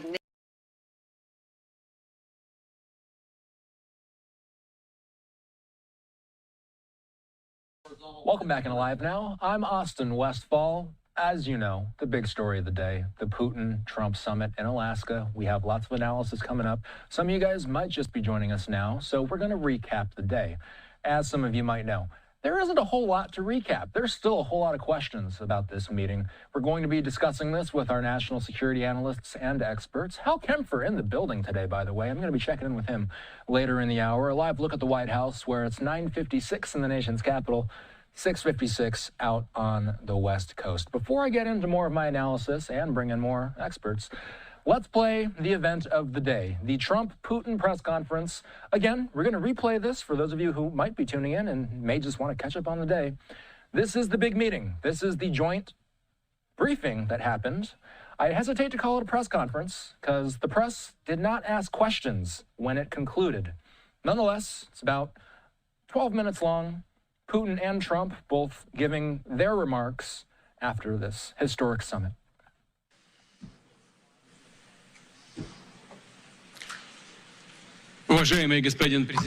Mr. President, ladies and gentlemen, Our negotiations have been held in a constructive atmosphere of mutual respect. We had very thorough negotiations that were quite useful. I would like to thank once again my American counterpart for the proposal to travel out here to Alaska.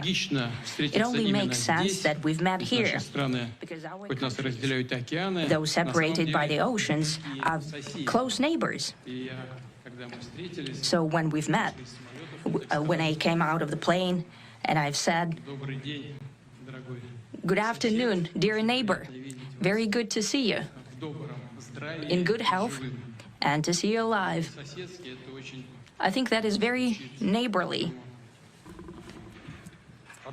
And I think that's some kind words that we can say to each other.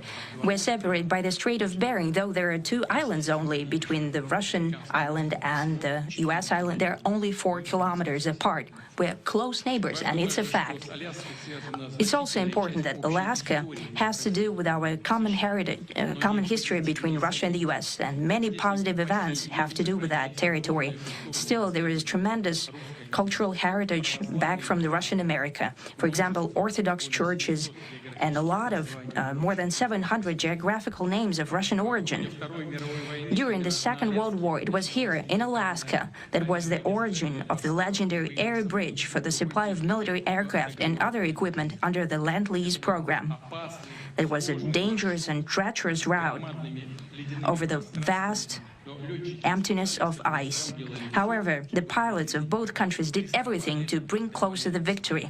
They risked their lives and they gave it all for the common victory. I was just in the city of Magadan in Russia, and there is a memorial there dedicated to the Russian and the U.S. pilots. And there are 2 flags, the U.S. flag and the Russian flag. And I know that here as well, there is such a memorial. There is a military burial place several kilometers away from here. The Soviet pilots are buried there who died during that dangerous mission. We're thankful to the citizens and the government of the U.S. for carefully taking care of their memory. I think that's very worthy and noble. We'll always remember other historical examples when our countries defeated common enemies together in the spirit of battle camaraderie and allyship that supported each other and facilitated each other. I'm sure that this heritage will help us rebuild and foster mutually beneficial and equal ties at this new stage, even during the hardest conditions. It is known that there have been no summits between Russia and the U.S. for 4 years, and that's a long time. This time was very hard for bilateral relations, and let's be frank, they've fallen to the lowest point since the Cold War. I think that's not benefiting our countries and the world as a whole. It is apparent that sooner or later we had to amend the situation to move on from the confrontation to dialogue. And in this case, a personal meeting between the heads of state has been long overdue. Naturally, under the condition of serious and painstaking work, and this work has been done in general. Me and President Trump have very good direct contact. We've spoken multiple times. We spoke frankly on the phone. And Special Envoy of the President, Mr. Witkoff, traveled out to Russia several times. Our advisors and heads of foreign ministries kept in touch all the time.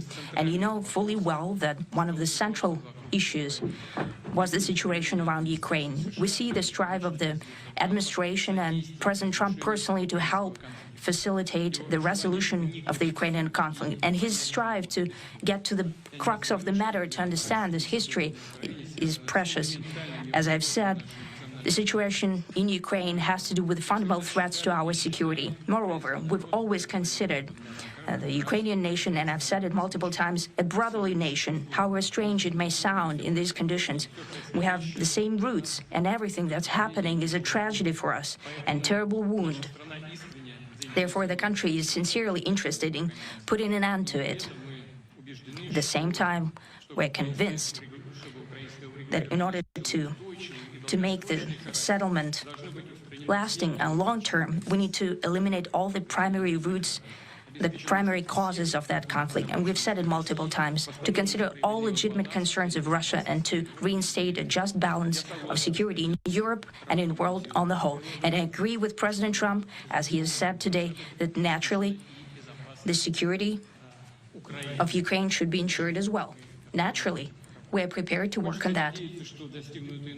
I would like to hope that the agreement that we've reached together will help us bring closer that goal and will pave the path towards peace in Ukraine. We expect that Kiev and European capitals will perceive that constructively and that they won't throw a wrench in the works.